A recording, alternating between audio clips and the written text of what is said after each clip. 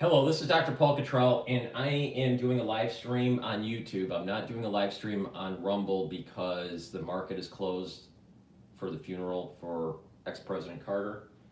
So I'll set up the live stream on my website. I'll also set up X Spaces. We're going to be watching the funeral and then also the updates on the fire. So this is funeral and fire today for the coverage. It's January 9th. Please help subscribe. Please help support my work by subscribing to all my channels. I have 4 channels on YouTube: Brighteon, Bitchute, and Rumble. Also help by donating. You donate on my website, the-studio-reykjavik.com.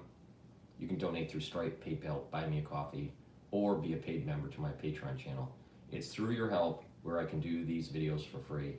I have thousands of videos for free to explain what's going on in the news, how to help with your finances, explain economics, and also how to improve your health.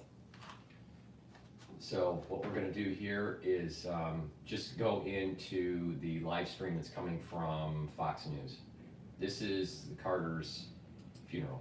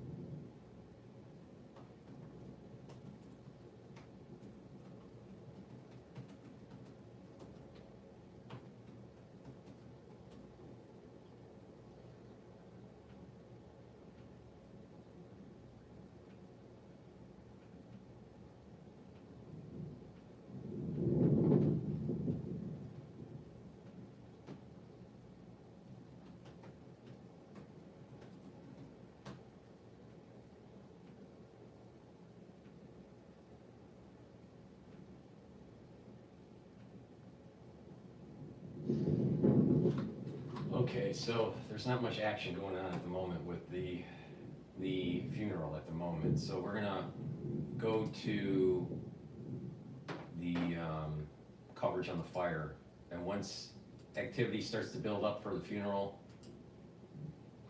and the procession start, then we'll go back.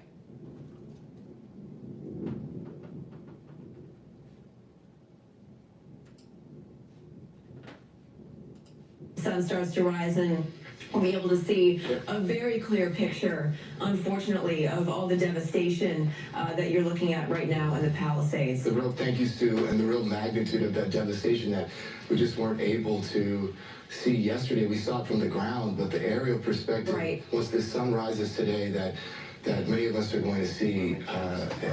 Yeah, this is live. I think it's a great idea. House sitters get somewhere to stay, and we, the house owners, get someone to look after our home and our animals. And make... Hey, Melvin, Jen, we're on a popular stretch of North Lake Avenue, and this is where several businesses and homes have been destroyed. It's really incredible to see the amount of damage that has been done. I want to show you some more of the destruction. So we're at the corner of Lake and Boston. This is 2098 Lake Avenue, and this is listed as an herbal medicine shop, and you can see just how powerful the flames were here, ripping through the storefront, basically leaving nothing here but the shell of this business. Just behind this, we have a tattoo shop, a small tattoo shop that burned to the ground, as well as 3 homes a little farther down Boston Street that we've counted, and that's just what we've seen in our immediate area. So we could be looking at more destruction. And Carlos Jacinto behind the camera here, I want to pan over and show you just what we're seeing here along the sidewalk. These vehicles have been left torched. We've counted at least a dozen here in this area. We know plenty more look like this, unfortunately. So just imagine being here on the street. It's fortunate that those evacuations were in place and a lot of people had left. And just across the street, Carlos, I wanted that Brake Masters, an auto shop where you see all those vehicles that have also been torched. You can imagine the explosions that may have been heard coming from that business as the flames were making their way through. So the power is out. Traffic lights are not working here through most of the area. Evacuations expanded now into all of La Cañada Flintridge, in addition to parts of Altadena, Pasadena, Sierra Madre, and Arcadia. More than 52,000 residents and 20,000. I'm going to Bloomberg covering the funeral here. Of those fighting for freedom, and that turned out to be critical. The rise of solidarity in Poland, which led to the downfall of the Iron Curtain and the U.S. success in the Cold War, started under Carter. He meant it. It was a policy both moral and strategic. And I want to make the point that the notion that foreign policy has to be tough-minded and that morals and values have no proper place is nonsense, but don't take my word for it. Look what Carter did. He put us on the right side of history and advanced U.S. interests and values at the same time. That's quite a legacy. Ambassador Freeze, we watched the motorcade making its way now off the Capitol grounds to the Washington National Cathedral. I wanted to ask you just about his relationship to his advisors. So, of course, his national security advisors, Zbigniew Brzezinski, chief among them. I think he took a lot of flack early on as somebody who was from Georgia, a governor, didn't have a lot of experience in Washington. From whom was he taking advice? How did he develop the kind of corpus of foreign policy perspective that he did over the course of his administration? Well, full disclosure, Zbigniew Brzezinski was my professor and later my friend. Brzezinski pushed the human rights policy for strategic reasons, but Carter was the one who understood it.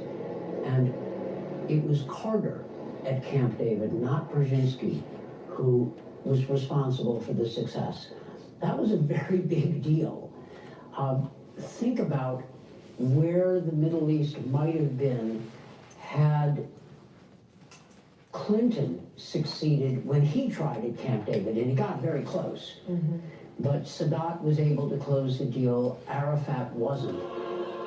But this was Jimmy Carter's virtue, his attention to detail, his relentless focus, his unwillingness to consider politics or appearances, meant he was willing to take to take a roll of the dice at Camp David, and it worked. Other presidents would have been more calculating. You can argue that Carter had the virtues of his vices. He didn't pay attention to politics, and sometimes that hurt him. In fact, I think it did. But in this case, it was brilliant. He landed a great success. When it comes to other presidents potentially thinking about the politics of the moment and what they put their emphasis on, especially when it comes to things like foreign policy, I think of all the time and effort he spent with the Panama Canal treaties. And he really wanted to get SALT done, with the New Start, the START done. Right. Yet he wasn't able to get that over the finish line. Do you think he emphasized some foreign policy over others where maybe he should have used time differently? Of course he Well, did. what Carter tried to do was continue détente with the Soviet Union and push a human rights policy. And one of those policies worked, the other didn't. But the failure of détente wasn't on him. It was on the Soviets. They were ultimately not interested in détente. They were interested in aggression. And when the Soviets invaded Afghanistan in 1979, Carter turned. The Panama Canal Treaty, well, people are realizing now what an achievement that was, now that President-elect Trump has called it into question. The fact is, The Republicans have called it into question for years. Well, some have, Also because of John Wayne, right? John Wayne supported the Panama No, Canal I know, and he Treaty. helped Republicans. That's get right, on he gave line. them cover, so a lot of people did. The Americans should recall that in 1964 there were big riots in Panama, anti-American riots over the canal. Jimmy Carter realized that if we try to keep the canal against the will of the Panamanian people, it's going to become a liability, it's going to become a target, it's going to become a problem. So he negotiates the treaty, and basically it's been an entire generation of no problems. Now, if Trump has difficulty, if he's complaining about some of the terms, well, deal with that. I don't think his complaints have merit, at least I've not seen that they have, but the idea that the United States would do what? Invade Panama? Go to war? Trump said he wanted to avoid wars. Well, he's threatened a couple of them just in the past days. So you can see that Carter invested a lot, took some heat for doing so, but was right. We're hearing the sounds of the Marine Corps Orchestra in the Washington National Cathedral now as the motorcade makes its way to there. And Ambassador Fried, I wanted to ask you about somebody else from whom we're going to hear today. That's Ambassador Andrew Young, who of course was named by President Carter to be his ambassador to the United Nations. And we were talking about his human rights record. Something that he was very adamant about was sending Andrew Young and other members of the administration to Africa to end whites-only rule in Zimbabwe and Namibia. Talk a bit about the breadth of his interest in foreign policy. We could talk about China as well. He gave a lot of due deference to President Nixon and the work that he did to reopen China, but he had a very broad remit. We've talked a lot about Europe, to some degree about the Middle East, but his foreign policy was multifaceted, to say the least. It was, and he built on President Nixon's opening to China in a constructive way. We forget how much continuity there is between administrations. He was wise to do so. He did so for strategic reasons, for practical reasons. Now, it turns out that some of our assumptions about China haven't been borne out, right? It hasn't become a responsible member of the international community. But in the 70s, it was worth making that bet, and that bet paid off for quite a while. You know, it paid off until it didn't, Yes. right? But still, foreign policy is not forever. He continued Nixon's policy. It was the right thing to do. He pushed for an end to white rule in what was then Southern Rhodesia, now Zimbabwe. President Reagan continued that policy, maybe inconsistently, but he did.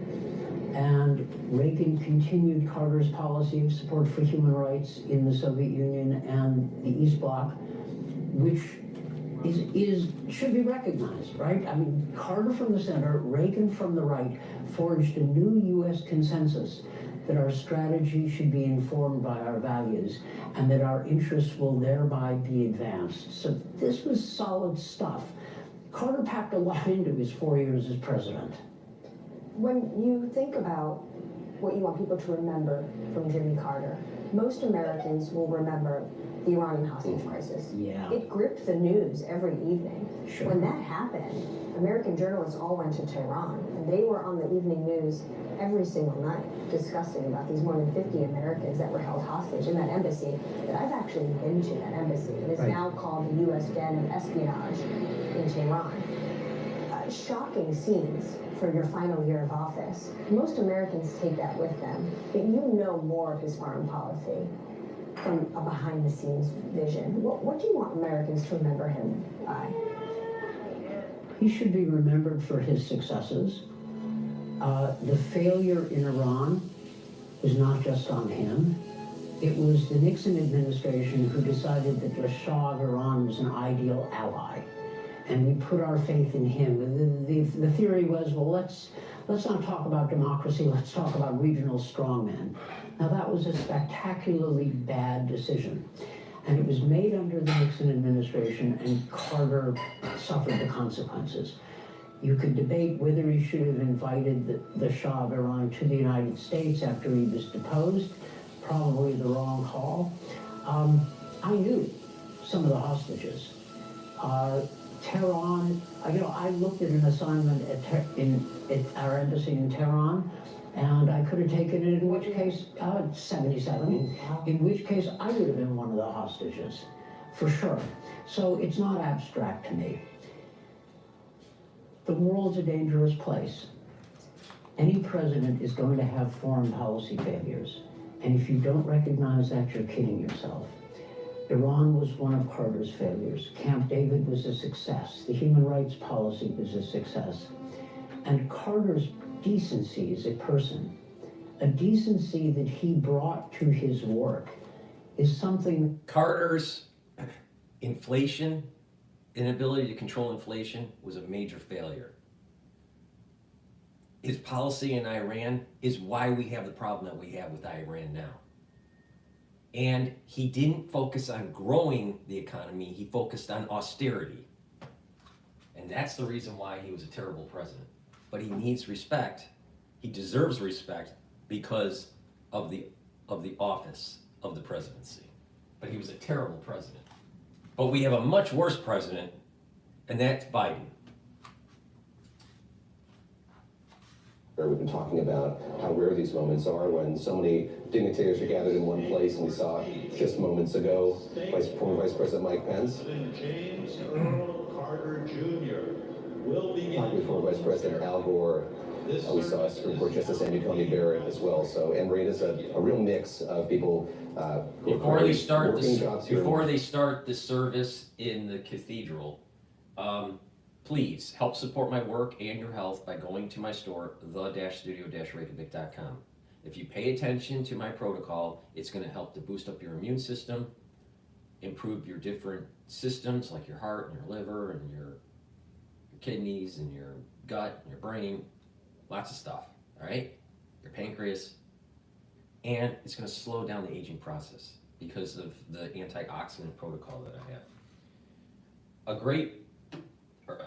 Two great products that I have on my store are the deodorants. I partnered up with Rainbow Herbals, and we've developed these deodorants that are dual purpose. You can get it in peppermint, lavender, and tea tree, and in citrus. These are deodorants for males and females. It's made from essential oils from the Himalayas, extremely high quality ingredients. In addition, it has no aluminum, it has no baking soda, and you can use this not just as a deodorant, but to help to detoxify your body. And when you detoxify your body, you're going to improve your immune system and your endocrine system. So please go to my store and get the deodorants either in peppermint, lavender, and tea tree, or in citrus. I prefer the citrus, but that's just me. I can have my preferred smell, I guess. Structural nano silver soaps. Very high quality ingredients, all right? You can get it in charcoal tea tree on my store, the-studio-reykjavik.com. Get a couple bars for your household. They're great. They're very high quality, way better than the soaps that you would get at, let's say, your grocery store that has lots of the chemicals in it. And those chemicals disrupt your endocrine system. You don't want that.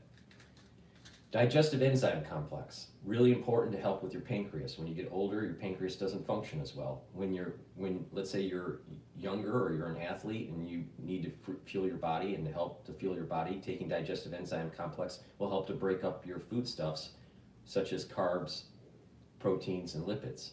So if you're an athlete, you should be taking digestive enzyme complex to help with your recovery and fueling your body for your workout. But if you're older, 40 plus, you should be taking digestive enzyme complex to reduce the load on your pancreas. This digestive enzyme complex has enzymes that will break up proteins, carbohydrates, and lipids. And lastly, zeolite. Zeolite helps to detoxify your body. It gets rid of heavy metals, toxins, and chemicals, including forever chemicals, all right? But it takes a little bit more time to get the forever chemicals out of your body. First thing you should do is filter your water. Make sure you have a good filtration system. I use Zero Water. You can get it on Amazon. Start eating better. Stop eating processed foods. And then start to detoxify your body, like with the deodorant and some of the other supplements that I'll be talking about, like the heirloom barley will help to detoxify your body. NAC will help to detoxify your liver. But zeolite is a great way to detoxify your body. So what you do, you can take this every day throughout the year, or once or twice a year if you want to detoxify your body only once or twice a year. But it's better to detoxify your body in a maintenance. So zeolite is a negatively charged molecule. It'll attach to positively charged chemicals, toxins, and heavy metals. By doing that, what's going to happen is that it'll allow you to urinate out the toxin in about 6 to 8 hours, okay? So just take a couple drops if you want to do this every day. Couple small drops underneath your tongue, drink filtered water, do that every day, year round. If you just want to detox once or twice a year, then what you want to do is take a few drops, maybe 4 or 5 small drops underneath your tongue, drink the filtered water until the bottle, you do that each day, and until the bottle's done, do that once or twice a year. It is better though to do it every day, you know, as a maintenance. But it's very important. You got to get to the source, and that is have a cleaner environment around you. Drink filtered water and eat better foods. Please go to my store, the-studio-reykjavik.com, and get the zeolite. Jimmy Carter worked hard to try to get rid of regulation. He wanted to deregulate the airlines, he wanted to deregulate railroads, but a lot of that credit was given to President Reagan. That's an unusual situation because Reagan obviously got the publicity as being the deregulator, but it was Carter who put it into place, particularly in the airlines. That changed the entire airline industry, but he also pushed through deregulation of the trucking industry and of railroads, as you mentioned, and that's had a major impact on costs for overall goods in the U.S. That you put that into the mix with what Paul Volcker did, and the legacy there is very strong. Alfred Kahn was appointed to the Civil Aeronautics Board by Jimmy Carter as the chairman, and he led the deregulation of the industry that led to the growth of a lot of new airlines, including one named after a former president who may be taking office again. Didn't last too long, but Donald Trump had his own airline, in part thanks to Jimmy Carter. Mike, I just want to talk a bit more about the naming of Paul Volcker to that position, and we were talking about the grief that he got from some members of his campaign staff when he made that promise not to lie, promise to always tell the truth. There was a good deal of discord and dissent among his advisors in the White House when he met with Paul Volcker, who of course was an economist, made no secret of what he intended to do if he were to get the job as Fed chair. What was it that was persuasive to Jimmy Carter about Paul Volcker? I think you have to put a couple of things into that. One is that Volcker was a commanding presence. The man was 6'7", very big man, deep voice, smoked cigars, and gave the absolute impression that he would be in charge. And that's something that people don't really think of that often, except maybe when we change Fed chairman, what that person's demeanor says to Wall Street. And Wall Street, remember, you won't remember, but at the time, Carter churned through 2 Treasury and Fed secretaries who flipped jobs. G. William Miller had the shortest tenure of any Fed chair, and Carter was looking for somebody who could come into office and command the economy, basically. And he got what he wanted in a man who said that he would do whatever it took to bring inflation down. We've gone through the whip inflation now years with Gerald Ford, didn't work. Americans were very upset, as we've learned recently about inflation. It got to 15% during Carter's presidency. So he was looking for somebody to do something about that, and that is one of his legacies. And think about that. He picked somebody. The inflation the inflation bout that we just went through, recently, was around 9 point, depending on the data, 9.1, maybe 9.7, all right? But 15% inflation back in the 70s is pretty bad. That was the reason why Carter lost. No one liked him because, and then the oil problems, the oil embargo issues, and people waiting in line at the gas station. I'll tell you, it was a disaster. His administration was a disaster, and we're still feeling the effects of it internationally. Honesty and decency of him speaking from the heart, maybe not doing what's always politically appropriate or needed at the time, but almost trying to level with the American people. You bring up that so-called malaise speech. I mean, just the story of how that came about is so fascinating as well. So we're in the midst of this energy crisis here in this country, and he kind of absconds to Camp David and gets introspective, to say the least, thinks a lot about how Americans are feeling at the time, how they're reacting so negatively to what he has to say, and then delivers that speech, which is kind of part and parcel with the string of speeches you've been talking about. He, in the cardigan, in the Oval Office, kind of cosplaying FDR a little bit there with a fireside chat, but wanting to be forthright with Americans about what was going on, and then kind of getting into broader issues that he thought were besetting America at that point in time. And of course, after that, making kind of radical decision to basically get rid of most of his cabinet and kind of start fresh, admitting the fact that things weren't going the way that they should have been. You're listening to special coverage, watching special coverage of the state funeral for Jimmy Carter here. As David Osborne plays on the piano here before that service begins in earnest, and we continue to watch who's filed in to the National Cathedral here. And it has been a mix of sitting members of the U.S. Supreme Court, members of the families of presidents past and present. I saw members of the Kennedy family there just a moment ago. Vice President Mike Pence is there. Vice President Al Gore as well. Those formers sitting right next to each other there on a pew toward the front of the cathedral. This is a Washington parlor game, not to be crass about it, but to see sort of who is invited to and shows up at something like this. And I just can't emphasize enough kind of the specialness and the rarity of having this many dignitaries past and present in one room in this storied cathedral, as we see the hearse carrying President Carter making its way to Northwest Washington, D.C., to that cathedral. And absolutely, this is a moment where politics really is left at the door. And there is this moment to honor the legacy, even if you didn't agree with this individual, honor the legacy, especially for someone like Jimmy Carter. You know, we talk about a lot of blows that he was dealt. He also came into office where there was very high inflation. Americans were still reeling from what happened with Vietnam. There was high crime.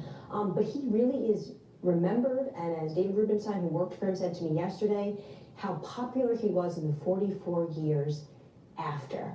All the work he did on the humanitarian front, on global health policy. I think that's a very good point. Post-presidency, Carter was actually a good human being. During presidency, his leadership sucked. Totally sucked. Whether he should do things or not, I know a few times she said, maybe you should wait for a second term for something so controversial. You know, someone who he really relied on. But that is who, when you hear from his grandsons and when you hear from President Biden, that is the individual, the man they will shed light on. The hearse there approaching the Washington National Cathedral now, and you see more members of the Military Honor Guard out in front of the cathedral as that hearse comes to a stop, and Jimmy Carter's remains will be brought inside in just a few moments here. You know, you bring up the fact that he was somebody who was kind of disinterested in politics at the time. Again, we can talk about him as a political animal, but he was fundamentally driven by a desire to do the right thing. You also bring up the fact that he would take his wife's counsel. I've been reading some of his many autobiographies, and he wrote a lot of them over the course of his long post-presidency. But he said one of his greatest regrets was when he decided to make that first run for state senate in Georgia. He didn't consult her before doing that. There was one other moment that caused friction between them, and that was he was in the U.S. Navy with a rather plum position working on the nuclear submarine fleet, and he decided after his father's death he wanted to leave the Navy and return home to Plains. And Rosalind Carter, who I think was happy to leave that town at that stage in her life, chagrined at the prospects of moving back there and returning to her life in that small town in Georgia, but in fact they did. But they had a very close relationship, and going back to the campaign, they consulted with each other constantly and really worked hard to cultivate support at a very grassroots level in Iowa, in New Hampshire, working hard to remember names and return to talking to people that they met there while they were on the ground. So again, kind of mobilizing this real grassroots effort that of course has been emulated, but was really something special and unique at the time, the doggedness with which they campaigned. Yeah, absolutely. And just speaking of the First Lady, Rosalind, this individual who wasn't just there for the Popham circumstance, that I think as President Biden has talked about, how he has worked with his wife, Dr. Jill Biden, that final moment individual you look at in the room before you go out and make a big decision. Over the course of my research of Jimmy Carter, I was looking at how Rosalind Carter had said to him, wait for a second term about the Panama Treaties. It was too controversial. But at the end of the day, he, of course, went with what he thought was right. You know, we talk about the fact that he just think about this. He dies. We're in a crisis around the world, and a lot of the things that he dealt with as president, his decision led to the situations that we are in today. Not completely, but he had a big hand in it. Forcing peace in the Middle East, not being forceful with Iran, being less energy independent in the United States, having an austerity kind of mindset. Now he dies. We're on the verge. It's very possible in the next 24 months or less that Ayatollah will be killed. That's very possible. And that Iran can actually have a democracy, freedom from this theocratic craziness. We're actually seeing a restructuring of the Middle East that is totally antithetical to what he was pushing at Camp David. That's very real, and we may actually see that happen in less than 12 months. The energy independence and the drill baby drill policies are going to strengthen America. The idea of austerity is not an American concept. That's a European thing. The idea in America is you grow. You grow, you grow, you grow. Not that you retreat. Carter was someone that retreated.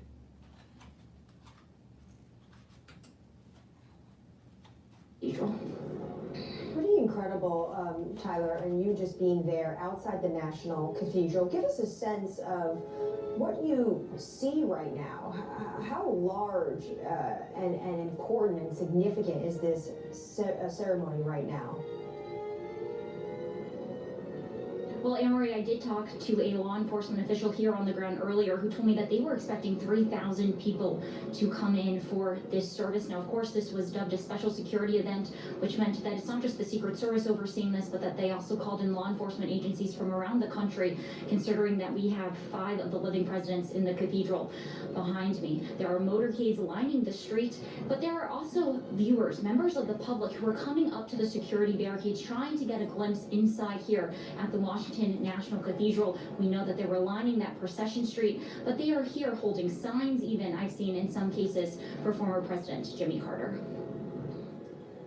Tyler Kittle, stay with us. I know it's cold out there. It is a beautiful day here in Washington, D.C., but in the 20s, and you're doing yeoman's work there, standing sentry outside the Washington National Cathedral, and you can kind of hear the echoes of some Wagner playing in the cathedral, just a really eclectic selection of music here before this service begins. And we know that President Carter was a real fan of music in all genres. There was a really amusing anecdote in one of his memoirs about when he went to interview for a job in the nuclear submarine program in the U.S. Navy. Admiral Rickover, who is a notoriously gruff individual, grilled him for about 90 minutes on all manner of topics and asked him what kind of music he listened to. He allowed that he listened to a lot of classical music when he was at the Naval Academy. He and his roommates bought opera.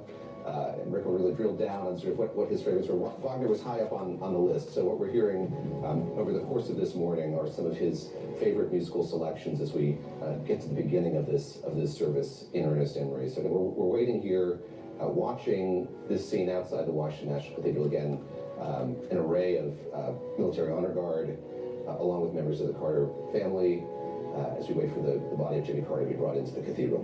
And you talk about the music we're going to hear today. The musical tributes are pretty incredible. A long list of besides, of course, the obvious Marine Chamber Orchestra, the Armed Forces Chorus, of course, the Coast Guard Band, but also Garth Brooks. Garth Brooks, Trisha Yearwood as well. I believe husband and wife, and we were talking just a little while ago about Jimmy Carter's post-presidency service to Habitat for Humanity. He and his wife built thousands of houses together over the course of their lifetimes. And Garth Brooks, Trisha Yearwood, worked with the Carters on many of those homes. They've kind of been crusaders for the work of that organization as well, and got to know the late president and his late wife through that work. So we'll hear from them during this service. All right, you know, another important thing to understand about with Carter's policies as president was how he was aligning with China and basically sold Taiwan down the river. All right, and then giving up the Panama Canal. Now, this is all under Brzezinski's, tutelage. We are in the situation that we are in today with China and Taiwan because of Carter. Now, let me read you something. Let's, stop with the pomp and circumstance. During President Jimmy Carter's administration, a significant policy shift occurred regarding Taiwan. In 1978, Carter announced the normalization of diplomatic relations with the People's Republic of China, which led to a breakaway with diplomatic ties to Taiwan. All right? Wonderful. Wonderful. Now do you understand? Doesn't it? It's not by accident. He turns 100, he dies, Trump's getting into office in, I don't know, like 11 days. Tomorrow he gets sentenced for porn star payments. But the thing is that he's going to get into office on January 20th, and he's undoing, he has to clean up the mess that's going all the way back to the Carter administration in regards to Taiwan and China. We lose, if Taiwan is taken over by China, we lose strategic primacy in the Pacific theater. Thank you, Carter. But he built a lot of homes post-president. He's such a humanitarian. But yet, we're literally on the verge of fucking World War III because of his bad policies. In my life, to service that I believe in, to things that inspire me, to doing better in this world. And that's what he did. But that was really the individual that sparked that was the life of Sadat, who of course he met while he was in the Oval Office.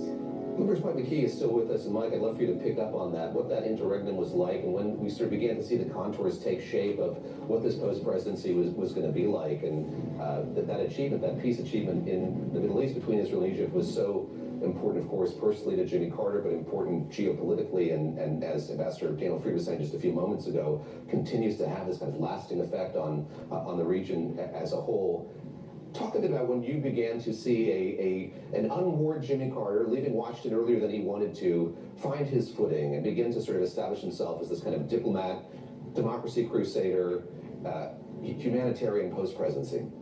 Well, it's interesting because he went back to Plains, Georgia right after he lost the election, and Ronald Reagan was inaugurated and was very depressed and felt maybe he hadn't gotten a fair deal. And it took him about a year, at which time he discovered his peanut farm was in bankruptcy and he had to sell off part of it.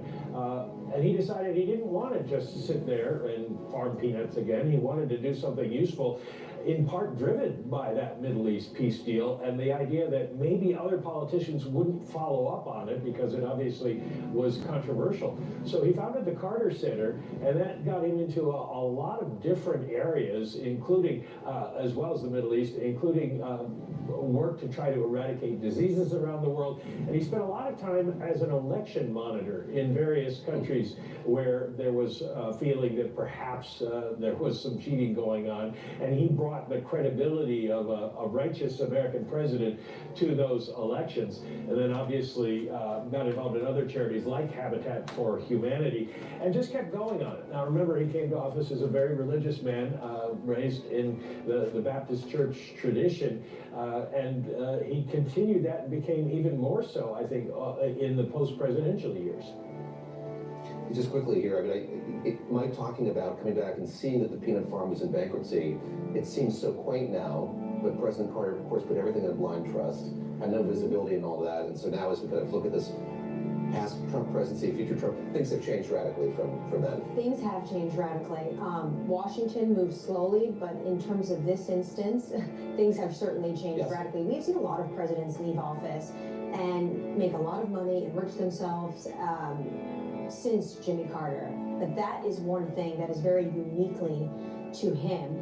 When you talk about him in the post-presidency years, of course, we'd be remiss not to mention that, of course, he received the Nobel Peace Prize. And when they talked about this Nobel Peace Prize, they talked about his decades of untiring effort to find peaceful solutions to international conflicts, to advance democracy, human rights, and to promote economic and social development.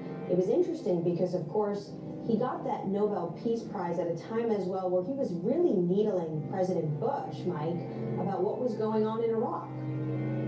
Yeah, it was interesting timing, and people have accused the Nobel Committee of playing politics. And of course they are. Which people thought perhaps there was some. Going back to honor Jimmy Carter after he'd been out of office and after his work had been done primarily in the past compared with what was going on with the administration at the time. Remember back in the early 90s when we were having problems with Kim Jong-il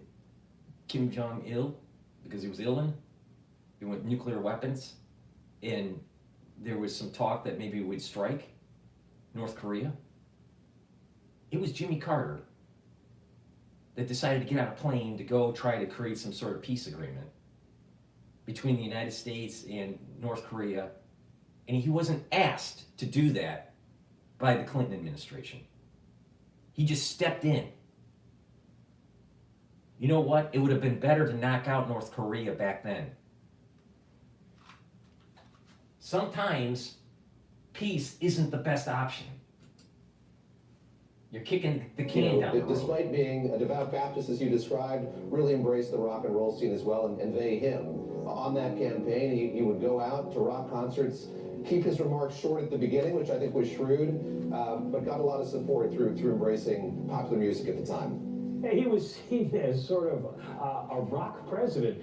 When he was governor in 1977, he invited Bob Dylan to the governor's mansion after seeing him in concert, and they started to get along very well. The Allman Brothers, South Carolina band that played all the time in Georgia, and they attracted the attention of Jimmy Carter's kids.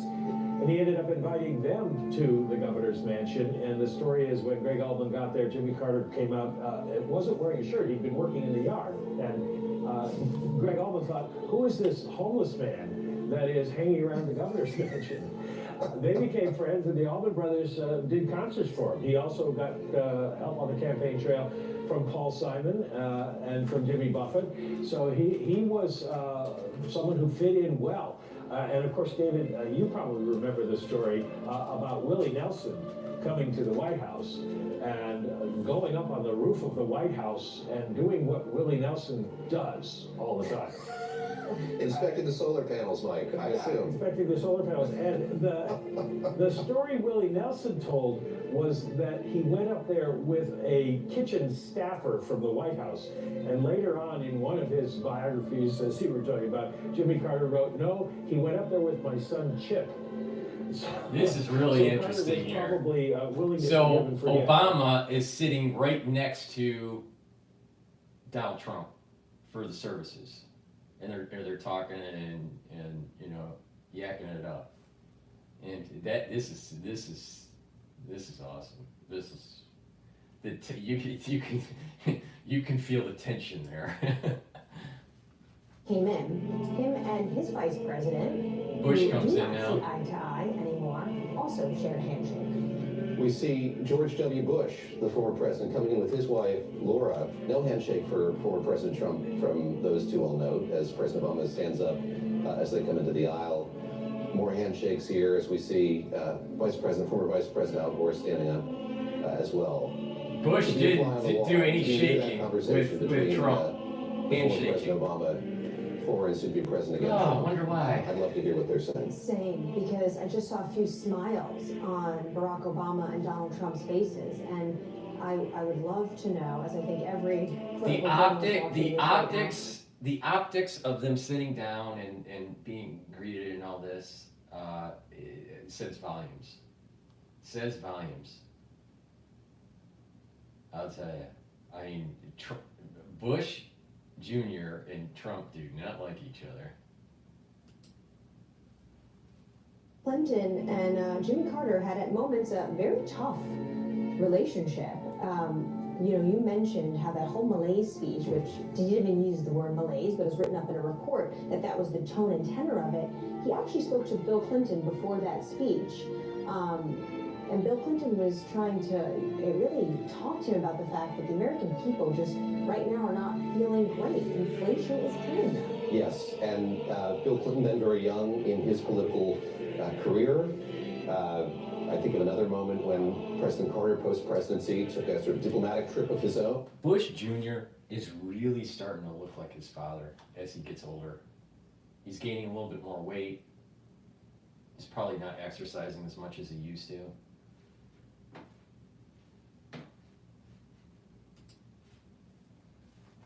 We're seeing right now. President-elect Trump seems to have a lot to say to President Obama, and President Obama chuckling there. To be a fly on the wall would be pretty incredible. Maybe someone near there would be willing to leak out what some of these conversations are taking place. But these moments in Washington are very important because they happen so rarely. Rarely do you see this group of people together. It's either really on inauguration, to display a peaceful transfer of power, which we will see on January 20th, or it is in moments like this to honor the legacy of the 39th president, Jimmy Carter. Looking here inside the Washington National Cathedral, that hearse still waiting outside with the remains of President Carter in it. There are 4 vacant seats there in the front. We're going to see. You know what? I'm just going to interject here really quick, but Trump and Obama are yakking it up. Melania looks like she is, you know, almost like a pilgrim, and the Clintons and the Bushes, they look so, I don't know, like dead. They're not talking at all. You know, it's amazing. You know, you can sense the disdain between the different families. You know, Bush has got a lot to hide because of 9/11. You know, and you know, of course, the Trump and the Clintons, they hate each other. Okay, here comes the vice president. So we should be getting closer to, of course, the ceremony taking underway in fall. One tries not to read too much into each of these interactions, but we've seen some of these former leaders stand up for others and nod or shake hands with some and not others. We see So that Kamala did not shake hands with anybody. The first pew here, At least not yet. and I think why can't for five? President Biden has to Why say in his not? Why not for eulogy, 5 minutes? Just be cordial. I think it's we'll hear amazing. Joe We can't even Ford's do this at a funeral? The eulogy that was written by Joe Ford a long time ago. We were talking about kind of the closeness of that relationship between those two past presidents. They kind of brokered this agreement that one would eulogize the other at each other's funeral. And of course, Jimmy Carter did do that. He appeared at that funeral and delivered that eulogy. We should just take note of the fact he lived to be 100 years old. Even though I don't like Obama as a person or as his presidency, but again, the office of the presidency, it commands honor and respect. All right, that's the way our country works. But Obama's smart. At least optically, he's cordial to Trump. But none of the others, not the Clintons, not the Bushes, not Harris, not at all, not at all. I mean, Hillary Clinton looks like she's constipated. 9 year where he really struggled. And we should bring in Mike McKee to talk about this. I know, Mike, you mentioned earlier about just the energy crisis. Oh, interesting. I didn't even notice. I didn't even notice this. Michelle Obama's not there. Michelle Obama is not there. Why? Why? The Yom Kippur War, and the Saudis responded by putting an embargo on U.S. oil imports. I remember that. Imports that dropped off, and we saw a huge rise for the time in gasoline prices. Of course, I think we saw gasoline prices rise to around $1.25. But that was big in those days. Carter was in the position of having to deal with that, and at the time, that's when we went to the 55-mile-an-hour speed limit. You had situations where people had... Now, I'm watching Bill Clinton, and his left hand is shaking a lot. Plates on another day. A lot. He looks like he has Parkinson's. Or maybe Lewy body. He's definitely got some sort of neurological thing going on there.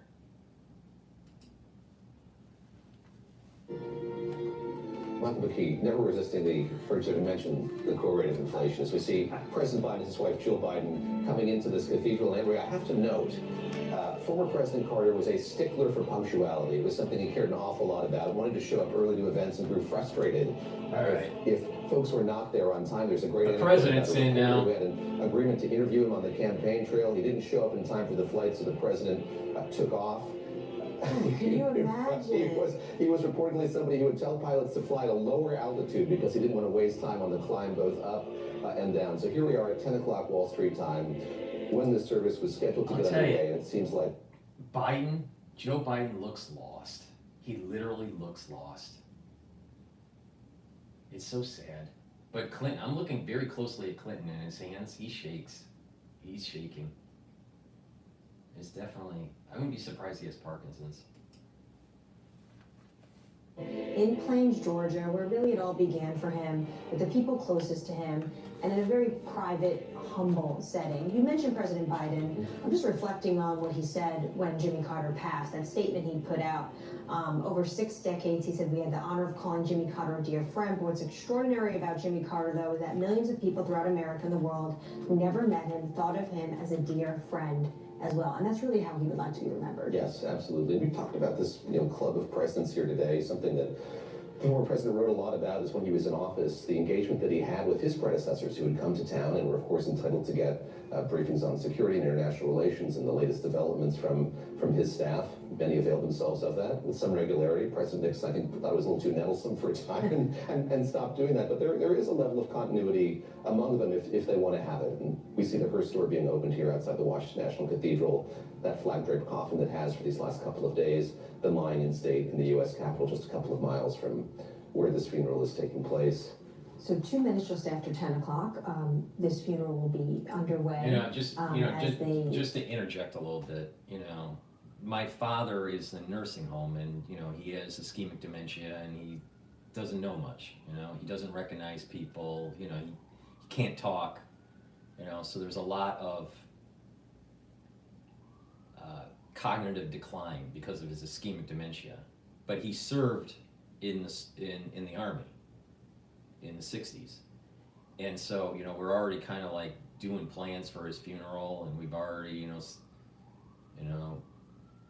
obtained the plot, and we don't know when he goes. I mean, he could live for another 4 years. We don't know, all right? But we have, because he did military service, we're thinking about doing some sort of smaller military funeral. All bearers here, most of whom are members of the Carter family. To emphasize what I said just a few moments ago, many members of the Carter family have been here in Washington over the course of this week, as Tyler Kendall pointed out. His immediate family has been staying in Blair House across the street from the White House in advance of this funeral. And you mentioned what's going to happen later today after this service takes place. The former president's remains will be flown to Georgia. There will be an opportunity for Georgians to kind of line the route through which the hearse will travel to the homestead that Rosalind and Jimmy Carter had in Plains, Georgia for so many years. It's now a protected National Historic Site, and that will be closed to the public. It will be a private interment. But they both devoutly religious. Rosalind Carter raised Methodist, but converted to the Baptist faith, or Baptist branch of the Christian faith when she married Jimmy Carter. And of course, it was something that was so important to him, so important to them during the course of their life, and something that he had to navigate as President of the United States. I think there was a fair amount of skepticism about him and his religion early on. He was somebody who was adamant about the separation of church and state, and he had a lot of remarks when he was both a candidate and a president to emphasize that fact. And you bring up, of course, his faith. When he was a young child, he went, of course, to Sunday school, but his father occasionally taught out. So this was instilled in him from a very, very young age. I see a lot of echoes as well when you talk about the men of this exclusive club. Another individual that is a devout religious man, Catholic, not Baptist, but is President Biden. Never really missing. I don't think Biden has ever missed, as far as I've been covering him, a Sunday service. And we are waiting for Jimmy Carter's remains to be brought fully into the church. They are now, he's leaving the Hearst, and we will have his life and legacy on display. You made a great point, David. His family is really present and really in focus at this ceremony. Of course, they'll be at the private one in Plains, Georgia, but a number of them are going to be the pallbearers. We're going to hear a number of them speak today. He had a lot of grandchildren, and very close throughout his life with not just his children, but his grandchildren. We'll hear from a couple of his grandchildren today, one of whom did pursue a career in politics for a time. He was a state senator in Georgia, like his grandfather as well. So we hear Hail to the Chief being played, and that coffin being brought in to Washington National Cathedral. You have to smile a little bit when you hear. Yes, given that history, and given his distaste for it when he was in the White House, to hear it being played here as that honor guard carries that coffin up the steps to the cathedral. Just looking back again at President Biden, who we're going to hear eulogize his life today, what we can maybe expect for him to say, given this statement, talking about a man of great character, courage, hope, optimism, how people cherish seeing him and his wife of 77 years shared this love between them, and their humble leadership is the definition of patriotism. Many Americans you speak to that were living during the Carter administration, the late 70s, early 90s, what America was reeling from, that 1979 final year of his presidency, gasoline lines, the Iranian hostage crisis, all of this really coming into the homes of Americans. But now Americans really remember him for the decades of service he gave, leaving the Oval Office. We're watching the. No, he was a scenes terrible of people president. stepping out Stop front with, try to the stop bishop as well as sugarcoating people it. there as the coffin makes its way Faith in Jesus into the Christ, cathedral. we receive the body of our brother James for burial. Let us pray with confidence to God, the giver of life, that he will raise him to perfection in the company of the saints.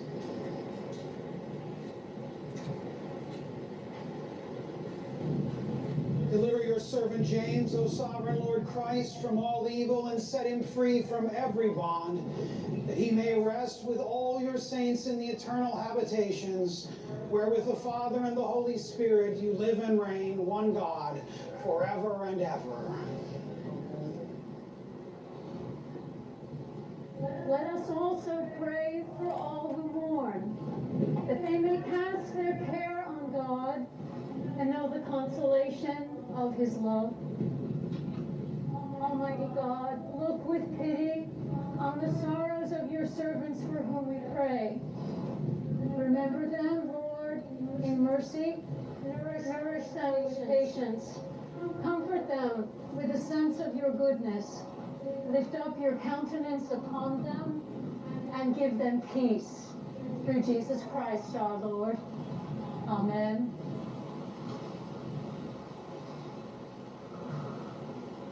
That was Miriam Buddy, the bishop,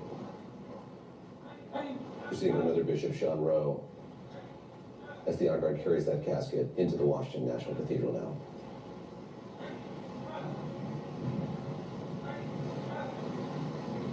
Pretty remarkable moment, David, as we reflect on Jimmy Carter here. Now at the National Cathedral, 100-year-old president, 39th president of the United States. We will be hearing soon from the Cathedral Choir. They'll be singing the Road Home. You reflected on how so much music is going to be instilled in this service, and it's really appropriate for Jimmy Carter. I was also looking at his, I believe one of his convention speeches. He was quoting Bob Dylan. Yes. This was a man who just loved music and found a way to really weave it into his politics and leadership as well. He got Dylan. They liked one another. They had conversations about all manner of things, including religion. He talked about Christianity with Bob Dylan before Dylan converted to it a few years later. So getting back to what we were talking about with Michael McKee, it's something that really animated him. You know, there's a backstory with that whole conversion thing. Okay, so Bob Dylan was born Jewish, all right? And so, so he goes through this conversion process to become Christian, right? Then he ends up meeting the Ribby, I think this is in the 80s, or I want to say mid-80s, maybe early 80s, and he was going to a Verbringen, which is like a time where you listen to someone speak, all right? And there's lots of people in the room, and there's some toasting with whiskey or tequila or vodka or whatever, because a lot of them are Russian. So the Ribby in New York would not talk to Bob Dylan. He wouldn't even look at him. And Bob Dylan and his host were talking, and when Bob Dylan was saying, well, why wouldn't he, I'm a famous person, why wouldn't he, talk to me or even look at me? The Ribby wouldn't even look at him, because normally a Ribby would toast to an individual, all right, and look at their eyes and kind of give them a blessing. He wouldn't even do that, all right? So he was complaining that, well, why did the Ribby not do that? And he goes, well, you're Christian. You're not. You left the religion, right? So why are you here? That was the. Now you got to remember, the Ribby is an extremely highly intelligent individual. Picture the most intelligent individual you talked about. The Ribby is far more intelligent than that. So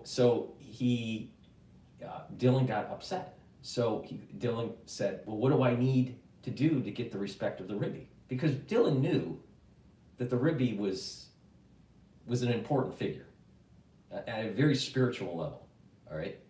And what happened was that Dylan ended up going to a mikvah, which is a place of like spiritual cleansing in a pool, like, right? So he went to a mikvah and switched. He switched from Christianity back to Judaism. He came back to see the Rebbe, and then the Rebbe acknowledged him, and then gave him a bracha, you know, a blessing, and then I believe he also had an aliyah where he took out the Torah out of the ark. So it's an interesting backstory between how the Rebbe and Carter and Dylan, Bob Dylan, are all intertwined. But a lot of people don't know that story. But that's, you know, so I guess the point to be made with Dylan is he blows, you know, where the wind is. You know, he was born Jewish and he went to Christian, and then he became Jewish again, and I don't know if he went back. I don't follow Bob Dylan. But the story is fascinating with the Rebbe in New York. And I don't think the Rebbe liked Carter that much because of what was going on with the whole peace agreement. Because remember, the Rebbe kept on saying, don't kick the can down the road, get the job done. Don't be worried about the international community and what they want. And make sure you're not hubris. If those three things happen, you'll be successful. And unfortunately, Israel did not follow the Rebbe's advice. And we are at the point in time where the Rebbe was warning us, don't go down the wrong road, or it's going to get worse. And we did. And Carter led us down that road. And even this moment, we just had a incredibly significant election. Donald Trump is coming back into the White House at a time where he does also feel like he has a mandate and he has a trifecta. And we are in a peaceful transfer of power at the moment. This is a moment in time when a lot of adversaries would try to take advantage of the United States. But it's moments like these put on display of actually the core of what America was founded on. You know, you don't see these presidents sitting next to each other that are political rivals to the core. Someone like Kamala Harris sitting in front of President-elect Trump. And there you see President Bill Clinton sitting just behind First Lady Jill Biden. And there you see President-elect Trump, of course. He was having a deep conversation earlier, both chuckling with Obama, but they're right behind Vice President Harris. And there the doors to the cathedral are opened. That military honor guard standing aside in front of the remains of President Carter. We're waiting for them to be brought into the cathedral here. And we'll kind of duck in and out as we kind of hear audio of that moment. But this is, of course, an incredible ceremony, incredible service, and we haven't talked enough, I don't think, about this cathedral, which occupies such a unique and important place in this city. I'm going to say it's one of the tallest buildings in Washington, D.C., but it's noticeable and has such a storied history. It's such a beautiful space. And we were hearing just a moment ago from the cathedral choir, incredible musicians, just a really beautiful place that's so central to kind of the social, religious, and political life of this city. Yeah, and we will see this, people of the National Cathedral are standing as Jimmy Carter will be brought in, and we will get the anthems in procession. We will hear from the Reverend Andrew Young. We're going to hear from a number of individuals, not just that are core to the National Cathedral, but also personal to Jimmy Carter and his faith journey throughout his life. Andrew Young, of course, just an incredibly important leader in the civil rights movement, of course, a proud Atlantan as well. And a longtime friend of the late president. And, you know, there was a moment when he came to Washington where he brought with him a lot of these close friends and advisors from Georgia. There was some speculation that might have isolated him or would make it difficult for him to navigate this city, but he really trusted that coterie of friends and advisors that he had from his political life in Georgia as a state senator, as a governor as well. Andrew Young was chief among them. He made him his ambassador to the United Nations, as we heard from Daniel Freed, the former ambassador, just a few moments ago. Gave him a broad remit to do a lot of work on behalf of the administration on foreign policy, especially in Africa. And I look forward to hearing from him as he eulogizes his friend, former colleague as well here during the course of this service, but somebody who was a close and trusted advisor to President Carter during the course of his presidency. And an early leader in the civil rights movement, and of course, a close confidant at one point of Martin Luther King Jr., and then he became active in politics, congressman from Georgia, and then of course Jimmy Carter really elevated him to that position on not just the national stage, but what's so important about him taking on that role as the U.S. ambassador to the United States in the Carter administration was this is now a new face for America, and really different in terms of how America was projecting itself on the international stage. I believe we saw the chairman of the Joint Chiefs of Staff walking in, leading this procession of military officials and the remains of the former president coming into the National Cathedral. Just want to pause here for a moment. It's a very somber, poignant scene.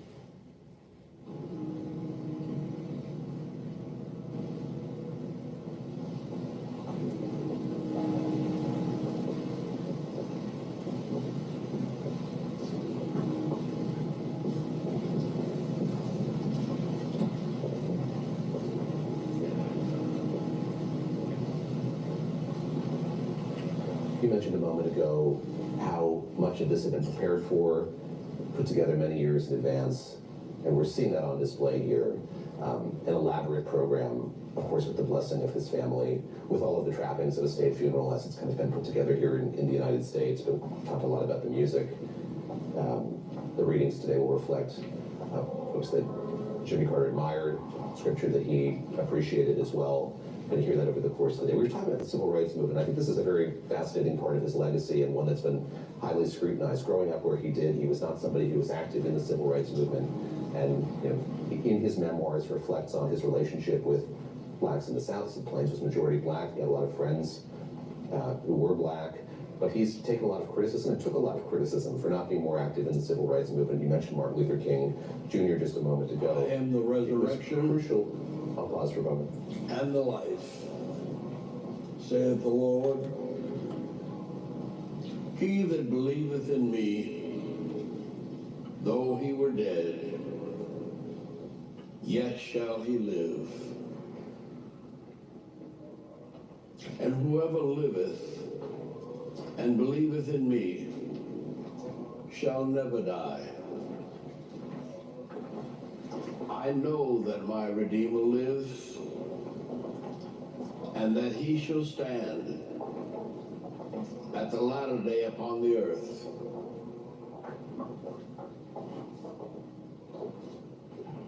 And though this body be destroyed, yet shall I see God, whom I shall see for myself, and mine eyes shall behold, and not as a stranger.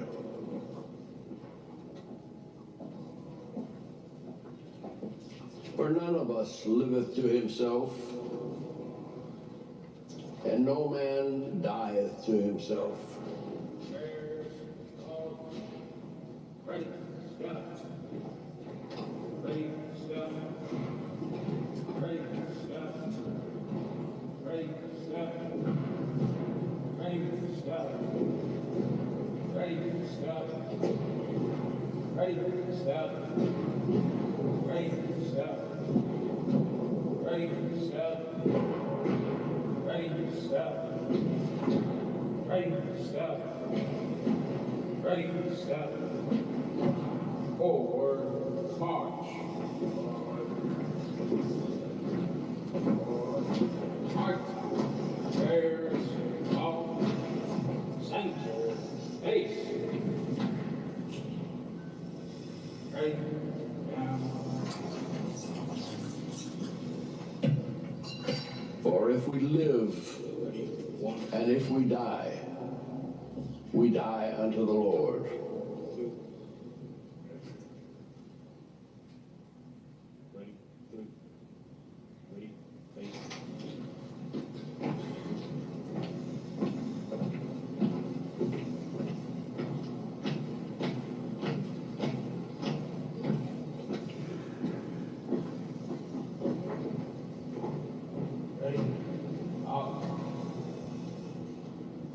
Ready, ace, forward, march.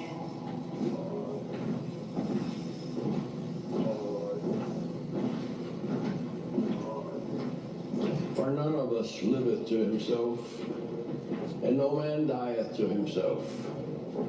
For if we live unto the Lord, and we die unto the Lord. Whether we live, therefore, or die, we are the Lord's. Blessed are the dead who die in the Lord. Even so saith the Spirit, for they rest from their labors. The Lord be with you. That is why we respect the flag. Accept our prayers on behalf of your servant James, and grant him an entrance into the land of light and joy in the fellowship of your saints. Through Jesus Christ our Lord, who lives and reigns with you and the Holy Spirit, one God, now and forever. Amen.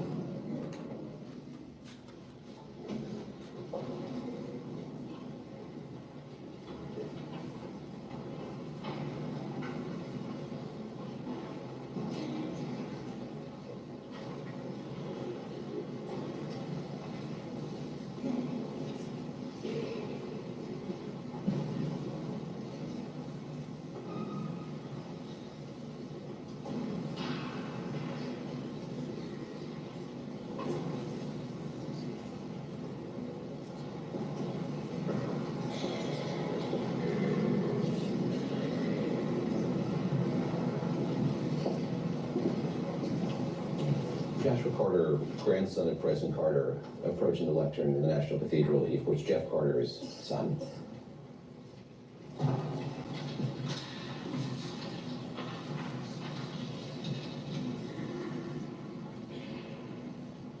My grandfather started teaching Sunday school when he was a midshipman in the Naval Academy. He taught the Bible every Sunday from World War II to COVID. For all my grandfather's travels, he structured his life so that he was home in Plains to teach at Maranatha on Sunday. It was central to his life. Every time I went to church with him, it was packed. The line started before sunrise, and I was always very thankful that I got to walk in with my grandmother. And as soon as we sat down, Sunday school would start. My grandfather always began by asking if anybody had been in his church before. My grandmother and I raised our hands and almost no one else did. And then my grandfather would poll the congregation. And we quickly find out that the church was full of people from all over the country, of all different backgrounds and beliefs. And my grandfather would address the most diverse Sunday school class ever assembled. Again. Before he delivered his Bible lesson, my grandfather talked about his week. If he monitored an election, he'd talk about it. If he stopped a conflict, he'd talk about it. If he eliminated a disease from a village or a country, he would talk about it. When my brother Jeremy died, he announced that news in Sunday school. In fact, I remember that my brother died on a Sunday because it was the only time my grandfather was ever late to teach. My grandfather won the Nobel Peace Prize. His Sunday school class learned first. At the end of his Nobel Peace Prize lecture, he stated the most serious and universal problem on our planet is the growing chasm between the richest and poorest people on Earth. For the next 2 decades, as the problem compounded, he returned to this theme with stories from the Bible and stories from today of the richest people in the world using their enormous wealth to buy a nation's poverty. Many of the people that my grandparents helped lived on less than $1 a day. My grandfather spent the entire time I've known him helping those in need. He built houses for people who needed homes. He eliminated diseases in forgotten places. He waged peace anywhere in the world, wherever he saw a chance. He loved people. And whenever he told these stories in Sunday school, he always said he did it for one simple reason. He worshiped the Prince of Peace, and he commanded it. The bedrock of my grandfather's faith comes from the Apostle Paul's letter to the Romans, chapter 8, 1 through 18, 38 and 39. Therefore, there is now no condemnation for those who are in Christ Jesus. Because through Christ Jesus, the law of the Spirit of life set me free from the law of sin and death. For what the law was powerless to do, and that it was weakened by the sinful nature, God did by sending his own Son in the likeness of sinful man to be a sin offering. And so he condemned sin and sinful man, in order that the righteous requirements of the law might be fully met in us, who do not live according to the sinful nature, but according to the Spirit. Those who live according to the sinful nature have their minds set on what that nature desires. But those who live in accordance with the Spirit have their minds set on what the Spirit desires. The mind of sinful man is death, but the mind controlled by the Spirit is life and peace. The sinful mind is hostile to God. It does not submit to God's law, nor can it do so. Those controlled by the sinful nature cannot please God. You, however, are controlled not by the sinful nature, but by the Spirit, if the Spirit of God lives in you. And if anyone does not have the Spirit of Christ, he does not belong to Christ. But if Christ is in you, your body is dead because of sin, yet your spirit is alive because of righteousness. And if the Spirit of him who raised Jesus from the dead is living in you, he who raised Christ from the dead will also give life to your mortal bodies through his Spirit, who lives in you. Therefore, brothers, we have an obligation, but it is not to the sinful nature to live according to it. For if you live according to the sinful nature, you will die. But if by the Spirit you put to death the misdeeds of the body, you will live. Because those who are led by the Spirit of God are sons of God. For you did not receive a spirit that makes you a slave again to fear, but you received the Spirit of sonship. And by him we cry, Abba, Father. The Spirit himself testifies with our spirit that we are God's children. Now, if we are children, then we are heirs. Heirs of God and co-heirs with Christ, if indeed we share his sufferings in order that we may also share in his glory. I consider that our present sufferings are not worth comparing to the glory that will be revealed in us. For I am convinced that neither death nor life, neither angels nor demons, neither the present nor the future, nor any powers, neither height nor depth, nor anything else in all creation will be able to separate us from the love of God that is in Christ Jesus our Lord. The word of the Lord.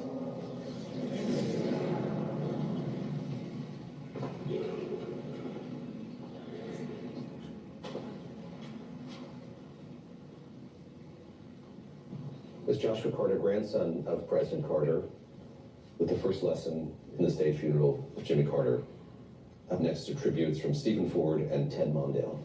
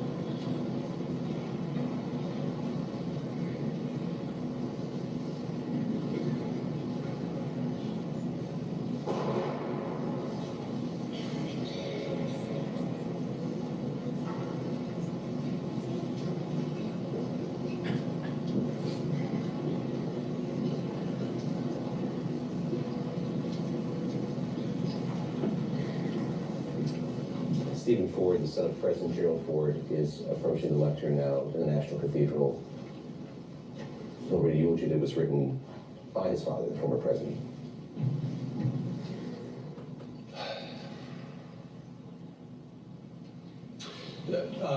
Before I start, the Carter children, my wife and I were sitting several rows behind you, and we were praying for you, and I was humbly reminded that it was 18 years ago, almost to the day that our family sat in that very row and supporting my mom, and it was your dad and his great faith that supported my mom and gave her hope that week. He traveled with us for several days, and we were blessed. So thank you. God did a good thing when he made your dad. Jack? Just not in terms of economic or foreign policy. Vice President, former presidents, first ladies, members of the House of Representatives and the Senate, justices of the Supreme Court, distinguished guests, ladies and gentlemen. In the twilight of my dad's life, Dad and President Carter spoke by phone, and Dad asked President Carter if he would do a eulogy at Dad's funeral. President Carter graciously agreed, and then he also asked if Dad would deliver a eulogy at President Carter's funeral. Now, Dad was thrilled to agree. After that call, as you can imagine, both of them got off the phone and had a pretty good chuckle, considering which one of them would return in person to deliver that second eulogy. As you know, Dad died in 2006, and President Carter's eulogy continues to bring comfort, smile, laughter, joy, pride to our family. And thus, on behalf of my dad, it's an honor to share Dad's eulogy to his old friend.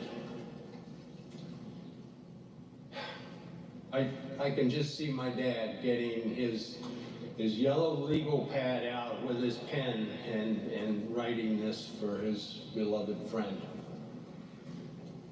By fate of a brief season, Jimmy Carter and I were rivals. But for the many wonderful years that followed, friendship bonded us as no two presidents since John Adams and Thomas Jefferson. It is said that President Adams' last words were, "Thomas Jefferson still survives." Now, since Jimmy has a good decade on me, I'm hedging my bets by entrusting my remembrances of Jimmy to my son, Steve. According to a map, it's a long way between Grand Rapids, Michigan, and Plains, Georgia. But distances have a way of vanishing when measured in values rather than miles. And it was because of our shared values that Jimmy and I respected each other as adversaries, even before we cherished one another as dear friends. Now, this is not to say that Jimmy never got under my skin, but has there ever been a group of politicians that didn't do that to one another? During our 1976 contest, Jimmy knew my political vulnerabilities, and he successfully pointed them out. Now, I didn't like it, but little could I know that the outcome of that 1976 election would bring about one of my deepest and most enduring friendships. In the summer of 1981, the two of us found ourselves together again. This time aboard Air Force One, bound for the funeral of the great peacemaker Anwar Sadat. There's an old line to the effect that two presidents in a room is one too many. Frankly, I wondered how awkward that long flight might be to Cairo, and it was a long flight, but the return trip was not nearly long enough, for it was somewhere over the Atlantic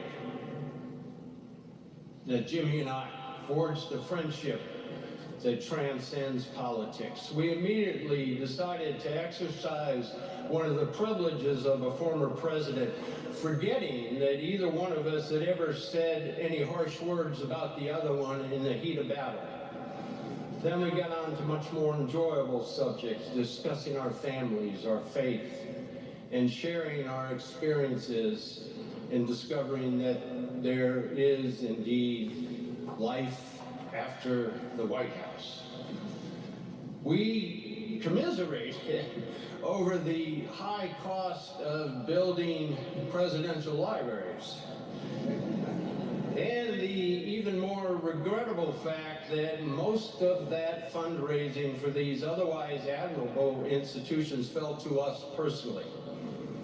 On the spot, we agreed to participate in programs at each other's library, beginning with a series of conferences on arms control.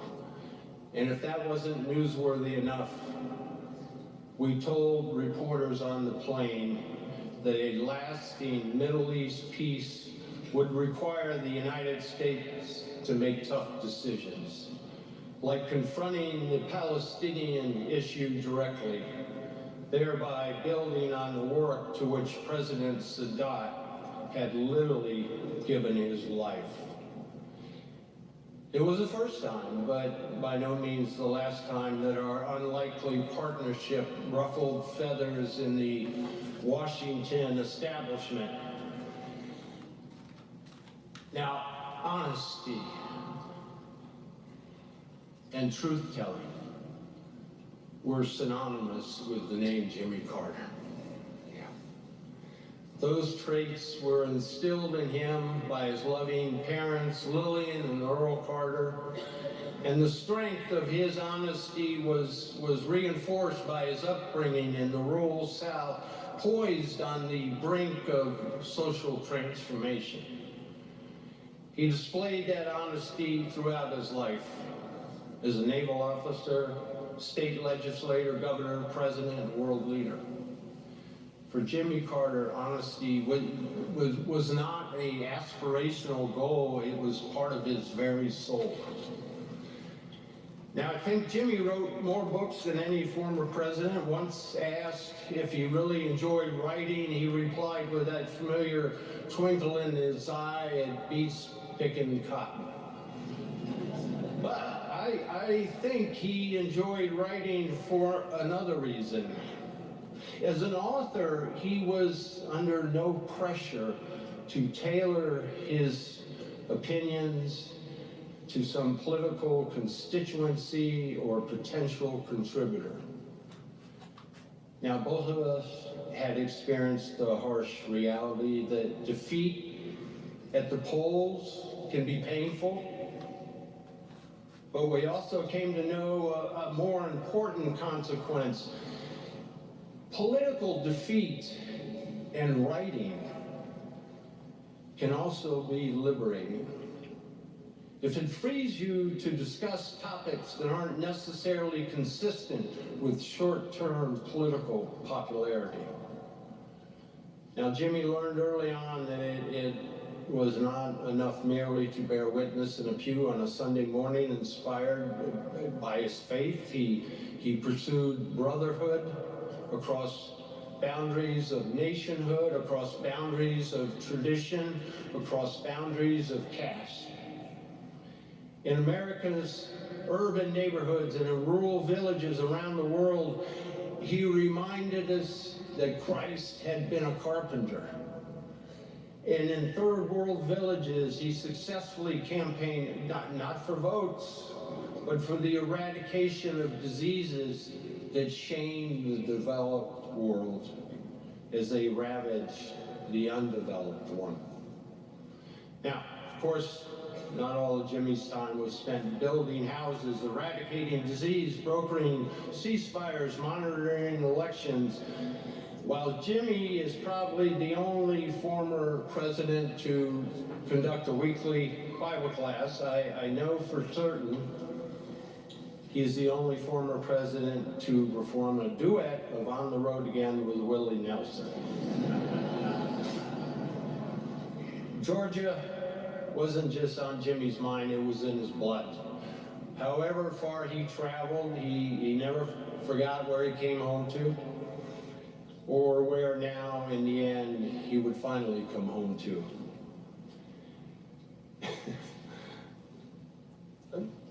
Of the many things Jimmy and I had in common, the most important is this. We both married way above ourselves, way above. With Jimmy, every step of the way was his first lady from Plains. In a life rich with blessings, none was greater for Jimmy than the love he shared with Rosalind and the love the two of them shared with their children, grandchildren, great-grandchildren. Like Jimmy, Rosalind was and is a symbol of American compassion. Like no other First Lady in our history, Rosalind Carter is indeed a true citizen of the world.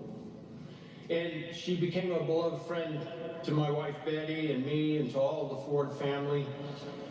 While the Carter and Ford men were decidedly mixed record when it came to lobbying Congress, Rosalind and Betty were unbeatable in their advocacy for millions of people whom they brought out of the shadows of despair and shame. Now is a time to say goodbye. Our grief comforted with the joy and the thanksgiving of knowing this man, this beloved man, this very special man. He was given the gift of years, and the American people and the people of the world will be forever blessed by his decades of good works. Jimmy Carter's legacy of peace and compassion will remain unique as it is timeless. The entire Ford family, we extend our love to you, and we add our prayers to the prayers of tens of millions of people around the world. May God bless and watch over this good man.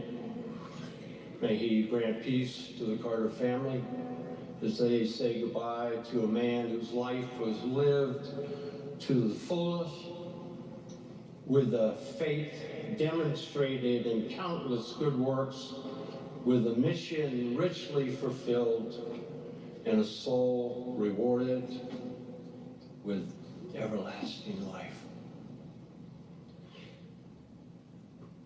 As for myself, Jimmy, I'm looking forward to our reunion. We have much to catch up on. Thank you, Mr. President. Welcome home, old friend.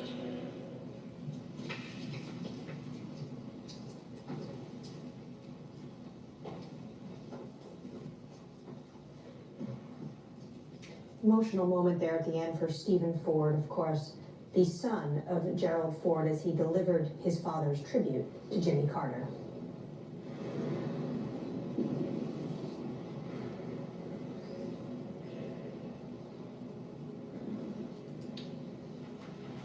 For Ford, Ford received his law degree from Yale.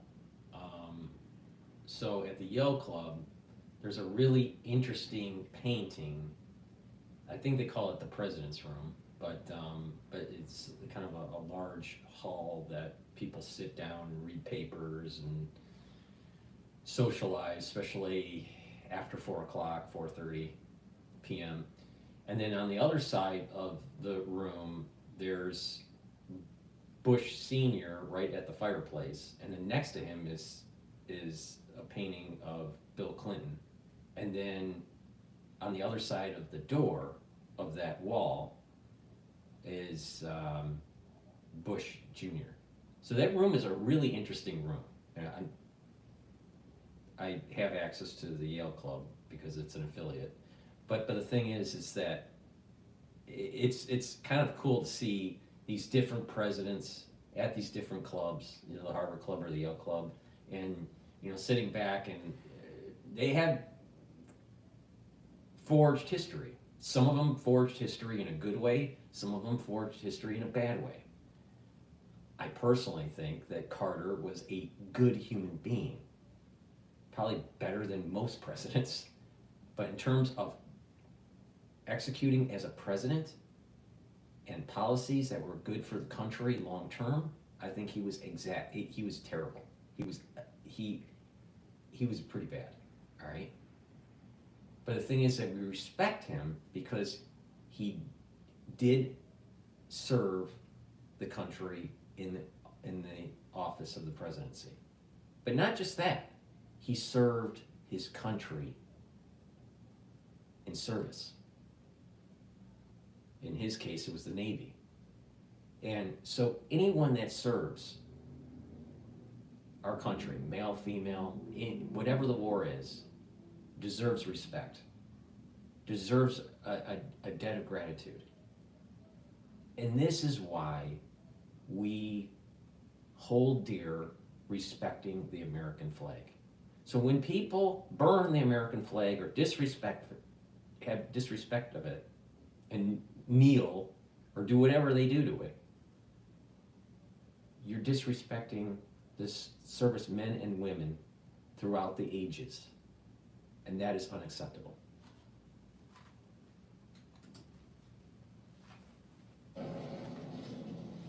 He agreed, welcomed my full participation, and directed his staff to treat me as they would him. This is Mondale's son speaking.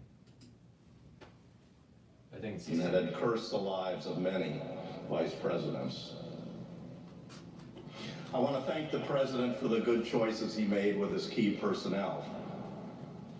We don't have time to mention many of them, but Stu Eisenstadt comes as close as possible to rivaling President Carter's formidable work ethic. Hamilton Jordan and Jody Powell were blessings every day.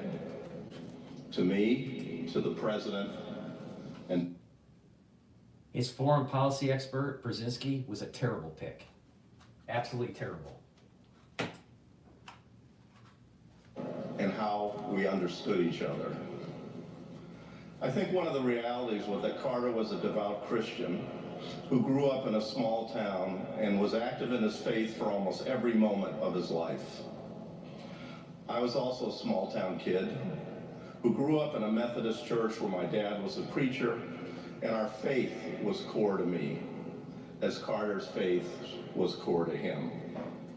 That common commitment to our faith created a bond between us that allowed us to understand each other and find ways to work together. He allowed me to take a leadership role on issues that never would have happened before. For instance, he directed and trusted me to take a central role in trying to bring decency to the Vietnamese and Southeast Asian boat people who were fleeing their country. With President Carter's orders, the boat people were picked up by our great Navy from their flimsy boats which were capsizing and taken to safety. Most became good American citizens working for a healthy and prosperous nation. Joan loved her time as a second lady. And we have Jimmy and Rosalind to thank for helping her champion the public arts and for just being so kind to her.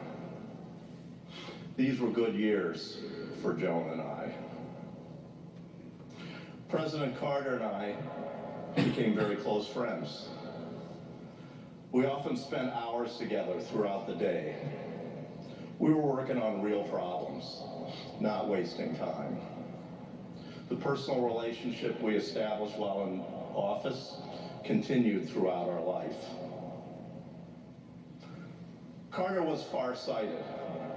He put aside his short-term political interests to tackle challenges that demanded sacrifice, to protect our kids and grandkids from future harm.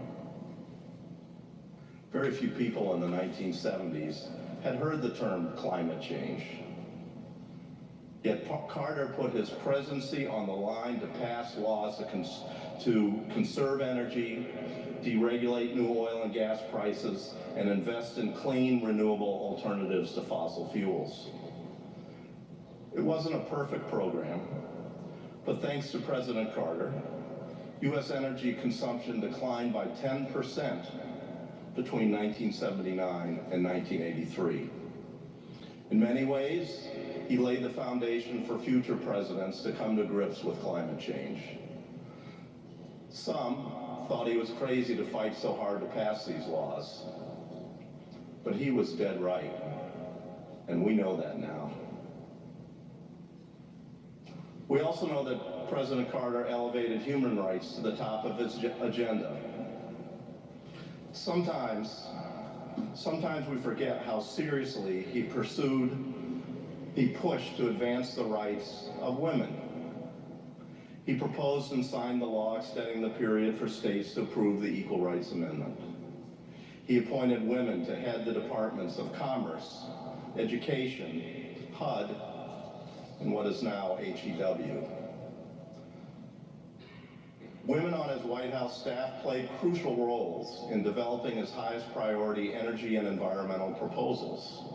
And he dramatically increased the ranks of female circuit and district court judges, including Ruth Bader Ginsburg. In all, he appointed 5 times as many women to the federal bench as all of the previous presidents had from the beginning of our country. 2 decades ago, President Carter said he believed income inequality was the biggest global issue. More recently, in a 2018 commencement address at Liberty University, he said, "I think now the largest global issue is the discrimination against women and girls in this world." He concluded that until stubborn attitudes that foster discrimination against women change, the world cannot advance and poverty and income equality cannot be solved. Towards the end of our time in the White House, the President and I were talking about how we might describe what we tried to accomplish in office.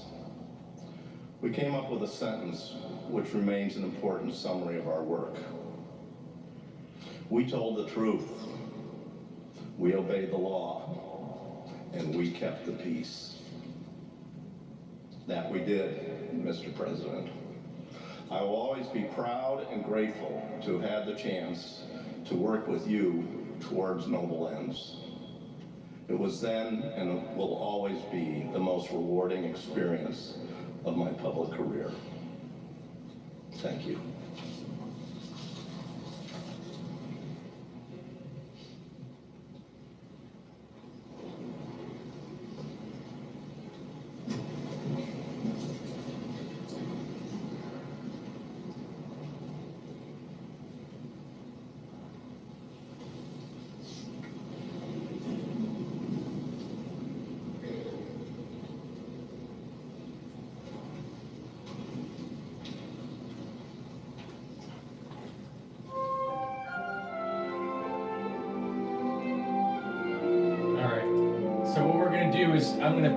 I'm gonna pivot to the fires in LA.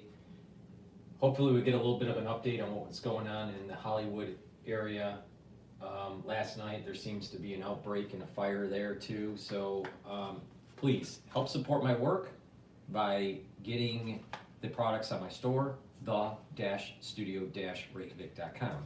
I have very high quality products on the store that I use, all right?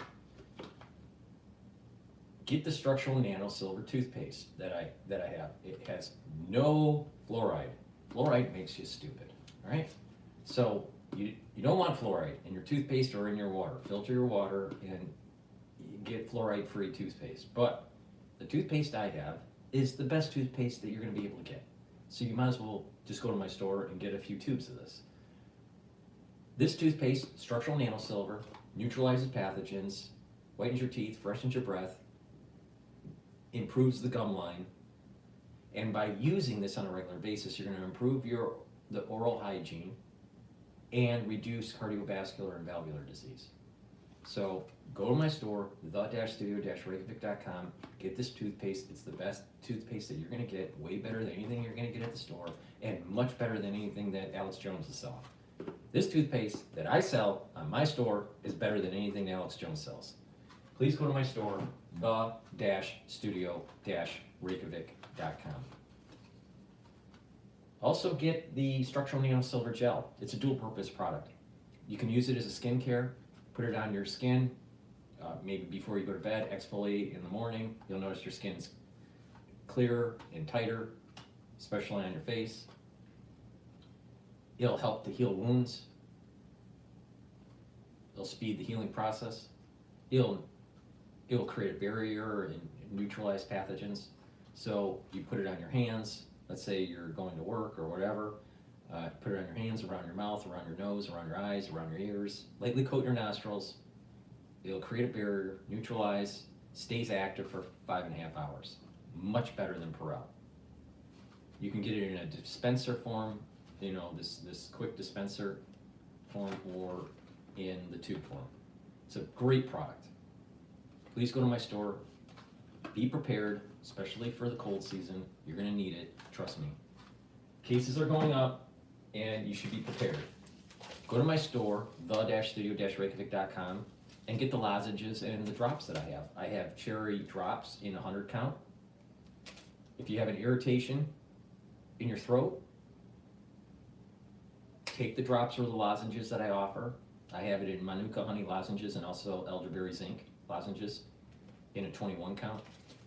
Get a couple bags, neutralize that irritant, maintain that mucosal barrier. You're gonna need it during the cold season and during the allergy season. Be prepared, because if you catch it early, the better off you are. Please go to my store and get the structural nano silver drops and lozenges.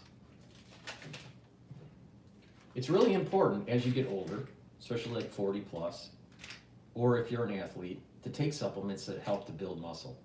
All right? If you're 40 plus and you start to atrophy, start doing some resistance training, but also take Myotrol. Myotrol will help you build muscle and maintain muscle and improve your mitochondrial health.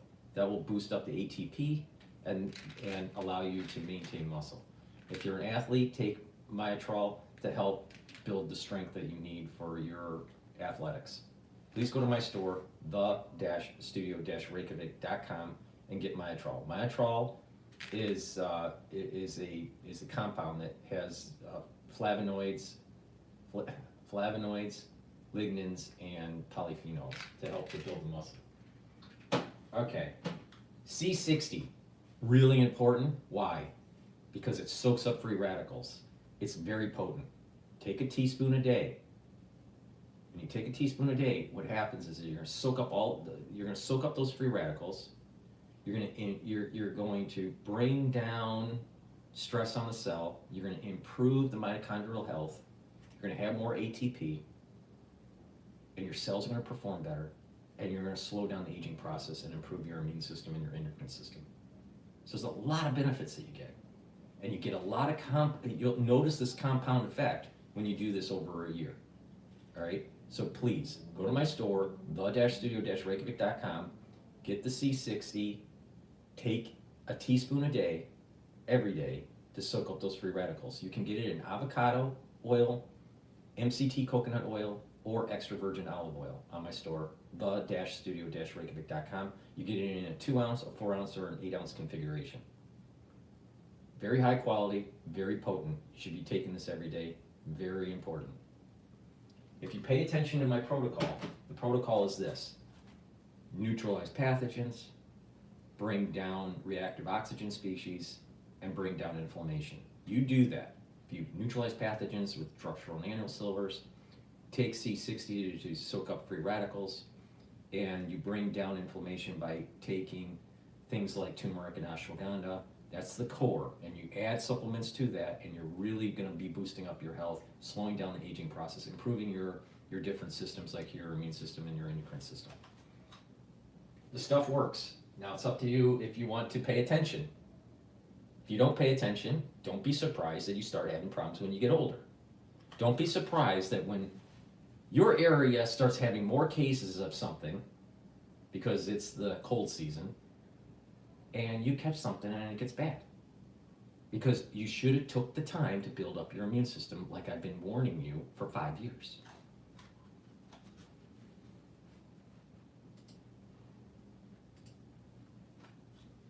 A little bit of a wider shot again. This is kind of showing you, this is coming towards Topanga, actually. This is Agora Hills is what we're looking at right there. And you can see some of those homes up in the hills and a lot of vegetation over there. And the winds are actually helping these houses. As you can see, the smoke moving away from there. But that vegetation is very, very thick and lush. And that fuel will burn very quickly. Now, we do have structure protection already in place. You can see some of those Forest Service firefighters down there, and not even the CAL FIRE down there as well. So they are aware of the situation, but if that wind changes, it's like, just think if it does a 180 right now, those homes would be in imminent danger, as those flames are very already entrenched into that aged foliage right there. So. And of course, we will continue to bring you Fox 11 coverage here on Live Now from Fox. But what we want to do is bring you out to the latest news conference coming out of Los Angeles. Let's listen in right now on Live Now. Catherine Barker. Thank you, Helen. Thank you for joining us here today. Earlier this week, the Los Angeles County Board of Supervisors declared today, January 9th, a day of mourning in solidarity with the federal government in honor of the passing of former President James Earl Carter. Ironically, today has turned into a day of mourning for more reasons than the one as we mourn the loss of lives and property across our county. While we are still facing significant threats, I am hopeful that the tide is turning. Thank you, Chief Maroney. Thank you, Chief Crowley. Yesterday afternoon, as the winds died down, we saw the return of aerial drops and aerial firefighting, a truly, truly welcome sight. First and foremost, I want to assure our residents in Los Angeles County that the City of LA and the county are working hard and working hand in hand to bring every resource available to the table. Last night, the county opened the Pomona Fairplex as an additional shelter for those evacuating and those who have suffered losses. The Fairplex will also continue to take in large animals that are in need of a home. The county is working to harness and utilize the incredible outpouring of generosity from individuals, nonprofits, and companies that want to help. We have heard that many companies like Airbnb, Uber, and Lyft are offering free or subsidized services for those impacted by the fires in Los Angeles County. The county will be sharing all of these resources through our recovery.lacounty.gov website. In addition, the state has activated CAL FIRE Management Team 3 and assigned them to the Eaton Canyon incident. They will be joining Federal Management Team 5 in their ongoing efforts, we hope as early as tomorrow. CAL FIRE Team 3 will be tasked with overseeing victim search operations and damage inspections to facilitate debris removal operations and setting up disaster recovery assistance centers. This will allow Federal Management Team 5 to focus on firefighting operations and the active front. As Supervisor Horvath mentioned yesterday, wildfires do not care about jurisdictional boundaries. Between the city and the county, we are managing the various resources that are coming online with the increasing demands on our first responders. I saw this firsthand driving through the streets of Altadena yesterday. Driving up Lake Avenue, the devastation could not be missed. The number of homes, businesses, and buildings that were on the fire dwarfed in any sense of available resources. Altadena is a very unique and special part of the 5th District. It is a community that embodies the spirit of a big, small town. A community full of rich culture, history, and one that passionately supports the small businesses that drive its economy in the community. It is also one of the only communities in Los Angeles County that manages the urban wildland interface. Altadena is a resilient community. They have seen some significant battles before, but the scale of the impact today is larger than anything that I have seen in my career. The loss of historic resources at Eaton Canyon Nature Center, Farnsworth Park, and the Altadena Golf Course cannot be measured.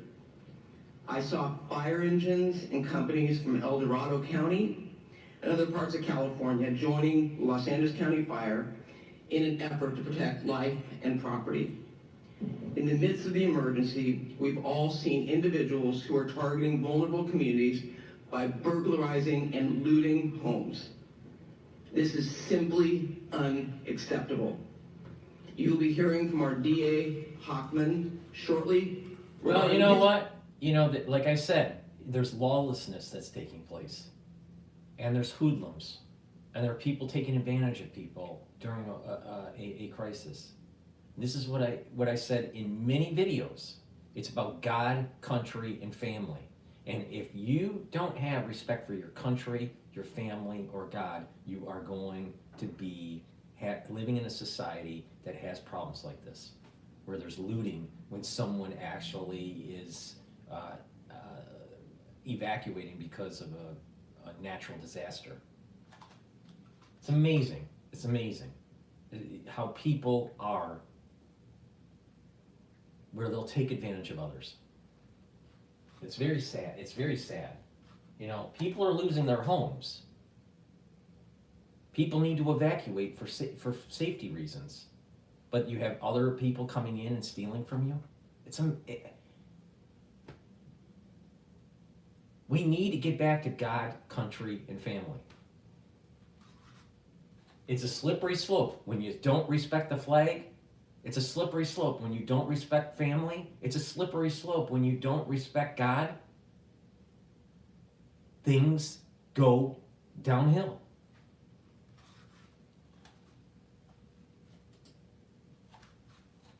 I would like to introduce Supervisor Lindsay Horvath.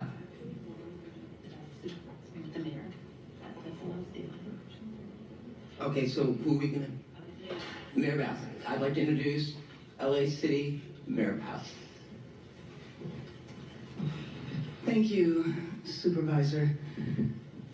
One voice, that is the way we speak, and that is the way we stand here united. Los Angeles will stand united and stand strong. So first of all, my thoughts are with the thousands of Angelenos who are impacted by this emergency, as more Angelenos were forced to make the terrifying decision to evacuate. Our priorities, of course, are to keep Angelenos safe and to protect homes. The winds continue to be of a historic nature and a key factor of this firestorm.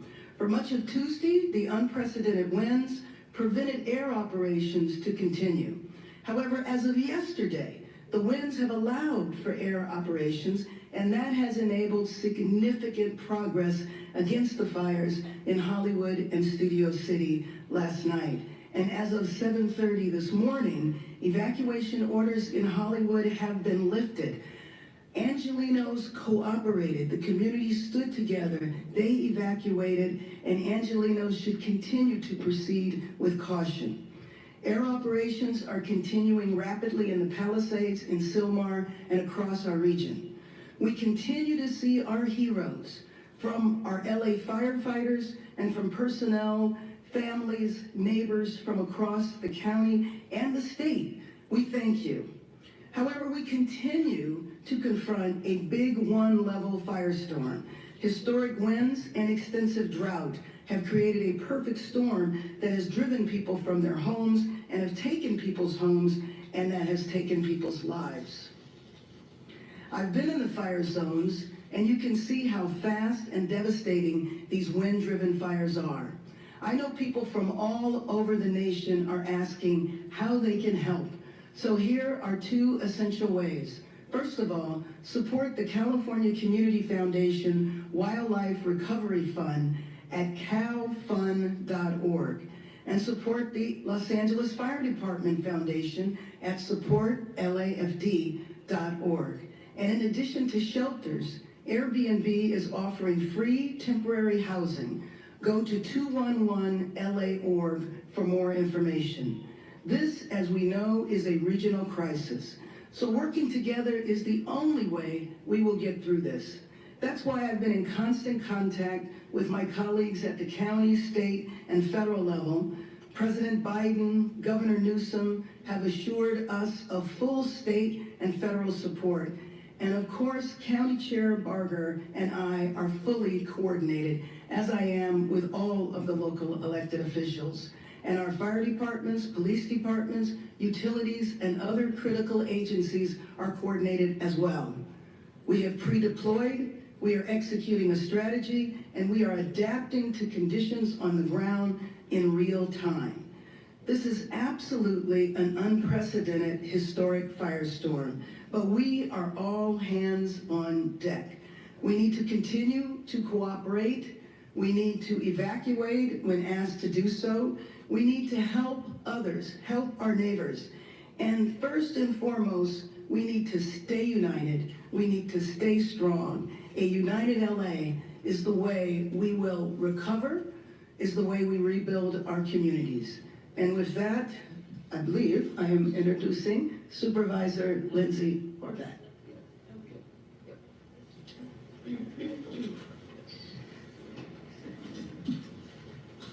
Good morning.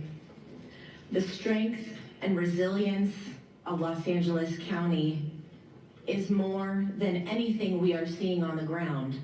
I know this because of the relentless fight that our first responders, our firefighters, our law enforcement officials are putting forward, giving it everything they've got to take on each of these fires throughout the region.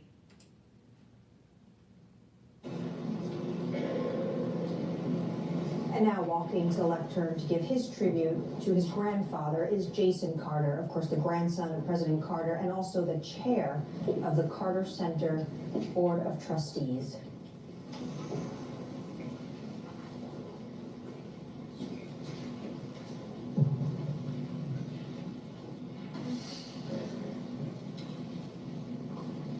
In my church, we sing a song that says, "From the moment that I wake up until I lay my head, I will sing of the goodness of God." I don't know how many people in here can say that. I know I can't. But my grandfather certainly can. From the moment that he woke up until he laid his head, his life was a testament to the goodness of God. And I thank all of you for being here to celebrate this life. To the presidents and first ladies, it is a great honor to have you here. You know the human side of the American presidency like no others, and we appreciate you. To the vice presidents, other distinguished guests, and friends of all kinds, thank you for being here. To those of you who came from all across the world, thank you for being here to celebrate and pay tribute to my grandfather. I say grandfather, but we called him Papa, as many of you know. We called my grandmother Mom Carter, so we spent our time talking about Mom and Papa, and mostly, speaking of the human side of the presidency, just letting people know that they were regular folks. Yes, They spent 4 years in the governor's mansion and 4 years at the White House, but the other 92 years they spent at home in Plains, Georgia. And one of the best ways to demonstrate that they're regular folks is to take them by that home. First of all, it looks like they might have built it themselves. Second of all, my grandfather was likely to show up at the door in some 70s short shorts and Crocs. And then you'd walk in the house and it was like thousands of other grandparents' house all across the South. Fishing trophies on the walls. The refrigerator, of course, was papered with pictures of grandchildren and then great-grandchildren. Their main phone, of course, had a cord and was stuck to the wall in the kitchen, like a museum piece. And demonstrating their Depression-era roots, they had a little rack next to the sink where they would hang Ziploc bags to dry.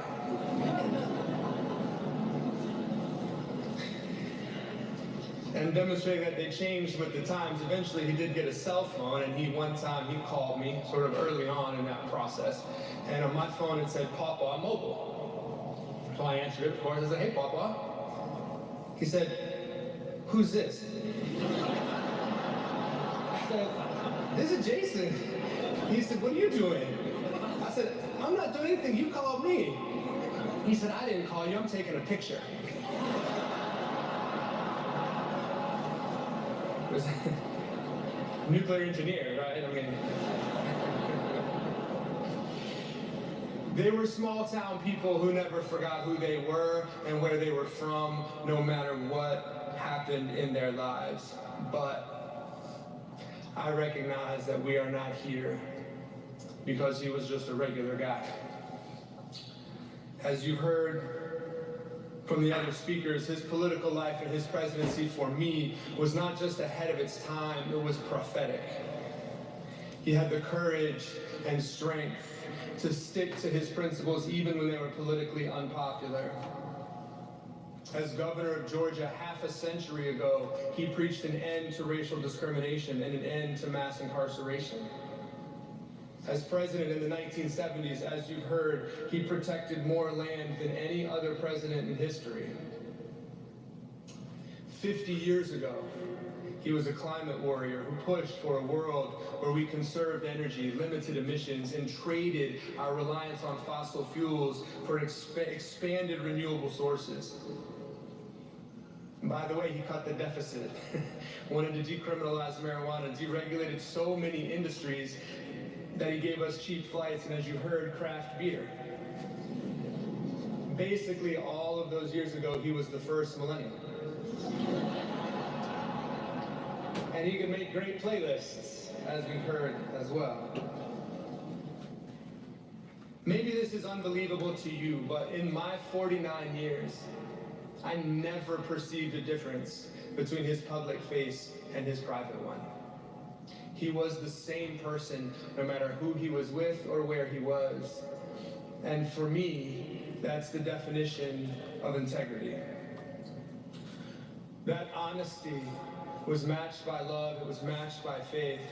And in both public and private, my grandparents did fundamentally live their lives in an effort, as the Bible says, to do justice, love mercy, and walk humbly with their God. Sometimes I feel and felt like I shared my grandfather with the world. Today is one of those days. But really, he shared the world with me. The power of an atom, the beauty and complexity of a South Georgia forest. When we fished, he celebrated the majesty of everything from the smallest minnow to that grand circulation of waters. And he shared this love with my boys, taking these Atlanta public school kids out into the fields to show them about row crops and wild plums. In the end, his life is a love story. And of course, it's a love story about Jimmy and Rosalind, their 77 years of marriage and service. As the song says, they were the flagship of the fleet. And rest assured that in these last weeks, he told us that he was ready to see her again. But his life was also a broader love story, about love for his fellow humans and about living out the commandment to love your neighbor as yourself. I believe that love is what taught him and told him to preach the power of human rights, not just for some people, but for all people. It focused him on the power and the promise of democracy, its love for freedom, its requirement and founding belief in the wisdom of regular people raising their voices, and the requirement that you respect all of those voices, not just some. That conviction made him a naval officer who believed and demonstrated, as you've heard, that the greatest power of America was not the military, but its values. And those values were personal to him, and he lived them both publicly and privately. As you heard Stu say, as president, he gave voice to dissidents, stood up to dictators, brought countries together in peace. His heart broke for the people of Israel. It broke for the people of Palestine, and he spent his life trying to bring peace to that holy land. And he talked about it at the dinner table. It was the same in public as it was in private. And for the last 40 years, as you've heard, he spent his time living out that love and that faith alongside the poorest and most marginalized people in the world. And that work, again, has been based fundamentally on love and respect. The Carter Center has 3,500 employees, but only a couple hundred in the United States. The rest are spread throughout the countries where we work. Ethiopia, South Sudan, Chad, Bangladesh, and all of the Carter Center's programs are based on respect, that same respect for the power of regular people, even if they are in tiny villages miles from anywhere else. To give one example, we've all heard a lot lately about guinea worm disease. It's an ancient and debilitating disease of poverty, and that disease will have existed from the dawn of humanity until Jimmy Carter. When he started working on this disease, there were 3.5 million cases in humans every year. Last year, there were 14. And the thing that's remarkable is that this disease is not eliminated with medicine. It's eliminated essentially by neighbors talking to neighbors about how to collect water in the poorest and most marginalized villages in the world. And those neighbors truly were my grandfather's partners for the last 40 years. And as this disease has been eliminated in every village in Nigeria, every village in Sudan or Uganda, what's left behind in those tiny 600-person villages is an army of Jimmy and Rosalind Carters who have demonstrated their own power to change their world. And that is a fundamental truth about my grandfather. It begins where it ends. When he saw a tiny 600-person village that everybody else thinks of as poor, he recognized it. That's where he was from. That's who he was. And he never saw it as a place to send pity. It was always a place to find partnership and power, and a place to carry out that commandment to love your neighbor as yourself. Essentially, he eradicated a disease with love and respect. He waged peace with love and respect. He led this nation with love and respect.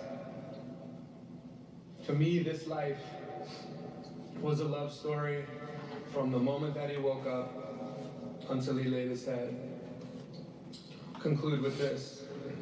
As Andy Young told me, he may be gone, but he's not gone far.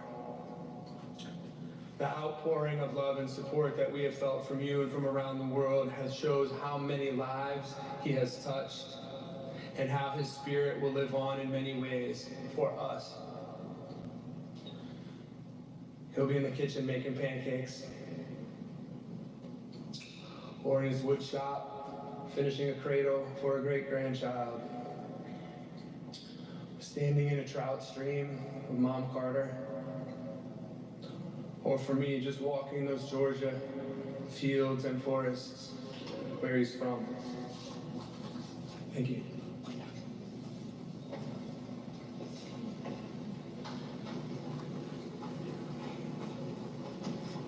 That was Jason Carter, former President Carter's grandson, remembering his papa. Okay, let me go to commercial here. Please help support my work by getting the products that I have on my store, the-studio-reykjavik.com. And this is going to help with your health. I'm telling you what I do on a daily basis to improve my health, slow down the aging process, and improve my immune system, my endocrine system, and all of the other systems. I take Max 35. I take a teaspoon of it a day. I swish it in my mouth, gargle, and then swallow. Swish it in my mouth and gargle about 20-30 seconds, and then swallow. It improves the mucosal barrier and maintains the epithelial lining and neutralizes. So what's really important here is to take it every day.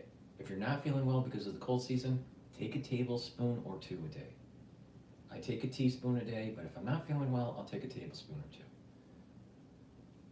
2. Get Max 35 from my store, the-studio-reykjavik.com. Another really important stack to bring down inflammation is to take turmeric and ashwagandha. Turmeric also helps to soak up free radicals because it's an antioxidant, but this turmeric will bring down inflammation. Ashwagandha will control your cortisol levels and your glucose levels. When you stack these together, you're improving your immune system and your cardiovascular system. I take this every day, and it's part of the pillar that I said earlier. You want to bring down inflammation by taking these.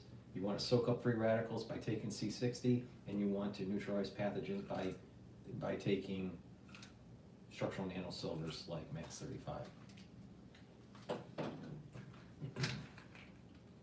Improve your immune system by taking vitamin C with this magnesium. If you're not feeling well because of the cold season, take a double dose. Make sure you drink it with filtered water. And lastly, taking a probiotic is really important. Get this powdered probiotic or the veggie cap version. I take the powder, I mix it with hummus. Some people don't want to take the powder, you can take the veggie cap version, but it's important to take a probiotic every day to improve your gut biome, bring down inflammation, improve your ability to absorb nutrients, and by bringing down that inflammation, you're going to improve the barrier, the mucosal barrier, the mucosal lining in your gut and your immune system in your gut, and by doing that, you're going to improve your liver health, because your gut and your liver communicate through the portal vein, and you're going to improve the health of your brain. You're going to be able to concentrate better, and you're going to have a better mood. Mood and mental acuity is related to gut health. By improving your gut health, you're also going to improve your hair, your skin, and your nails. So please go to my store, the-studio-reykjavik.com, and get the probiotic either in the veggie cap form or in the powdered form. I prefer the powdered form because I just mix it with my food. So with that, let's drop into what's going on over in LA here. Zero room for any other issues when it comes to delays for our firefighters, first responders to get to where we need to go. I want to take just a moment to thank every single Los Angeles resident who's been impacted by this for staying vigilant, supporting our first responders, and helping their neighbors. Thank you to Mayor Bass, our city leadership, everybody that is here. As you can see, we stand with every single community member, business, anybody that's been negatively impacted by all of these incidents. We stand with you. We're going to remain strong with you as well. And I tell you, we're throwing everything at this that we possibly can. We're going to move through this and continue to support one another. With that, I will go ahead and introduce our next speaker, which is Sheriff Luna. Sir? I mean, they're Morning, Robert Luna, Sheriff of Los Angeles County. Currently, we have well over 400 sheriff's personnel that are still actively deployed to the fires in addition to our normal staffing for patrol-related functions. All right, the we're County gonna of go Los Angeles. to Deputies Carter's continue to assist funeral. our residents. We're gonna go to Carter's funeral because the President of the United States is going to speak.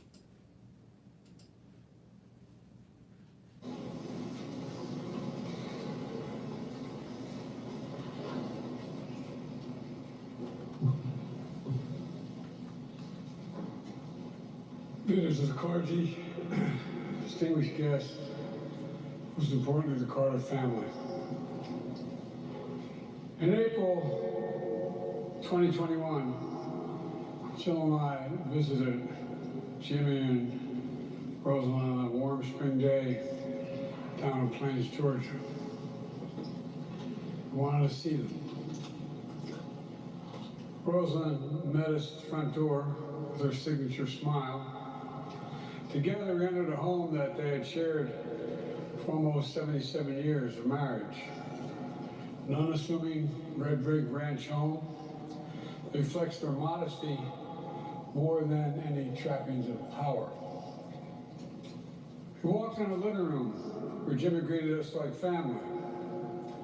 That day, just the four of us sat in the living room and shared memories that spanned almost 6 decades.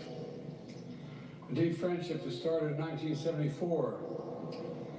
I was a 31-year-old senator, and I was the first senator outside of Georgia, maybe the first senator, to endorse his candidacy for president.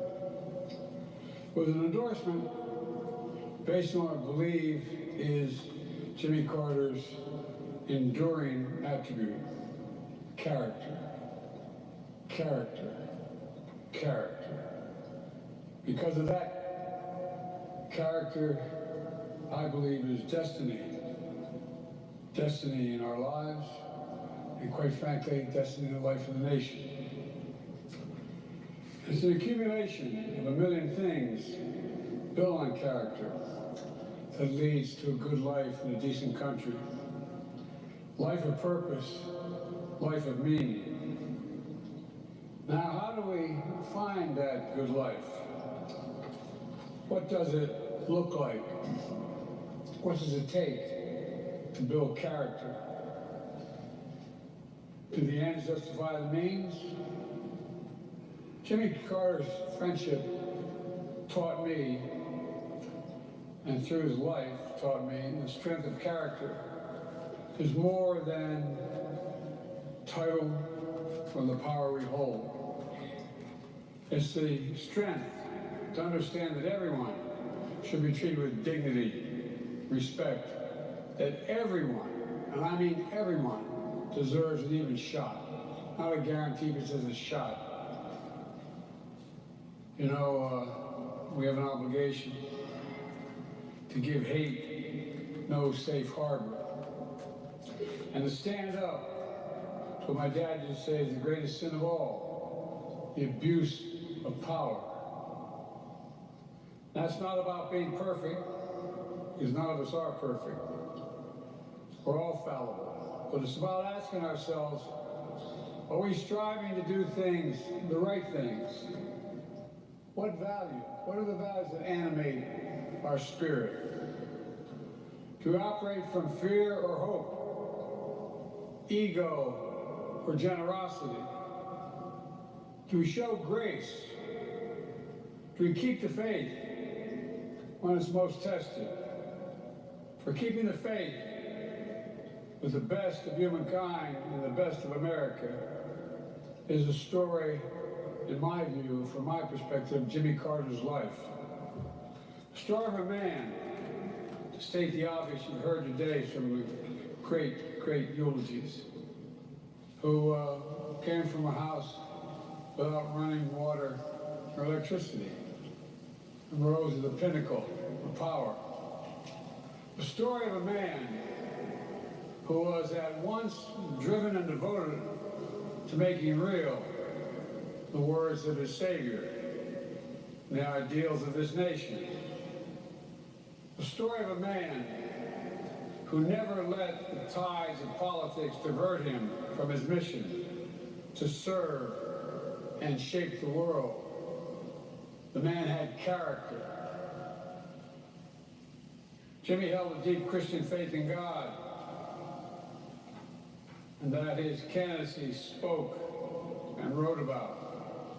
Faith as the substance of things hoped for and evidence of the things not seen.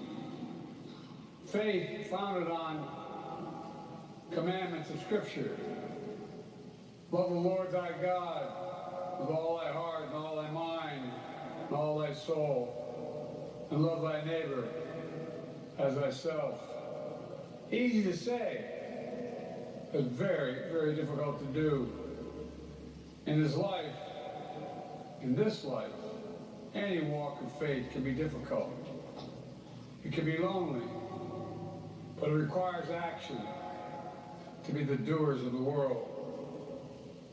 But in that commandment lies the essence, in my view, found in the gospel, found in many faith traditions, and found in the very idea of America. Because the very journey of our nation is a walk of sheer faith. To do the work, to be the country we say we are, to be the country we say we want to be, a nation where all are created equal in the image of God and deserve to be treated equally throughout our lives. We've never fully lived up to that idea of America. We've never walked away from it either because of patriots like Jimmy Carter. Throughout his life, he showed us what it means to be a practitioner of good works and a good and faithful servant of God and of the people. And today, many think he was from a bygone era. But in reality, he saw well into the future. A white Southern Baptist who led on civil rights. A decorated Navy veteran who brokered peace. A brilliant nuclear engineer who led on nuclear non-proliferation. A hard-working farmer who championed conservation and clean energy. And a president who redefined the relationship with a vice president. Jimmy and I often talked about our dear friend Walter Mondale, whom we all miss very much. Together, they formed a model partnership, collaboration, and trust, as both were men of character.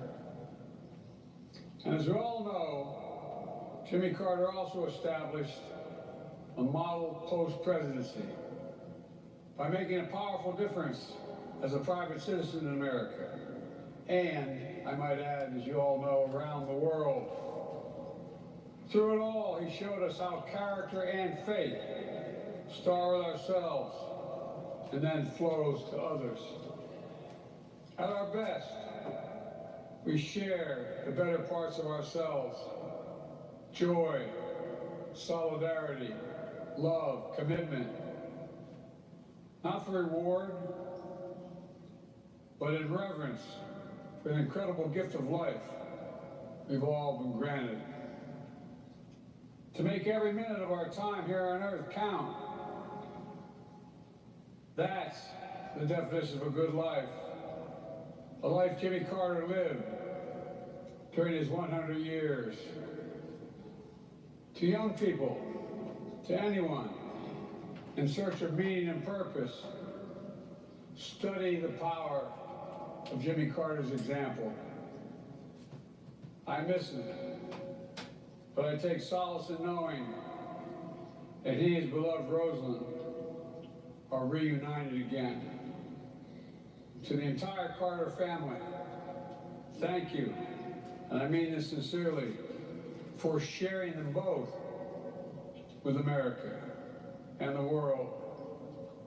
We love you all. Jill and I will cherish our visits with them, including that last one in their home.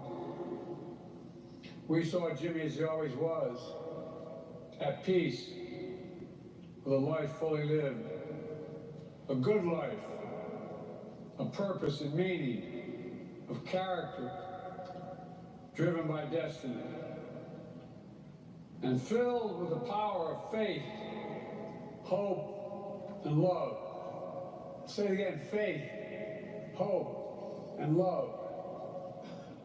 As he returned to Plains, Georgia, for his final resting place, we can say goodbye in the words of the prophet Micah, who Jimmy so admired until his final breath. Jimmy Carter did justly, loved mercy, walked humbly. May God bless a great American and a dear friend and a good man. May he be raised up on eagle's wings and bear you on the breath of dawn, and make you to shine like the sun, and hold you in the palm of his hand. God bless you, Jimmy Carter.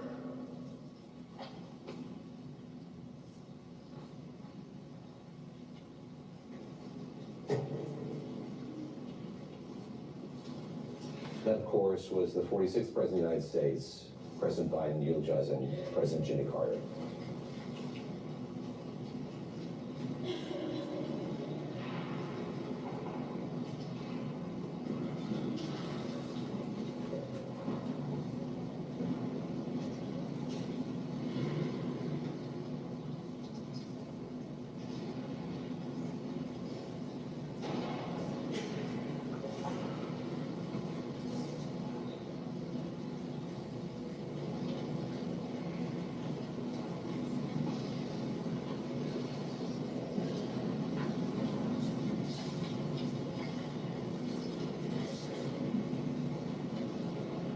James Carter, another grandson of President Carter, making his way to the lectern for reading from the Gospel of Matthew.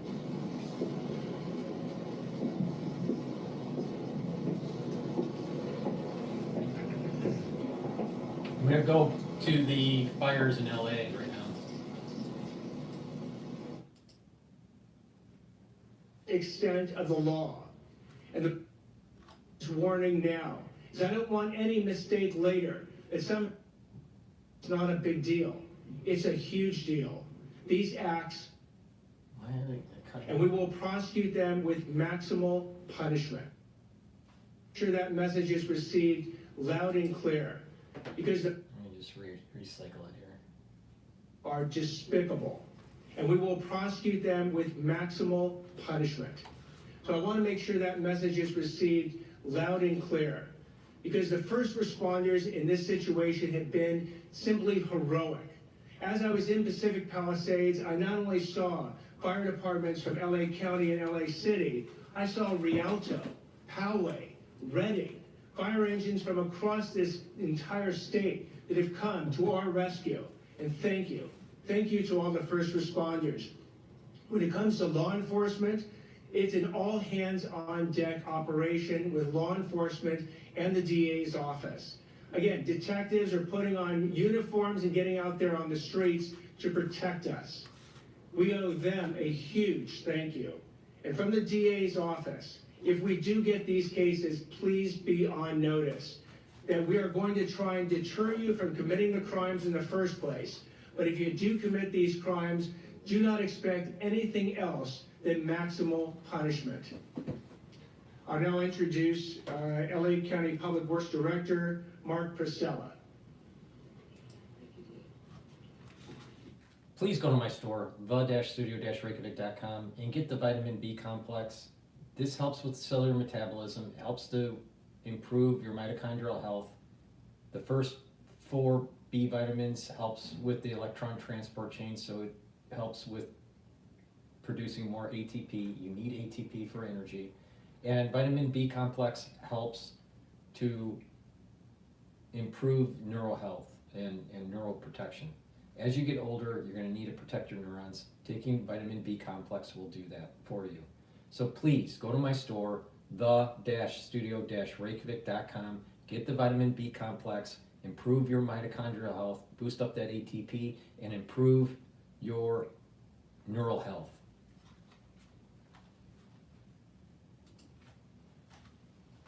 Local PDs in their efforts to save lives.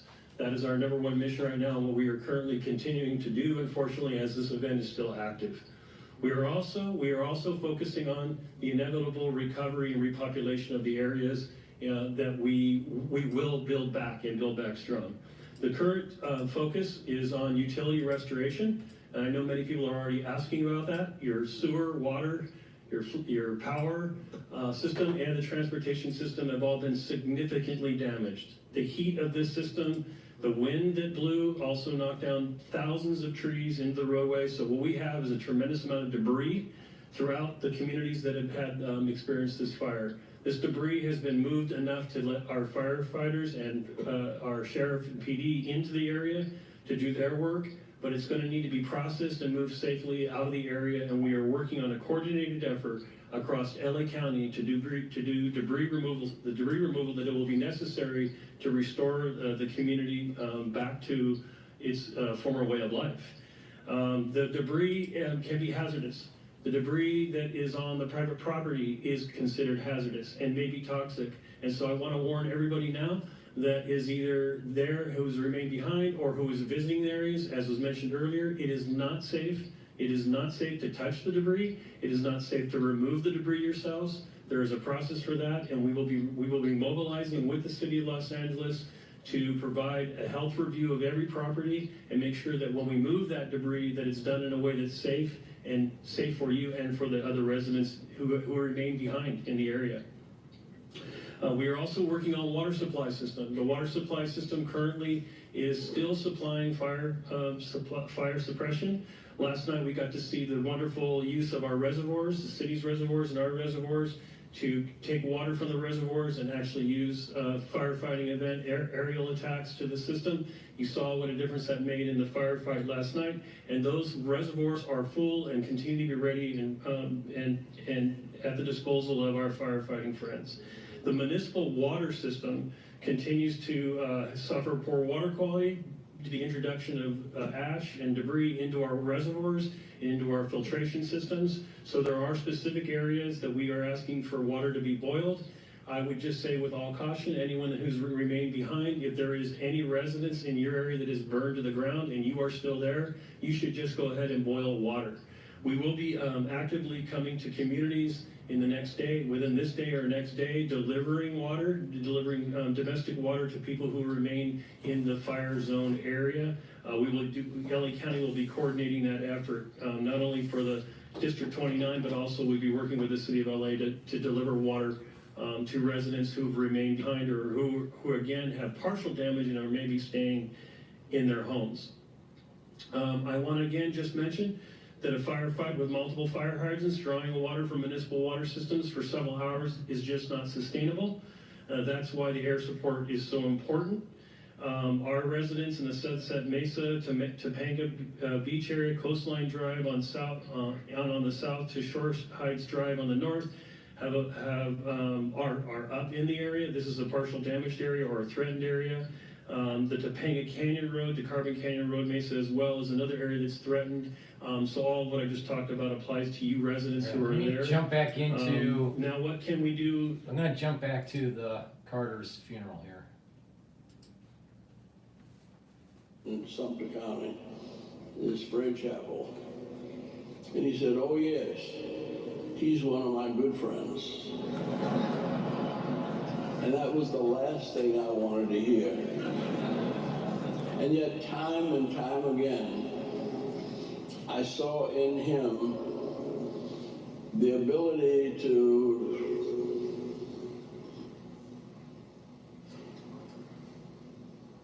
achieve greatness by the diversity of his personality and his upbringing. Dr. King used to say that greatness is characterized by antitheses strongly marked. You've got to have a tough mind and a tender heart. And that was Jimmy Carter. And he grew up in the tremendous diversity of the South, and he embraced both sides. He was a minority in Sumter County, just about 20–25% of the population was white. But growing up as a minority, he became the friend of the majority. And when he went to the Naval Academy,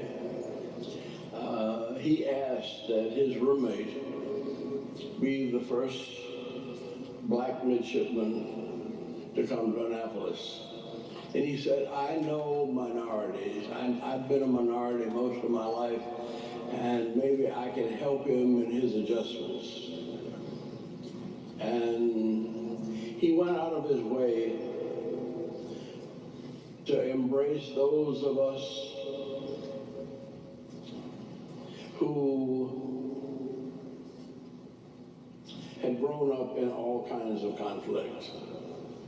But that was the sensitivity, the spirituality that made James Earl Carter a truly great president. James Earl Carter was truly a child of God. Not only a good farmer, but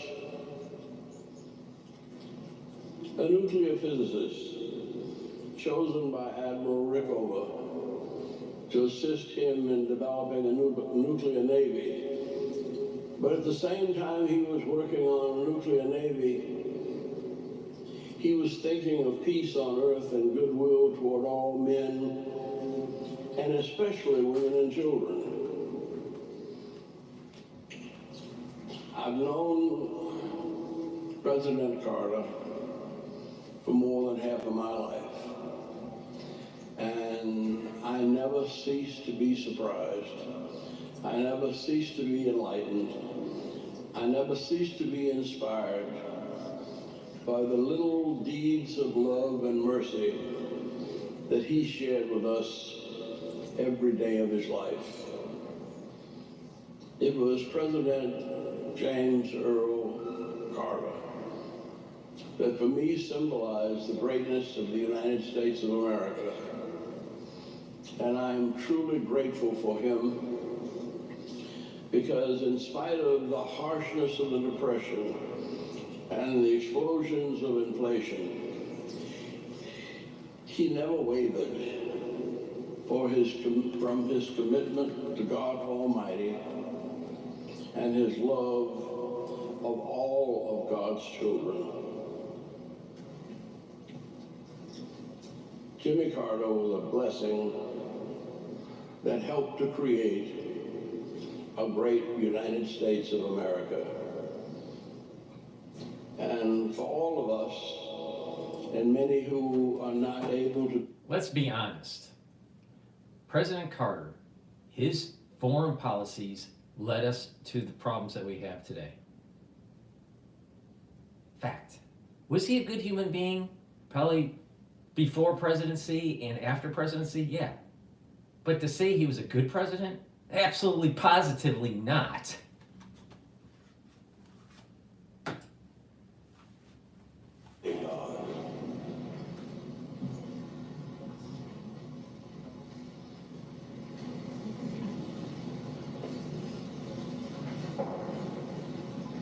That was, of course, the Reverend Andrew Young. Please take my advice. Go to my store, the-studio-reykjavik.com, follow my health protocols, take the supplements that I'm taking, and I'll explain why. Omega-3. You should be taking this to lower your LDL levels and increase your HDL levels. That means that you're improving your total cholesterol. Omega-3 can also help to reduce, systemic inflammation. And so you want to take omega-3 every day to improve your cardiovascular health. Very important. Many people in the United States has cardiovascular disease. So please go to my store and get the omega-3. You can take it separately or you can stack it. It works better when you stack it. And something you can stack it with is olive leaf extract. olive leaf extract helps with your cardiovascular health and your immune system. Olive leaf extract brings down inflammation, brings down LDL levels, increases your HDL levels. So by taking the olive leaf extract by itself would be helpful for you, but stacking stuff together and attacking the problem different ways really boosts the efficacy. So please, take the olive leaf extract, improve your immune system and your cardiovascular system, and take omega-3. Please go to my store, the-studio-reykjavik.com. Another great supplement that I have that I've added to my stack is NAD+. NAD+ increases your energy levels. NAD+ helps to repair DNA damage, and NAD+ helps to protect your neurons. When you get older, you get more DNA damage, your energy levels go down, and unfortunately our neurons start to become unhealthy. They don't work as well. Taking NAD+ is going to reverse that. Boost up your energy levels, repair your DNA damage, and protect your neurons. So go to my store and get the NAD+. Something you could stack with NAD+ is ubiquinol. Ubiquinol also helps with energy levels, improves mitochondrial health. It's an antioxidant, so it's going to reduce stress on the cell. It's going to soak up free radicals. And ubiquinol also helps protect neurons. So taking ubiquinol every day, because you're older, 40 plus, is really important. But what's also important is you do a little bit of exercising. You do the resistance training, you do some cardio training, you do stretching, and you do balancing exercises. They're all important. Don't just do weightlifting or just run. You got to do all four. Stretching, balancing exercises, cardio, fitness, and resistance training. Take ubiquinol. This is the highest bioavailable form of CoQ10 that you can get. All right? So you should be taking this every day. It stacks really well with NAD+ and C60. And NAC is another supplement that I've added to my stack. Why? Because as you get older, you need to soak up more free radicals.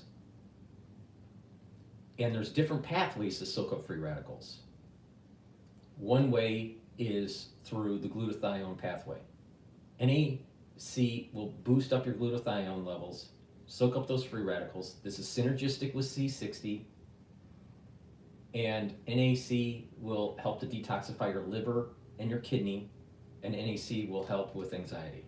So please go to my store and get the NAC. It stacks really well with C60 and the other neuroprotective supplements that I've mentioned. Please go to my store, the-studio-reykjavik.com. The link is in the description of this video and all my videos. And make sure you use discount 5. You get $5 off if you use the discount. It's discount 5, all caps, number 5. All right, let's go. What's going on at the fires here? So I want to make sure that's solid before we start presenting that information. Unfortunately, based on the preliminary information I've seen, at least in the two large fires that we're dealing with on each side of the county, unfortunately, I think the death toll will rise. I hope I'm wrong, but I think it's going to rise. Thank you for that. Let's go right over here in the front. Yeah, Josh Haskell, ABC 7 Eyewitness News. Mayor Bass, I've been on the fire lines the last 2 days. I've never seen firefighters this desperate. At fire hydrants, water not coming out, the pressure so low, the number one tool that they use to fight these fires, not there. How frustrated are you about that? And also, I'm getting texts right now from the Palisades Highlands community. We're almost 48 hours after this fire started. There's not resources up there. The hydrants aren't working. Where's the National Guard? Where are miles and miles of water tenders? How are we addressing this? Well, first of all, you asked me, was I frustrated by this? Of course, because we all know that this has been an unprecedented event. We also know that fire hydrants are not constructed to deal with this type of massive devastation, and that the number one problem, especially on Wednesday, was the fact that we weren't able to do the air support because of the winds. And so, of course, I am absolutely frustrated by that. I am not sure that is correct, that there are no resources up there, but rest assured, as soon as we are done here, I will follow up on that. But those homes, the first day and a half, there were homes up there that had been protected by the fire, and then I went up there yesterday and there were That have been protected? that it basically had been saved. Obviously, the fire's moving different directions, but when I went up there yesterday, there were not a lot of resources. We drove around, and then I know that things got worse up there. I'm just wondering, now that we move 48 hours past, how are we addressing these water problems that are continuing? And is it acceptable that they continue? Well, let me just say that the water problems are a little better now because the winds are such that we can go up and have the air support. And you know that that was the reason that the devastation was so bad, the unprecedented wind. The strength of the wind and the fact that the air support could not go up. And if Chief Crowley wants to talk to this, there have been many fires before where air support is not available, and we depend upon these ground resources and crews. Was there a plan in place for that, and did the resources get here quickly enough? Because, and talk about an update to air support today. Right, so thank you for that question. And we know, and you heard all of the incidents that are occurring at this point. Palisades was the first brush fire that we were attacking at that moment. You talk about specific pre-deploying. We put resources in place, pre-deploying, knowing that the winds were coming. With that, when the fire did light and take off, rapid response. Very dynamic situation. Air to ground resources coordinating. Now with the winds, I don't think we can overstate that enough. There's no excuse in regard to the winds were too much, but the reality is the winds are so dynamic, and at that tipping point, when our resources, air resources were grounded, that changes our strategies and tactics. We called for the world in regard to the number of resources and what we needed, who we needed, immediate need. Every single resource that was available at that moment responded. You talked about 48 hours later, where are we now, right? Again, I already spoke on, if we don't have water, we find water, we use water tenders, we draft water. The fire department, first responders, we're gonna do everything in our absolute effort to do what we can do with what we've got. The good news is, with the wind subsiding, you're gonna see water drops, you're gonna see rotary, you're gonna see fixed wings all day, unless something changes. Again, I did say 60 mile an hour wind gusts even today. So very, very dynamic situation. With that, also you said about the other homes, no fire resources there. As winds change, our resources change, we redistribute, we move, and that's the dynamic situation that we are in even in day 3. That's what I wanted to say about that. We'll go right behind. Thank you very much, Madam Mayor. I have another question for you. Bob DeCastro over here from Good Day Play, Fox 11. Another issue, another concern about resources and in particular staffing as well. And we heard from firefighters even on the front lines expressing frustrations about, obviously it's a challenge right now. They're bringing in firefighters from all across the western region, but can you address the criticism now over the budget issue and the slashing, $17 million slashing of the budget? I'll go back and look at the reductions that were made. There were no reductions that were made that would have impacted the situation that we were dealing with over the last couple of days. And then there was a little bit of confusion because money was allocated to be distributed later on, which was actually going to support salaries and other parts of the fire department that were distributed a little later. So I think it's most important to understand that we were in tough budgetary times, everybody knew that, but that the impact of our budget really did not impact what we've been going through over the last few days. Again, back to the unprecedented windstorm, wind at such ferocity that we haven't seen in years. All right, we're is gonna the go back to the context in which we were dealing Carter's with it. Thank you. funeral here. See what is happening. I'm not sure if they're lifting the coffin yet or not.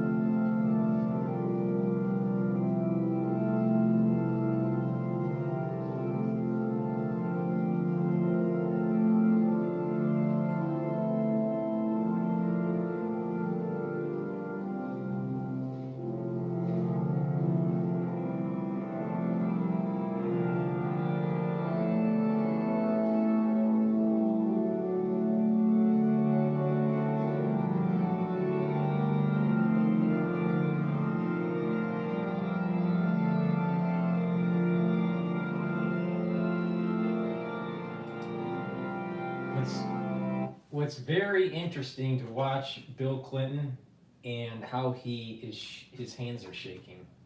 He definitely has some sort of neurological issue, maybe Parkinson's. Ready, 2, ready, 3.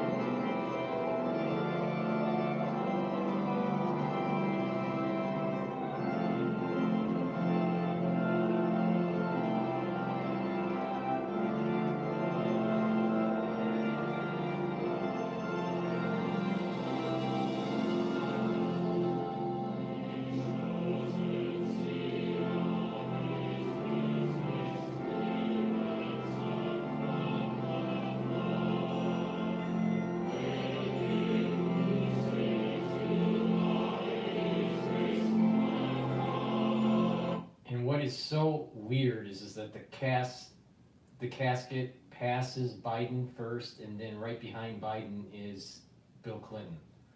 I feel that one of the two are going to pass away soon within the Trump administration. Now, statistically, you would say, well, it would be Biden, you know, especially with the cognitive decline. But I'll tell you, I don't think the health of Bill Clinton is very good, and he might die from some sort of heart attack.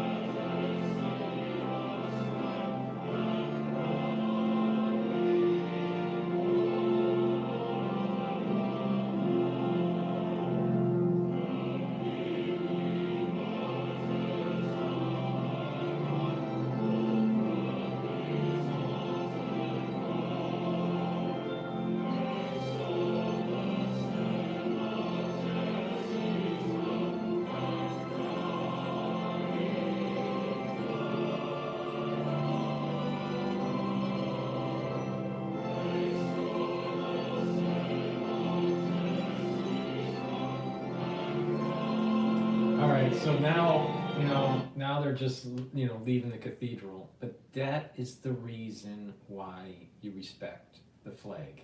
Anyone that serves their country honorably should have some sort of military service. And it pisses me off to no end when I see someone disrespecting the flag. Now, going back to Carter, President Carter was a terrible president. He was terrible on foreign policy, he was terrible on energy policy, and he was terrible on domestic policy. He was a terrible president. He wasn't as bad as Biden, but he was a terrible president. As a human being, he's probably one of the best human beings that we've had as president. But he was still a terrible president. But you don't disrespect the flag. And this is why I keep on saying it's about God, country, and family. A lot of things will happen, a lot of good things will happen to the country. A blessing will happen when you align yourself with God, country, and family. When you start disrespecting the flag, you start disrespecting country, you start disrespecting family creation, you start disrespecting religion, then you start having problems in the society.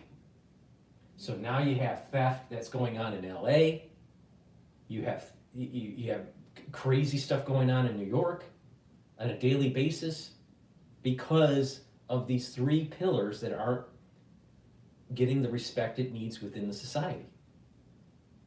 But going back to the flag, anyone that has done service honorably for our country, the United States, thank you very much.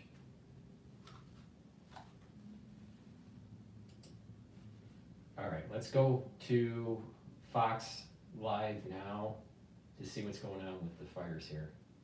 Containment difficult. Really tough. Several big fires burning in LA right now. You've got the Palisades fire in Pacific Palisades, the Eaton fire above Altadena, the Hearst fire in the Sylmar area, and you also have the Sunset fire in the Hollywood Hills.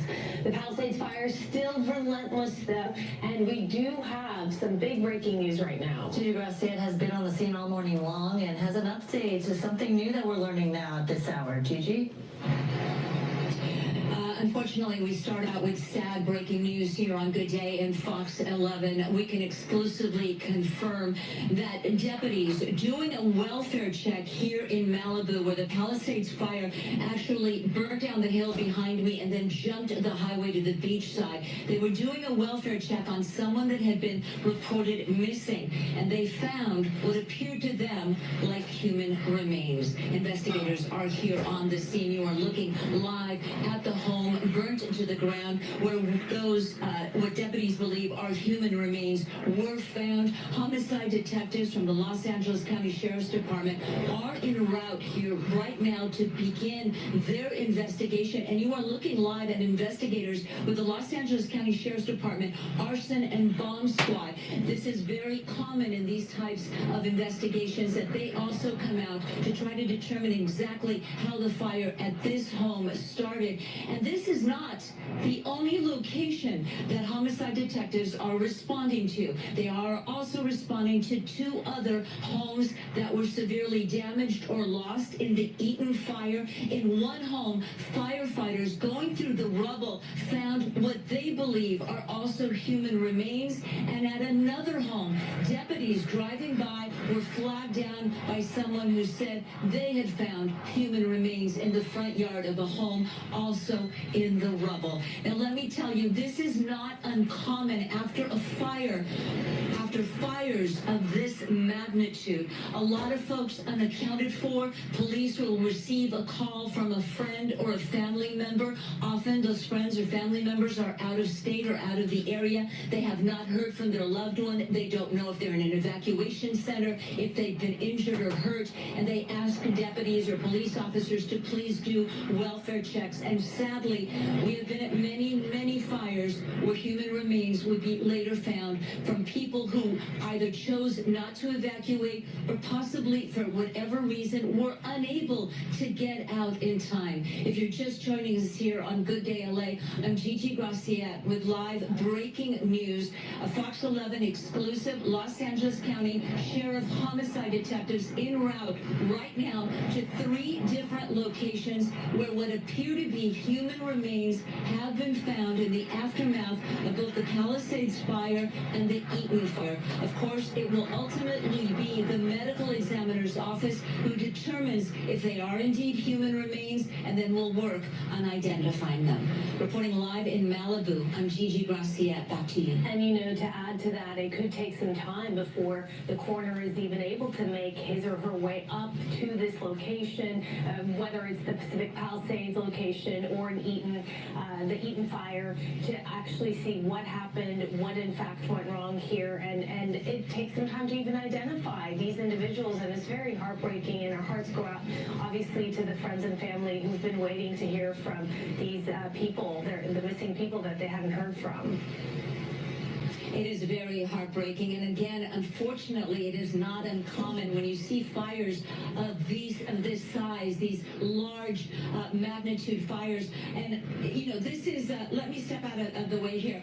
This is the area, we're actually in Malibu, so this is the area where the fire jumped the road. It burnt the homes on that side. It destroyed homes on the beach side. I'm going to ask photographer, I know there's a lamp in the way, but I'm going to ask photographer Tony Bitchute just to go to the beach side to show you some of the devastation that we're seeing up and down Pacific Coast Highway. On the beach side in Malibu, not even in the Palisades area, that is how strong this fire and how fast moving it was. Those flames fanned by the Santa Ana winds and sending those embers to Malibu. That entire hillside is charred, and just up and down Pacific Coast Highway. The loss is just incredible. Home after home, block after block of burnt down houses. And just a very sad finding here. Again, homicide detectives with the Los Angeles County Sheriff's Department, they're fanning out. They're sending teams to 3 locations. I just want to I saw someone that did a comment here. Amber said that it looks like to her that the world is upside down and shaking like a snow globe. 2025 is going to have 10 years wrapped into one. There's going to be a lot of things that happen, trust me on this. And it's going to be almost every day that something substantial is hitting. The damage and getting into these properties where the debris has been left over from all of the destruction, and unfortunately findings like this are very devastating, and hopefully those numbers won't go up. Being in a natural disaster is terrible, right? I was through Sandy back in the day, you know, in New York, Hurricane Sandy. It sucked, all right? It really sucked, all right? Now, that was nothing compared to what these people are going through with the fire. The fire is way worse. But the thing is that we need to think about, well, maybe the society in general is moving the wrong direction in terms of the 3 pillars, the God, country, and family. That's an ultra-liberal area. And ultra-liberalism has hurt America. Ultra-liberalism has hurt culture and society in general. And I wouldn't be surprised that there is some sort of cosmic retribution that's taking place in LA. All right, now that sounds cold, but the thing is that there are many people in that area that are antithetical to these 3 pillar principles. So it's almost like Sodom and Gomorrah, all right? Now, I can't prove it. I can't prove that there's some sort of some sort of cosmic retribution that's taking place in LA. But the thing is that, let's be honest, is that society really good for America? Is it a society really good for the upbringing of children that will be productive, that will have a desire to follow these 3 precepts that I talk about with the God, country, and family. A lot of them, no. A lot of LA would not follow all 3 of those pillars. Now, some of them may follow one. A lot of them will follow none of them.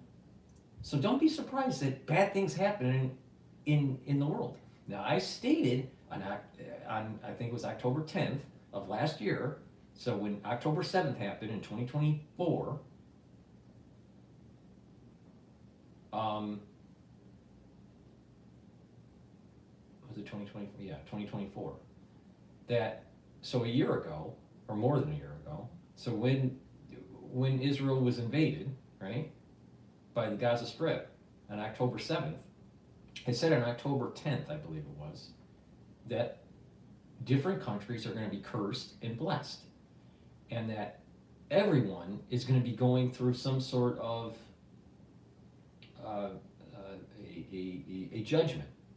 Now, some people will be cursed and then blessed later. Some people will be blessed first and then be cursed later. Some people will be just blessed. Some people will be just cursed. And it's going to be at the individual level, and it's going to be at the societal level. And I said this on October 10th, all right, of last year. Yeah, 2023, I guess it was. So, and it's playing out right now. Societies are being cursed. And if you want to go why, and get down to the root cause, it's all about the soul roots. Now, a lot of people won't agree with me because they either don't understand it or whatever, but you know what? When it comes to Kabbalah, that is the quantum physics of religion. All religions, root, absolute positive root is Kabbalah. It's the machine language of religion. All religions. Doesn't matter if it's Christianity, Judaism, Buddhism, doesn't matter. Kabbalah is the core, all right? And in that is talking about the soul roots. Even during the funeral, they were talking, they had peppered in some Kabbalistic thoughts about the soul and, you know, and good deeds wrap with the soul and stuff. So, but the thing is that with the soul roots of Jacob and Esau and Ishmael, it's all playing out, like I said, on October 10th. It's all playing out. Now, our society, because, you know, we care about America, because we're Americans and we have exceptionalism, but the thing is that in our society, in the United States, we have a mixture. A lot of it is Jacob, but some of it is Esau. Ishmael is more aligned with Saudi Arabia and some of the other nations around it, but mostly Saudi Arabia. Esau has a positive and a negative. Well, Jacob doesn't have that. The head of Esau, the negative part of the soul root of Esau, will be decapitated. Esau's going to die. The body, I'm sorry, it's the opposite. It's the opposite. The head of Esau is the positive. The body is the negative. So when it's connected, the body and the head is connected on Esau, what will happen is that there is this charge effect that Esau is very evil. But when the head is decapitated from the body, there's an ability for Esau to become positive and negative. And the positive part will align with Jacob and Ishmael, and the negative part will be killed. Esau is going to be decapitated. 100% sure about that. Now, the people that align themselves with Jacob and the ones that align themselves with Ishmael are going to be blessed in the long run. The ones that align themselves with the negative side of Esau are going to be cursed. Now, the problem with the United States is there's a mixture between Jacob and Esau, and within the Esau mixture, there's a positive and a negative. So some people are going to align with the body of Esau, which is the negative part of the soul root. Now, a lot of people would say, I don't understand this, blah, blah. I'm right, all right? It doesn't matter if you don't understand. It doesn't matter if you don't understand. The bottom line is, I am right. The thing is, America is going to be going through a lot of turmoil. And something like what's going on in LA is what I'm talking about when it comes to the negative soul root of Esau. That's what's happening. Right where we've been looking. Let me bring up the map for y'all so you guys can get an idea of where exactly this is. Now, LA City Fire Department's been doing a couple of drops out here, and that is Topanga Canyon Boulevard down there. Excuse me. It might actually be some of the smoke. Topanga Canyon Boulevard right there, and the fire is actually climbing up to this green bluff home up here at the top. Now, we've been running the perimeter of the fire, the Palisades fire, basically back and forth through that entire press conference, and we've been keeping an eye on this. This has started out, just like all the fires do, as just a couple of small hot spots, but then it started to get into some of that brush and started to bloom. Now, we did see 2 drops from LA City Fire Department. They came out here with the helicopters and did those drops, and now we're starting to see some fire trucks starting to arrive here on Topanga Canyon Boulevard. So they're going to make their way up there. They're going to get this under control, hopefully very, very quickly. But you can definitely see the concern and the response by LA City Fire right now as they're seeing this plume of smoke making its way up this hillside in the Topanga Canyon area. Now, there are some other homes nearby. We did see some structure protection going on at these homes every time we pass by. It is still quite a distance, but look at all that foliage. And there isn't a lot of brush clearance around a lot of these bigger homes out here at the top of this hillside. So this is definitely going to be something that they are very concerned about, meaning the fire department. Again, you saw that number of fire trucks down there on Topanga Canyon. I'm sure they're going to start making their way up here and try to get all these hot spots taken care of as quickly as possible. But it just shows you how quickly this So Amber is asking me, are we cursed? There are elements of the society that are being cursed right now, and it's going to get worse. But there's elements of the society that will be blessed. And like I said, it's all about aligning to Jacob and the positive part of the soul root of Esau. But that positive soul root of Esau, the head has to be decapitated from the body for it to be charged. And that hasn't happened yet. So if one is aligned with Esau, that you're still going to be going through a lot of tumult until the decapitation takes place, and then you'll be able to pick and choose if you're going to be on a repentant side or if you're going to be on the absolute curse side. But this is a curse on America. Now, why do you think it's happening in LA? Do you think LA is, a bastion of virtue? It's not. Not even close. Not even close. It happened for a reason. And a lot of places like this, other things are going to happen to American society because they align themselves in a certain way. I use different terms like ultra-liberalism versus conservatism and all this stuff, or not aligning with God, country, and family. There's lots of ways to describe this. But if you go to the core of this, it's about the soul roots. The soul roots of the country and the soul roots of individuals. So we are getting cursed. But the reality of the situation is there's going to be very few people that actually have aligned themselves properly. And I said this on October 10th of 2023. If you don't prepare yourself emotionally, spiritually, and with health, you're not going to be blessed. It's not going to happen. And as the quickening happens, whatever term you want to use, the rapture or whatever, but the thing is as the quickening happens, you have less chance of self-correcting and aligning with the proper soul roots. And so what's going to happen between now, from 2025, all the way to not blowing the shofar in 2026 of September 11th, there's this time period. And once that time period closes, it's too late. It's too late. So what people do is they go, oh my God, they're just going to just be a heathen. All right? They're just going to be Hellenistic. and then something bad happens to them and go, oh my God, I need help. Or, oh, this is, or, they start, wondering why this is happening to them.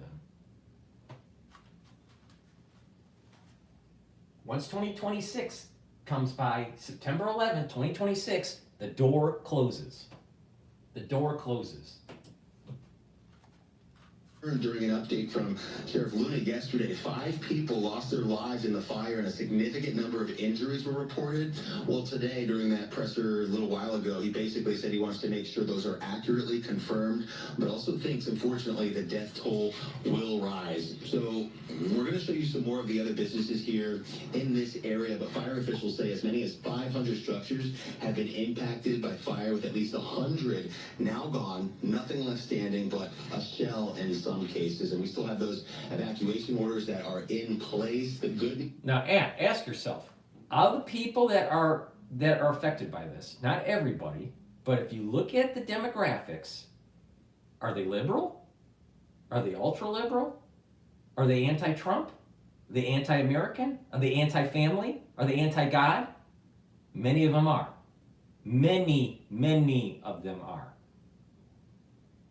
LA, when you generalize it, and of course when you generalize, sometimes you get it wrong, but when you generalize LA, it's a land of the fake.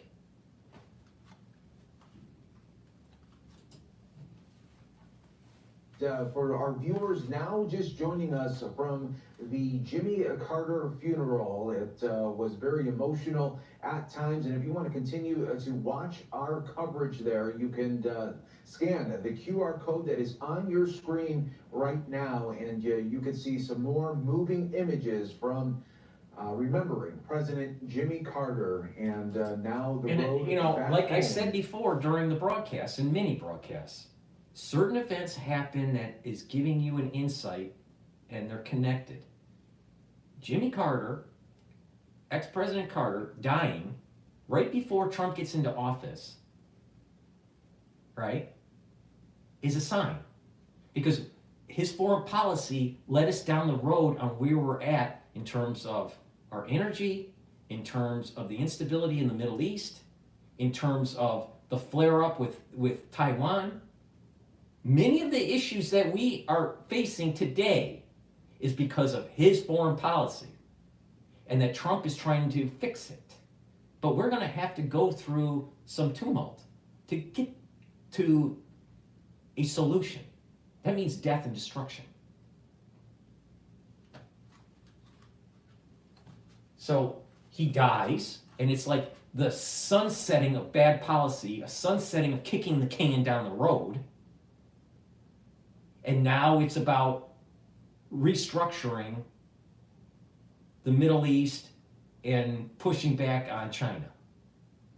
Now, restructuring the Middle East means a greater Israel, because that's what's written in the Bible.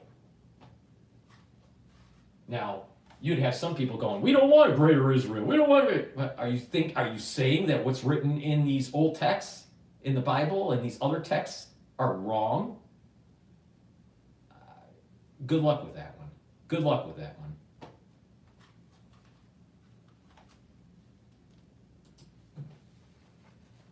Down for you. And I was saying earlier that sometimes in these moments you don't even know what you need. You don't even know what you can use. Like, it's hard to think when you're just trying to get your family to safety, just trying to stay safe, trying to keep your kids calm, things like that, thinking about everything that's gone. There is a lot of different help out there though, so let me try and break down a little bit of what we have for another, you. Uber and Lyft. Another thing, there's so many thoughts that I have in my brain, it's hard to convey it all to you guys, all right? But part of the process is that there's a restructuring that takes place in the Middle East, and the 70 nations come to provide gifts and sacrifices to the temple when it gets rebuilt, or when it comes out of the sky. Some people believe it comes out of the sky, but when it gets rebuilt, there's 70 nations. So people go, well, the Club of Rome, there's a plan called the Club of Rome, and there's this New World Order. If you look at the plan, it doesn't have 70 nations in it, so it can't be right. It can't be right.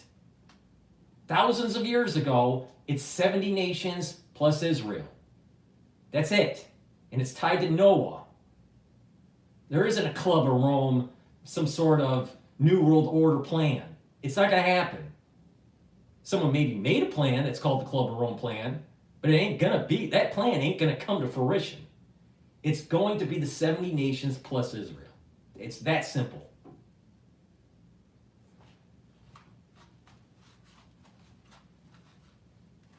But everybody thinks that they know it all about the New World Order, and they know. Meanwhile, for 2,000 years, it's been told what it really is going to happen.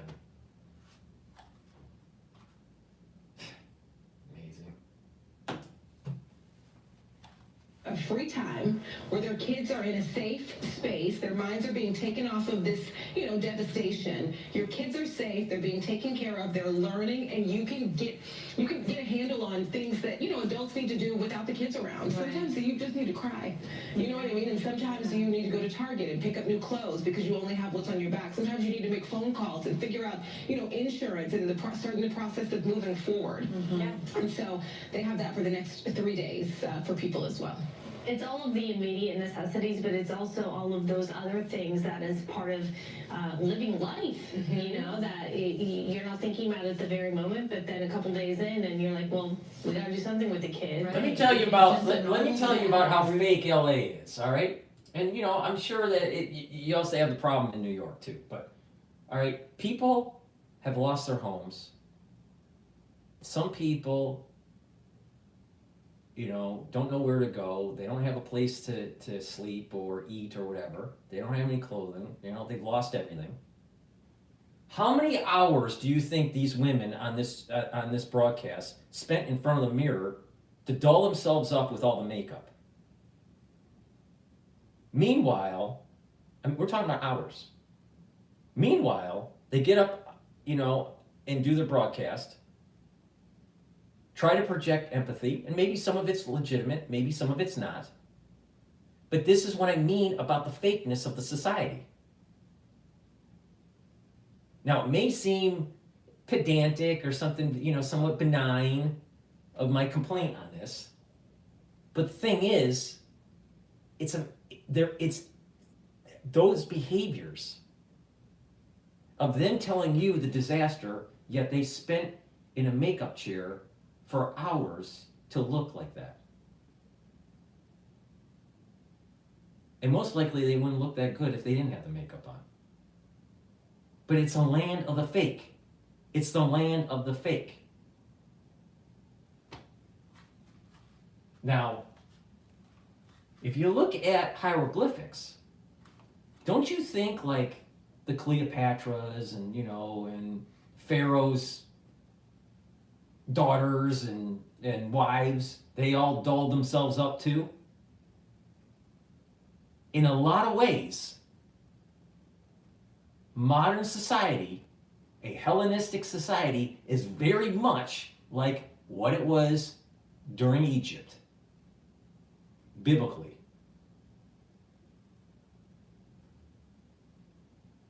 Even the term, if you, as a little kid, maybe a teacher would ask a question in class as a class exercise. Who's your idol? Who do you look up to? Some guys might say a basketball star or a football star. Maybe some females would say some singer. But the term, who's your idol? It seems really just benign, but it's getting to the root cause of the problem. It's actual idol worship. It's chipping away at God. The concept of religion, a concept of the divine. And putting in children the idea of just, who's your idol? Who do you look up to? There's nothing wrong with looking up to people. But the thing is they use the term, who's your idol? Even when, I'm a Gen Xer, Billy Idol, all right? The rock star, right? They chip away at it in the schools. We're living in Egypt. Most of society is living in Egypt. Most of society are slaves.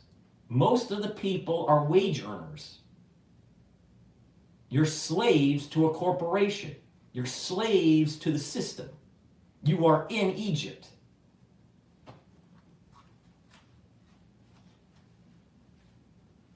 And then what's going to happen is there's going to be a great awakening where people are going to realize, whoa, we're enslaved, and there's going to be an event where there's going to be a grand exodus for the world. But some people will be afraid and still maintain their Hellenistic ways, still want to be tied to Egypt. And the ones that don't will be blessed.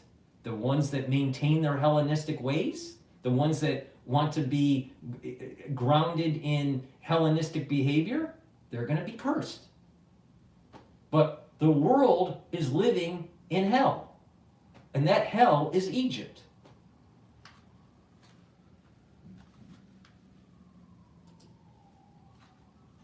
Homes, maybe more. This is something that I personally have never seen, and again, I venture to say a lot of other folks watching have never seen, especially here in the Southern California area. The haze is still really, really strong, or the smoke out here, so it makes it a little difficult. Sometimes when you get that wider shot, you just think, oh, we're just looking at a neighborhood. But then when you really kind of push in, you can see every single home out here just leveled. You've got the chimneys, you've got some of the walls might still be standing, but the devastation is complete and just jaw-dropping. I'm really not playing. I have no words to describe this entire neighborhood just gone. It really is. It's just all reduced to rubble. And what hit me the most is when you put up the names of those... Don't be surprised that your mountains melt like wax. I mean, even Paris Hilton lost her home. Identified. I'm sure she has lots of homes and she's got lots of money, and and everything will be fine for Paris Hilton. But you really think that Paris Hilton is a paragon of virtue? Absolutely not. But yet, because of idol worship, because of celebrity worship, people think that they have to gravitate to these people. They're so important. You literally had many celebrities being nuked by God on live TV.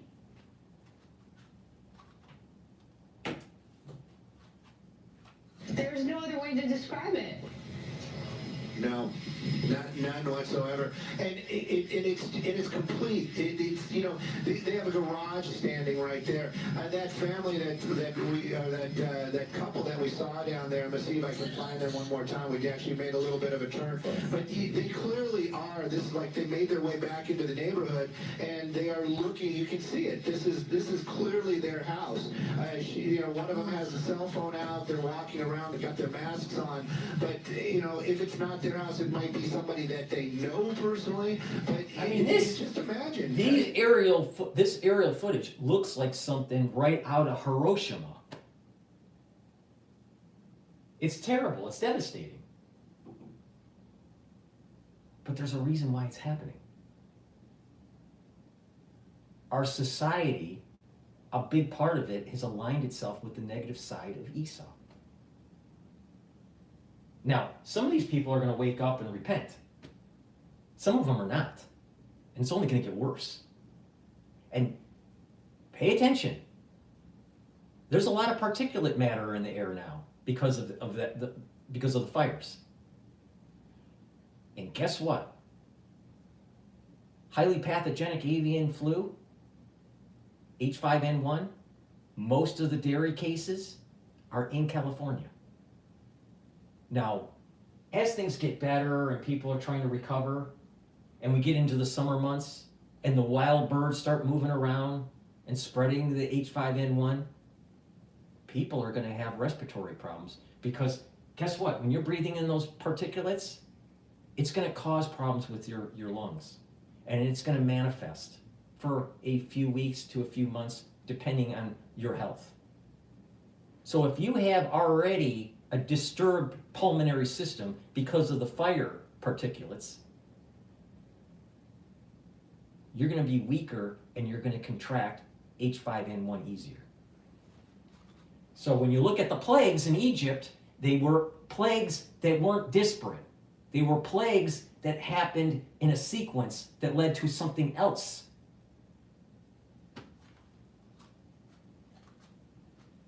There's a downstream pathogenic effect that's going to manifest because of this fire.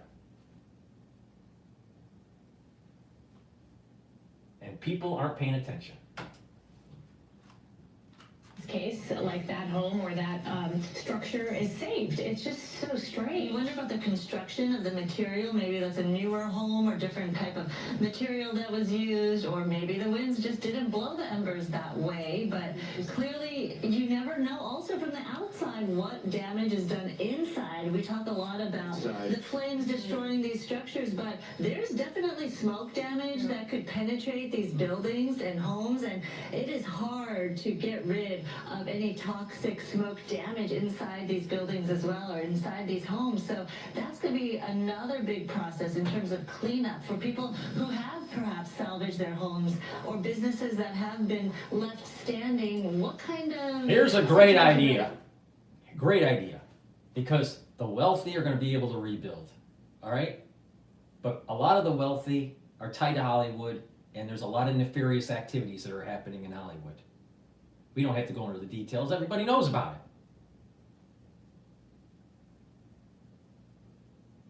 Does it make sense to rebuild next to Sodom and Gomorrah? There were some good people in Sodom and Gomorrah, but most of the society was evil. Now, do you want to rebuild next to evil? If you're a good person, take my advice. Get the hell out of LA.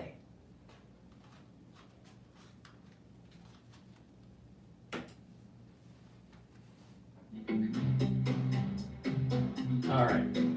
We're going to go to Al Jazeera. They're talking about the UN chief. I'm not sure what's going on here. But before we do that, please help support my work and pay attention to the protocol. It's what I do. Boost up your immune system. You're going to need to boost up your immune system because something is emerging. Trust me. Vitamin K2, MK7 helps with osteoporosis, but also your cardiovascular system. And it stacks really well with vitamin D3.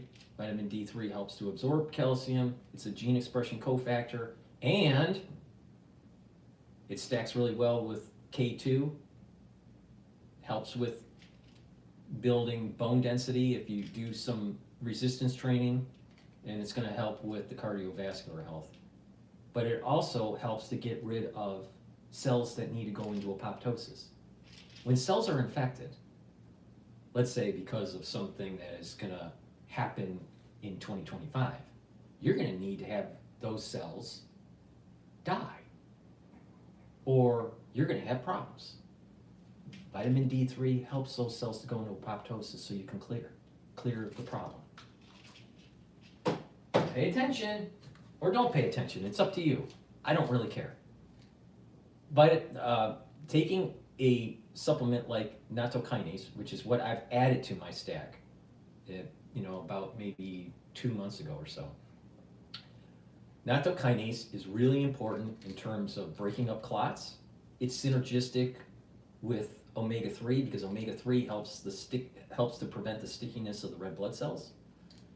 And nattokinase helps with cardiovascular health by bringing down LDL levels and increasing your HDL levels. So it's synergistic with other supplements that I've been saying that does the same thing, like olive leaf extract. So it stacks well with olive leaf extract, but it stacks really well with omega-3. So please go to my store, get the nattokinase, improve your cardiovascular health, bring down that inflammation, control your total cholesterol. You want to improve your good cholesterol, lower your bad cholesterol, right? And resveratrol. I've been taking resveratrol for decades. Some people that are listening to this channel, I've been taking resveratrol, if you're younger than I am, I've been taking resveratrol most likely longer than you've been alive. So please, pay attention, all right? Resveratrol helps with mitochondrial health, helps to boost up your ATP levels. It's an antioxidant, so it's going to soak up free radicals, super important, especially when you get older. And it's going to get rid of cells that went into senescence. As you get older, you have cells that don't want to die off, and they collect garbage. And when they collect garbage, you got problems. So you want them to die off. You want them to go into apoptosis. This helps to get rid of senescent cells. It's synergistic with D3. Why? Because D3 is the gene expression cofactor that you need for cells to go into apoptosis. Go to my store, the-studio-reykjavik.com, take the resveratrol. It works better if you stack it, such as with C60 or NAD+, or ubiquinol. The power of resveratrol is the stacking of resveratrol. Okay, let's go to Al Jazeera, find out what the hell is going on in the world. That has to be the fact that war is more profitable, surely. That's got to be the simple reason. Well, it's not only that war is more profitable, but that we also see that those waging war often conclude that war is a more effective method of achieving their objectives than diplomacy or other alternatives. And this again reflects the problems with the international system we have, which rewards the powerful and punishes the powerless. Ravi, the same question to you. Why aren't we? Well, I haven't even listened to that for more than a minute, and I can tell you, they want to just kick the can down the road and not solve the problem. Full war, solve the problem, so we don't have to deal with this for another 50 fucking years. But what they want to do is use some Westphalian logic, do some peace agreement that doesn't last, and only kicks the can down the road just like we've done for the last 50, 60, 70, 80 years. No, just get the war done. And then we'll have a peace dividend. Ambition react in strange ways. I don't think it's just money. If you wanted to make more money, you'd put it all in NVIDIA stock. So it isn't as clear cut as that. But I think overall, the thing that concerns me as someone who is a journalist and an editor is the constant erosion of rules and norms and the sense of impunity it creates.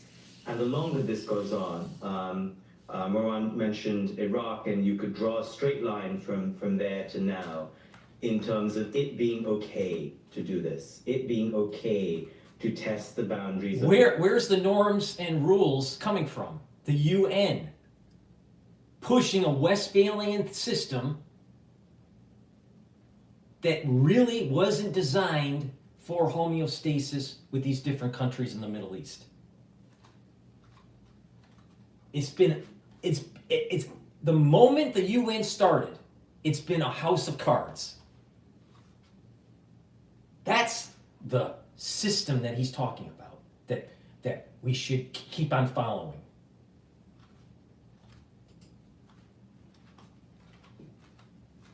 Function or organization that will rise from this, like the United Nations did after the Second World War? Or is it erosion that's going to happen? I think the difficult thing to confront here is that the two moments in the last 100 or so years. God, I can't even stand to hear these guys. This guy is from some sort of Stockholm Peace Research Institute or whatever. Another pseudo-intellectual that will just kick the can down the road that says, well, we just have this policy at the UN that says, just give peace a chance because everyone wants to listen to John Lennon. You know what? Sometimes war, in the long run, leads to peace. But constantly kicking the can down the road with a ceasefire and, setting up artificial, peace agreements and all this doesn't solve the problem, because weapons of warfare become more destructive, more costly, the population densities get larger over time, and so there's more collateral damage. Isn't it better to kill now and a whole lot less and get the job done than to have to kill more people and have more destruction 10 years down the road?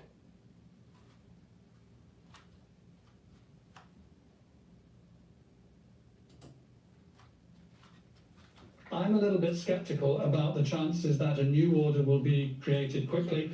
I think we've probably got uncomfortably to go through some more erosion before we get there. I hope I'm right. Just very quickly, because we are running out of time, this is just a very quick question to Ravi and to Moen. I'll start with Moen first. Gaza isn't big enough to force a change, but it is the subject that we're going to be talking about of our generation. Is that because it's happening to brown people? That's certainly part of the explanation. The other part, I think it's too early to tell quite how regional and international crisis is ultimately going to be. But very quickly, I think the question about Gaza, is this another Abyssinia moment where the world order proves its ineffectiveness and collapses because it is incessantly toothless? Or is this another 1945 moment where the world looks at what has just happened and decides, things need... Things are going to happen rapidly because the system has been built on a house of cards. The UN is a failure, absolute failure on most issues. Most issues, an absolute failure. And then you have people within the UN that wants to erode the sovereignty of other nations. So there's an uber government. And then that is where all this Club of Rome stuff comes in. But what's going to happen is that there's going to be 70 nations, and there's going to be another nation called Israel. And it's going to have borders that are circumscribed what is written in the Bible. It's not going to be the Club of Rome. It's not going to be an uber government. And so you have this battle that's taking place on what's supposed to happen that's been written down for thousands of years. And the intelligentsia that is trying to push something that's like Club of Rome type crap. Now, who do you think, where would you put, if you go to Las Vegas and you're going to the betting table, are you going to think that the Club of Rome and the New World Order and all this stuff that's coming out of the UN is going to win? Or what was written down in the Bible? All right, you got a nice $100 Benjamin, and you're going to put it on the betting table. Where are you going to place your bet? Where are you going to place your bet?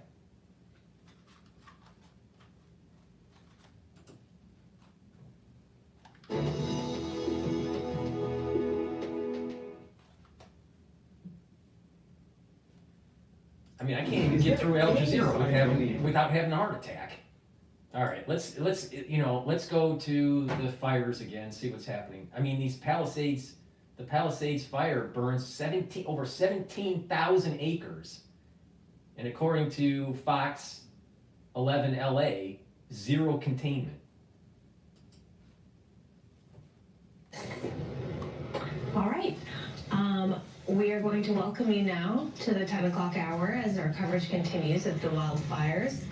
Hundreds of thousands of residents have been ordered to leave, as you know, their homes because of those flames threatening thousands of structures. Strong Santa Ana winds fueling those flames, making containment so difficult. At this point, all right, let's go to Al Jazeera to hear what their take on the fires are, because I haven't heard it yet. After 2 years of deadlock, the Lebanese parliament elects a new president, Army Chief Joseph Aoun. The number of Palestinians killed by Israel's war on Gaza passes 46,000, while hospitals struggle with fuel shortages.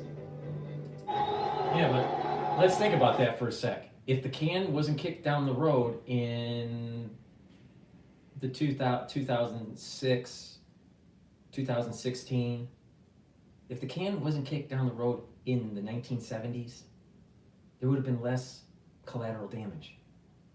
But because of population densities, as the war continues, as the international community tries to push a ceasefire that doesn't work, only more collateral damage happens.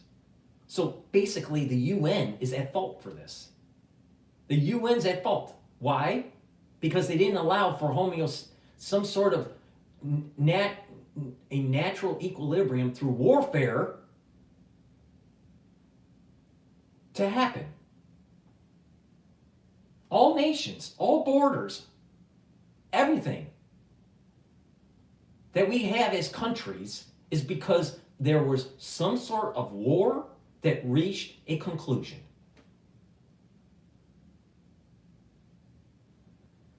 And we're supposed to think any differently about the Middle East? Why? Do you know why the United States has Texas? Because it went to war with Mexico.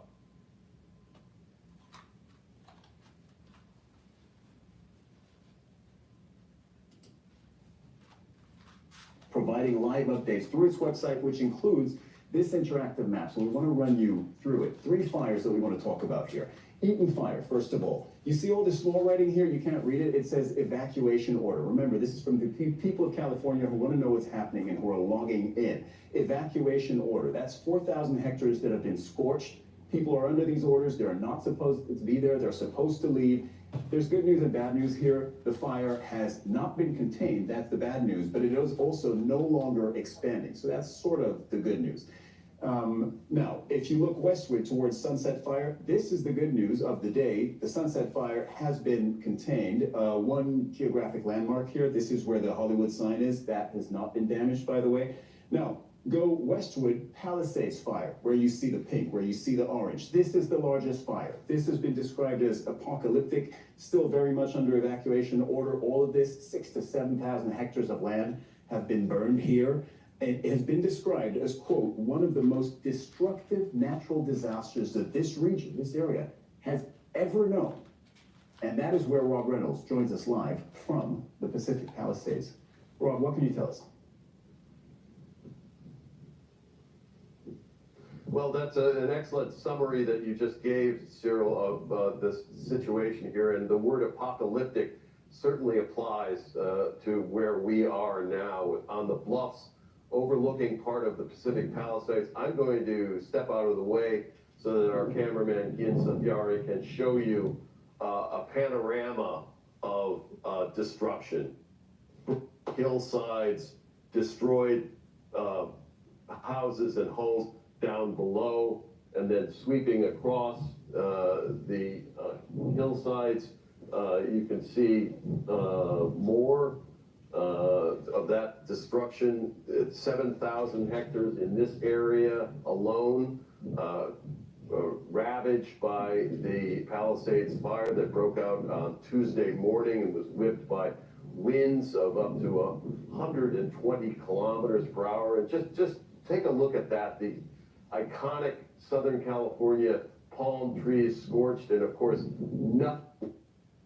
These homes there on the other side of this street in what was an extremely prosperous, extremely well regarded and sought after neighborhood of very expensive homes. Nothing left but the chimneys standing. If it wasn't made out of brick or concrete or steel, it's not there anymore. The authorities emphasize today that they're getting a bit of a break in the wind. Now, instead of 120 kilometers, it's down to 96 kilometer gusts in miles per hour. That's 60 miles per hour. That's still a lot of wind, and I can feel the wind blowing at this location. Also can smell the extremely toxic smell of smoke, but the smoke cloud that we saw yesterday is less prominent, less dark, less foreboding looking. Nevertheless, the wind conditions, red flag warnings as they are called in this area and the other fire regions that you spoke about in the introduction will continue for the next several days. The meteorologists consulted said they expect the winds to die down somewhat more over the weekend, Saturday and Sunday, but then pick up again next week, and there is no rain in sight. And this is a very important factor, Cyril, because we haven't had significant rain in Southern California and Los Angeles for 8 months, just hundreds and hundreds of dry days. Last year, there were plentiful rains in the wintertime. That caused vegetation, brush, chaparral to grow luxuriantly, but now all of that vegetation is dead. It's full of flammable oils, and it's just like tinder. So combine that with wind, combine that with a fire, a spark that is, and you get this kind of disaster. It's not known what sparked the fires. The possibilities include campfires, someone careless with fire, or perhaps a power line that fell down and sparked during the high winds. The causes are being investigated, but so far authorities say they don't know exactly what caused it. That comes later. Right now the emphasis is on containing the fires and rescuing people.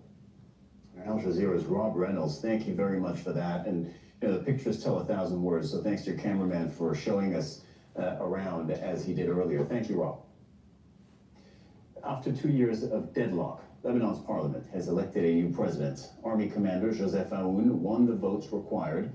Lebanon has been without a president since Michel Aoun's term ended in October 2022. Zaina Khoder reports from Beirut. Lebanon has a new president, ending a power vacuum that lasted for more than 2 years. Its army commander, Joseph Aoun, received the majority of the votes. He says this is a new beginning. In his first speech to parliament, Aoun said he would fight corruption, poverty, promote economic and judicial reform while investing in the army. He promised to build a functional state. My pledge is to exercise my role as Commander-in-Chief of the Armed Forces and... But how is that going to be structured? Where are there political alliances and your military alliances go towards? Will it be more aligned with Iranian influences or not? We'll see. We don't know. I don't know much about this guy.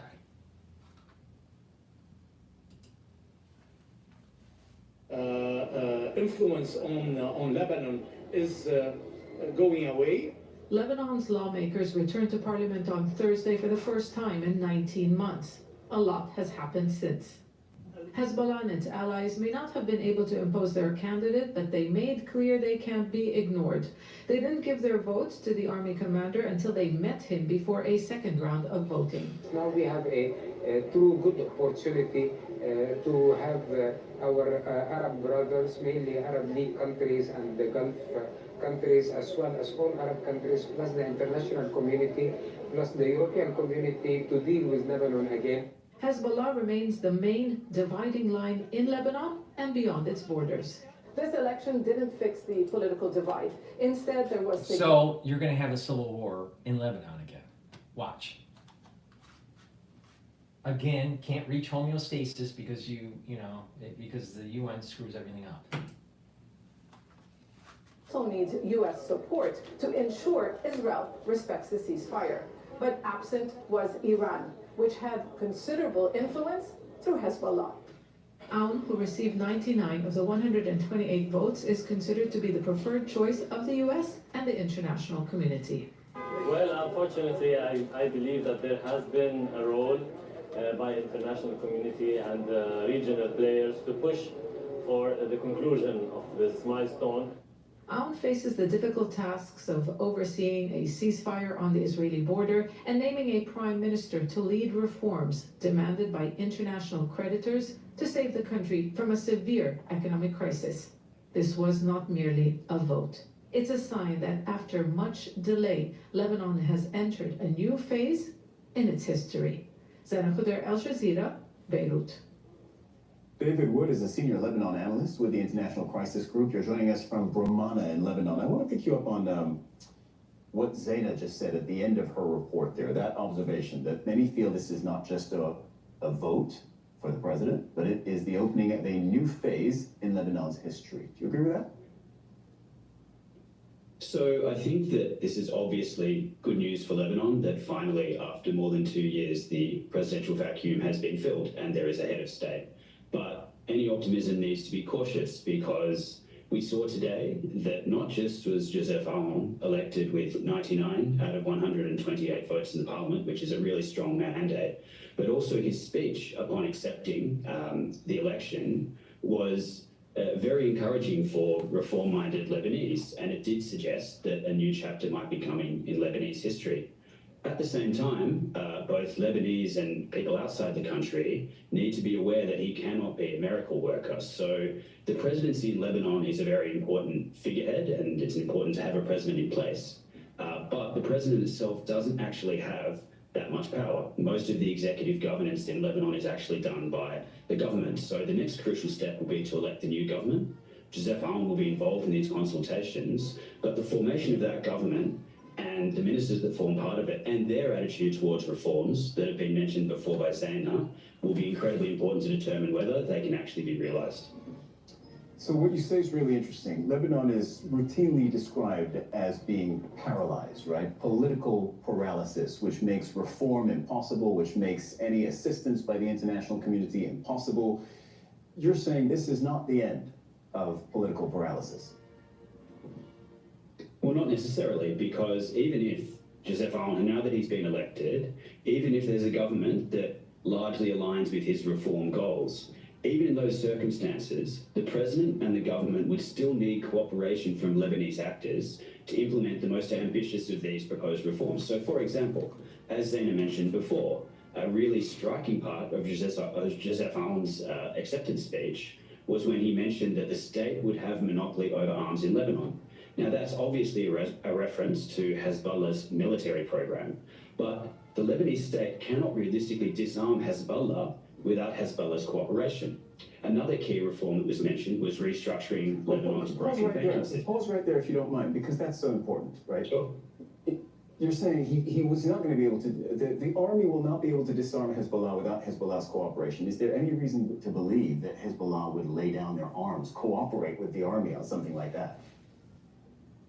So up until now, since the ceasefire agreement was reached, Hezbollah has made clear that it will comply with the ceasefire agreement concerning the areas south of the Litani River in Lebanon, which is near the Lebanese-Israeli border. But it has insisted that it will not disarm completely throughout the rest of the country. Now, there are scenarios where, as time goes by, Hezbollah might see an interest in cooperating closely with the army in terms of either dismantling its infrastructure or revisiting proposals from decades ago to actually integrate Hezbollah and its fighters and its weapons into the army. But this is a step that cannot be forced on Hezbollah. It would require its cooperation, firstly, because Hezbollah and its allies have legitimate representation inside the incoming government, they have it inside the parliament and Lebanon state institutions. And secondly, despite the massive blows Hezbollah suffered during its recent war with Israel, it retains residual military strength, which would make, for example, deploying the Lebanese army to disarm Hezbollah an incredibly risky move that the Lebanese state would not seriously entertain. Lebanon has been... I want to go to the Carter funeral here. The hearse is over at Andrews Air Force Base now, and they're going to be lifting the casket here. A lot about day one in the White House lately. We've also been talking about taking over Greenland and the Panama Canal. On Jimmy Carter's first day, he sent a message to nations around the world saying that the U.S., quote, would not seek to dominate or to dictate to others. Was that an act of strength or weakness?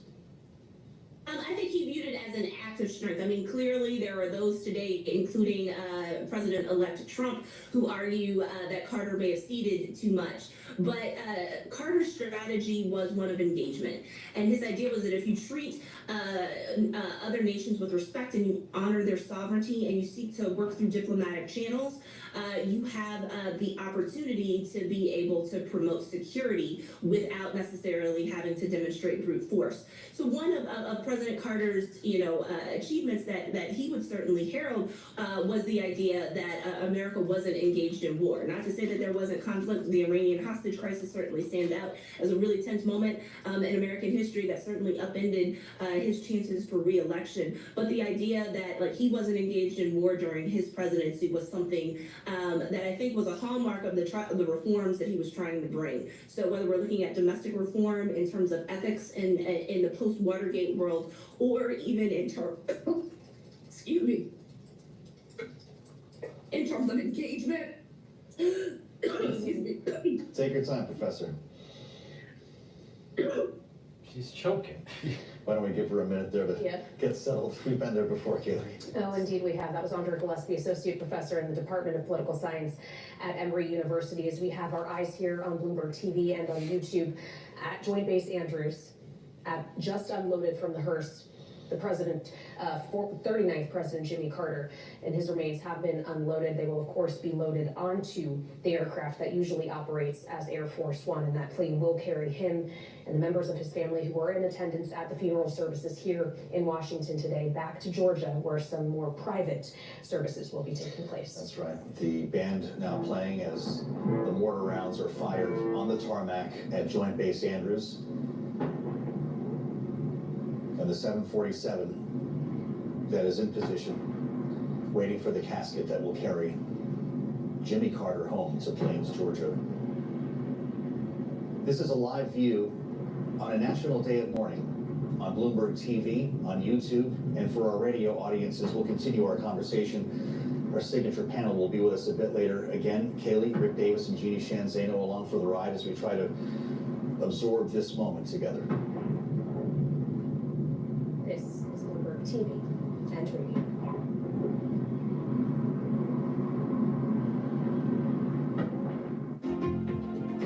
All right, so they're going to commercial here. Let's go back to Al Jazeera for a sec.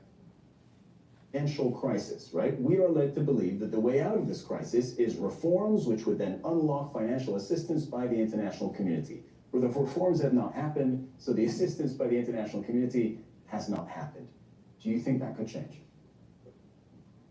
Potentially. I mean, even the fact that Joseph Aoun was elected today was something that was probably unthinkable, especially with Hezbollah's direct support, even months ago. But a lot has changed. The region is changing. Hezbollah has been forced into a more defensive posture than before.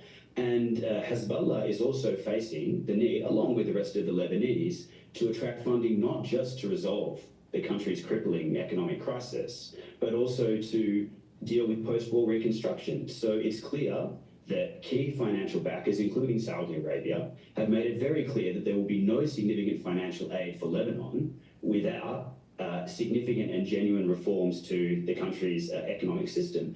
And this is a key point as well. So if Joseph Aoun wants to follow through on his pledge, which is to restructure the banking sector, that will require the cooperation of Lebanon's political elites, both inside the incoming government potentially, but definitely inside the parliament. And we know that many of Lebanon's politicians have very strong and deep links to the banking sector. And that has been a key factor that's frustrated economic reforms thus far. So again, Joseph Aoun is sending the right messages, but it will take more than just one man to resolve Lebanon's multifaceted crises.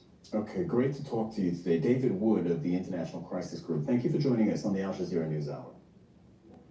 Thanks for having me. For decades, Syria's Assad family maintained a tight grip on Lebanon, wielding influence over its politics and shaping its alliances. But last month, Bashar al-Assad's regime fell just days after a ceasefire ended Israel's war on his ally, Hezbollah. This seismic shift threatens to reshape the fragile balance of power in the region, leaving both nations facing an uncertain future. Ali Hashem reports. If it rains in Damascus, the Lebanese open their umbrellas. The saying reflects a reality Lebanon has lived with for decades. Its fate is often tied to the political storms forming across the border in Syria. Now, with the collapse of Bashar al-Assad's regime, just days after a ceasefire ended Israel's war on Hezbollah, Lebanon stands at a crossroads. Syria saw in Lebanon a very important strategic, a younger brother, and saw for itself a role of a guarantor for peace and security in Lebanon, given the difference in size and difference in capabilities. And it sought that role to continue that role somehow after 2005. In the mid-1970s, Syria intervened in Lebanon's civil war, with its army remaining in the country for nearly 30 years. The 1989 Ta'if Accord ended the civil war and formalized Syria's role in Lebanon alongside Saudi Arabia as regional power brokers. However, the 2005 assassination of former Lebanese Prime Minister Rafiq al-Hariri, that investigators later linked to members of Hezbollah, led to widespread anti-Syrian protests in Lebanon, resulting in Syria's withdrawal. The Syrian uprising in 2011 led to Hezbollah sending thousands of fighters into Syria to support Bashar al-Assad's regime. The intervention solidified Assad's hold on power, but at a significant cost. Thousands of Hezbollah fighters were killed, further deepening the rift between the Syrian and Lebanese people. Since its founding in the early 1980s, Hezbollah has relied on Syria as a crucial link in Iran's so-called axis of resistance, providing a corridor for weapons and support. With Assad removed from power and those routes under threat, Hezbollah faces growing challenges. Yes, Hezbollah has lost the military supply route through Syria at this stage, but this loss is a detail in the resistance work. A new regime could come and this route could return to normal, and we could look for other ways. The collapse of Assad's government also signals potential upheaval in Lebanon's already fragile political balance. Experts warn the fallout could shift the region's power dynamics for years.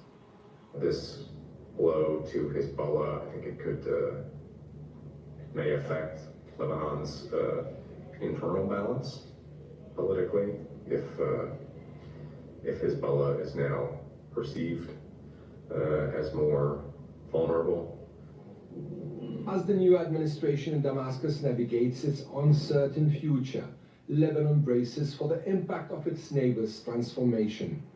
And many in Syria say the old saying still holds true: when it rains in Damascus, Lebanon inevitably feels the storm. Ali Hashim, Al Jazeera. Marco Vincenzino is a global strategy advisor and joins us from New York. Marco, off the back of that report by Ali Hashim, now he was discussing what used to be the supply route of weapons going through Syria towards Hezbollah, right? Hezbollah got its weapons through Syria. That is no longer happening because that supply route essentially was smashed by Israel. How does the new Syrian administration feel towards its neighbor, Lebanon, and Hezbollah? Both Syria and Lebanon, both together, they have a historic opportunity to shape their own futures in many ways. Obviously, with Syria, everything went down to the downfall of the Assad regime.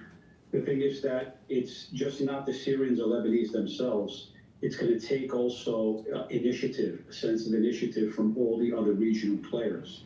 Now, if you look at, for example, Syria is going to need the external help necessary to begin a process of reconstruction. It's going to need financial aid. It's going to need the lifting of sanctions for the new leadership in Damascus to be taken off the terrorism list. Lebanon, different, complicated, much smaller country, obviously smaller population, but highly complex. It was a country that its future was basically on hold for many, many years between Hezbollah and pro-Iranian forces and more Western, U.S.-backed and, say, Western-backed forces in Lebanon itself. Now, with the Assad government falling, it has a historic opportunity. The positive step is with the election of a new president, but it has a long way to go. And Lebanon also is going to need, the new government is going to be able to manage border security, obviously with Israel to its south, and many issues there, obviously involving Hezbollah. They're going to have to overcome, they're going to have to begin a process of economic revitalization, which is directly attached to the political process. The new president with other forces are going to try to have to manage their differences effectively. And there's many vested interests to prevent that economic revitalization to take place. That'll have to be overcome. It's a very slow, gradual process, but a new historic beginning, Lebanon and Syria, and for the broader region itself. So our viewers heard in the report, just before this interview, Naim Qassem, the new leader of Hezbollah, saying, yes, our supply route for weapons via Syria, that's gone, but it could come back, right? Do you think it could? From a market perspective, it's a demand. Usually they'll find a supply. Maybe not as easily, obviously not as easily before with the Assad regime, which was a direct conduit, but they can be found other ways. And, when you're dealing about, smuggling, smuggling is a trade that exists throughout history. So it may not be able to arm itself as much with the level of sophisticated weaponry as before, but weapons can get in. And if there's, once again, if there's a will, if there's a way, if there's a demand, there is a supply. So that's something that the new governments, both in Damascus and the areas that it's able to control. Remember, the government in Damascus doesn't control the areas in its east and its northeast, where there's still a conflict between two forces, Turkish-backed forces and U.S.-backed forces, that's yet to be settled. So when you have that instability, the smuggling process becomes less difficult. So until all of Syria can be stabilized, I think that issue of a conduit still remains an open question. Okay, to that point, you say until all of Syria can be stabilized. If we look just purely at Syria now, we know that the new Syrian administration, they're essentially trying to rebuild the country. I mean, this is nation building that they're doing right now. What would you say is the single biggest challenge that they face? Security. Security in the areas that they control, stabilizing, getting security in the areas that they don't control in the east and northeast we just spoke about. Former regime forces being demobilized, being disarmed, and then the political process. It's a very diverse country. Syria is a mosaic, and it can be an asset or a liability, depends how you treat it. And that's where we come down, that those who need that, Syria needs support, financial aid and external support, both from key countries in the region and from without. But that's where the political process is going to demand what they include as inclusive governments, okay, that minorities are respected. The fact is that also is that the current government sticks to a process of moderation and not radicalization. And then obviously there's also the diplomatic factor. They're going to have to develop their diplomatic relations and ties with the regional powers and the external powers, because they need to be, the government in Damascus needs to be taken off the terrorism list and the lifting of the sanction, which is a long, long process. But there are temporary measures. The U.S. government has relaxed certain measures to make sure that the necessary aid gets in, that humanitarian aid. It's a process that's economic, political, security, and diplomatic, but it all runs parallel, and there needs to be progress on all these levels. Marco Vigenzino, thank you very much for your thoughts and analysis today. Thank you.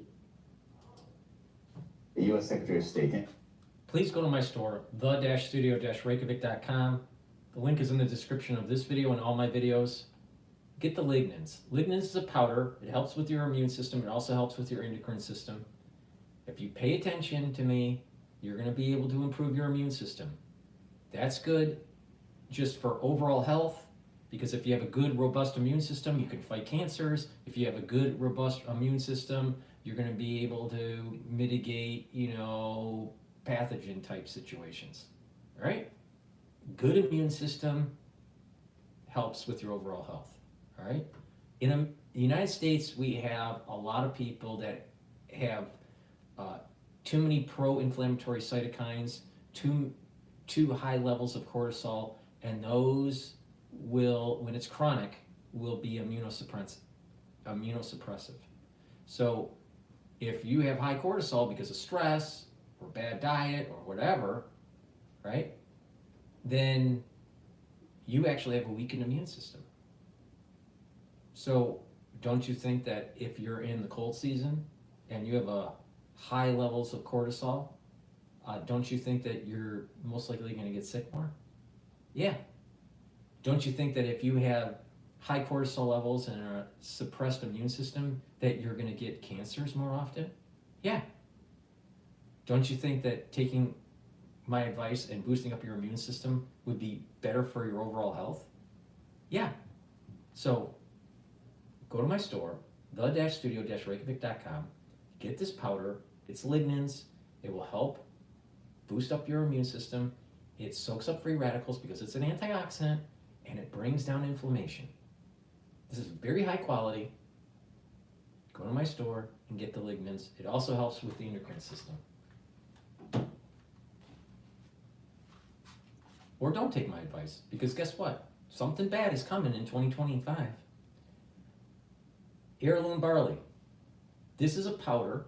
It's protein that you can mix it with your soft foods or a smoothie or even just filtered water. Some people mix it with milk. And it helps to detoxify your body, reduce inflammation, and soak up free radicals using superoxide dismutase. All right, that's another antioxidant method.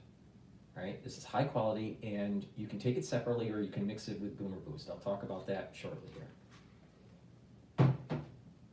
Now, with Gladiator barley, it's a little different. It's a powder, it's also a protein, but this is more for building up strength. So if you're an athlete, or if you're 40 plus and you need to build some muscle and maintain muscle, taking Gladiator barley is really important. It also reduces inflammation and soaks up free radicals using superoxide dismutase. So if you want to build muscle, get the Gladiator barley. If you want to detox, get the heirloom barley. Both are very high quality and high density. So you can use this as a food. For food, is like a superfood. Take it for your breakfast or take it for your lunch. A great way to lose weight. Now, it works even better when you take the Boomer Boost. Now, you can take Boomer Boost by itself, just like you can take the barleys by themselves, but they work better when you take them together, okay? Boomer Boost has 68 nutrients. It helps with heart health, brain health, all right? Brings down inflammation. I don't have time to read all the ingredients that are in this, but it's a lot. It's very high quality, and it's a superfood, all right? So you mix it with soft foods like hummus or yogurt. You can mix it with milk if you want. You can make a smoothie. Put the powder in you get a big scooper. Take 1 scoop a day, and a few scoops of the barley, small scoops of barley, because it's high density. Mix it together, and voila, you can build up strength and get all the nutrients you need. You'll lose weight. And if you take the Gladiator barley and you do a little bit of resistance training, you're going to be gaining muscle. But you can do the same stack with the heirloom barley, and it's a great way to detoxify your body. All right, you get all the nutrients you need. You mix it with the heirloom barley, a few small scoops. 1 big scoop of Boomer Boost, take that once a day, boom, that's your breakfast or lunch. You'll lose weight. Now, if you mix the Boomer Boost and the Gladiator with the Myotrol, that's a great way for really building up strength and muscle. So if you're really focused on that as an athlete or someone that's older that wants to gain muscle because of atrophying, taking the Gladiator barley, the Boomer Boost with the Myotrol really works wonders. If you take Gladiator barley with the Boomer Boost, it will also help to control your A1C levels. All right, so it's going to control your blood glucose levels. So you're going to be able to control your blood glucose levels, you're going to be gaining strength, you're getting all the nutrients you need, and you're going to be losing weight. All right, you're going to be losing fat because of the nutrients in here, and you're getting much higher quality barley than anything you're going to get at Whole Foods. So please go to my store, get the Boomer Boost or the Gladiator barley, which is a protein powder. and the heirloom barley to help detoxify your body. They're very high quality. Great way to get in shape. You know, let's say, you know, you want something that you can eat for breakfast or lunch that allows you to lose weight, gain some muscle with, you know, some working out. Great way to refuel your body if you're an athlete. These powders is exactly what you need. Please go to my store, the-studio-reykjavik.com. Use discount 5, all caps, and then number 5. If you want to stack it with the Boost and the barley, get the longevity Boost box. I've discounted the box, and you can add also the discount 5 on top of the discounted box. So it's a great way to save some money and get healthy. It's 2025, get healthy, lose some weight, control your blood glucose levels, reduce the inflammation, get some more muscle mass, build up that ATP, improve your brain health, improve your cardiovascular health. Just these right there. Taking this every day, once a day, you're going to do wonders for your body. It's very simple, all right? But if you stack it with some of the other stuff that I'm doing, you're really supercharging your body, all right? But if you don't want to pay attention, don't pay attention. What I do know is something bad is going to be happening in 2025. So please go to my store, the-studio-reykjavik.com. The link is in the description of this video. So let's go to Fox now and take a look at what's going on with the fires here before we close out. Right there at the Palisades fire with the very latest. Gigi. We start off with breaking news. We can exclusively confirm that LA County Sheriff Department homicide detectives are here at the scene in Malibu. This is where the fire actually jumped Pacific Coast Highway and has destroyed multiple homes. And the reason detectives are here is because what are believed to be human remains have been found in the rubble of this home in the kitchen area.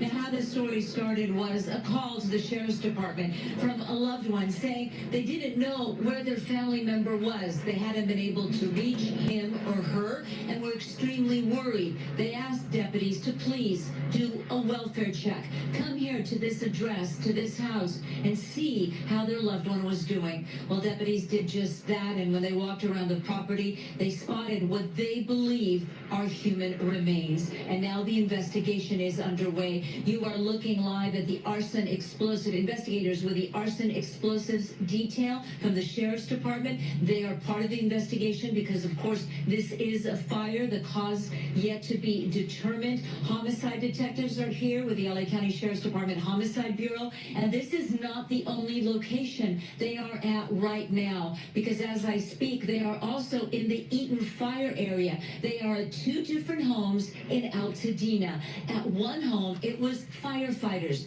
who believed they found human remains in the rubble of a burnt-out house. They called the deputies. At another house, deputies passing by were flagged down by someone who told them that they had found human remains again in the rubble of another burnt-out home.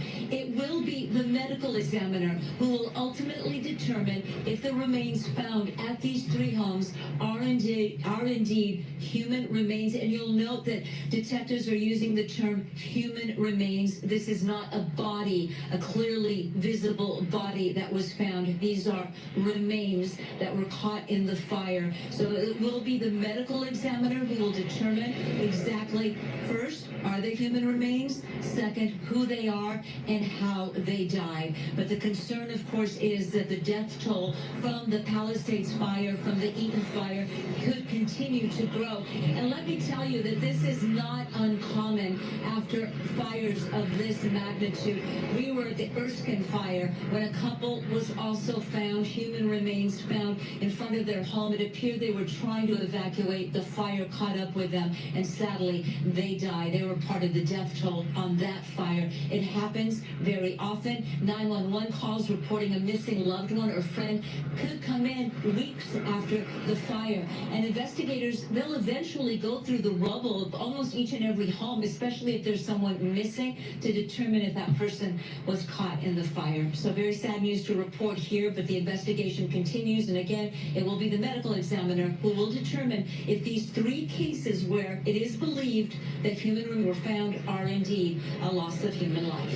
Reporting live in Malibu, I'm Gigi Graciette. Back to you. Well, that is a terrible update, but Gigi, thank you so much for bringing us the very latest the news out of the Pacific Palisades and also. All right, there's a lot going on in the world. It's only going to get worse as we move into the year of 2025. Please follow me. Make sure you subscribe to all my channels. I have 4 channels on YouTube. I have Brighteon, Bitchute, and Rumble. I do live streams on my website. I do live streams on YouTube and Rumble. All right? Make sure you subscribe to all my channels. All the links are in the description of this video and all my videos. Make sure you follow me on X. I have 2 channels on X. I also have GETTR. So please follow me. Stay informed. And you're going to get some unique perspectives. Let me give you an example of a unique perspective that I guarantee you, you've never heard before. All right? David Bowie was born on January 6th. All right? He died on January 10th. The last album that he issued was called Black Star. Now, my understanding was that he had cancer. Maybe it was pancreatic cancer or lung cancer. I can't remember which. Maybe it was pancreatic cancer. But he died from cancer. All right? He was euthanized. My understanding is he was euthanized. All right? But he released the album just before he died. He died in 2016. So he released the Black Star album in 2016. And then dies on the 10th. The 10th is tomorrow. Now, Donald Trump is being sentenced on the 10th for porn star payments. Whatever is coming out of the court, I'm sure is going to be benign. He'll fight it in the appeals. Right? But pay attention to tomorrow. There's an energy that David Bowie tapped into. All right, which was Black Star or Dark Star, Black Star, I think it's called. And if you watch some of the videos that he did, the last videos he ever made before he died, it's tapping into something that of the occult. He's tapping into something that is cryptic. All right, so pay attention. I think tomorrow is going to be an interesting day. But, you know, maybe I'm wrong. Maybe it's just going to be Trump. But I don't think so. Something weird about this whole January 6th to January 10th. And there's a warning with Black Star. Listen to the album. Maybe you'll find something that I didn't find. Watch some of the videos. I think there's 3 or 4 big videos that came off of the album. There's something, there's an occult thing going on there. Thank you for listening, and have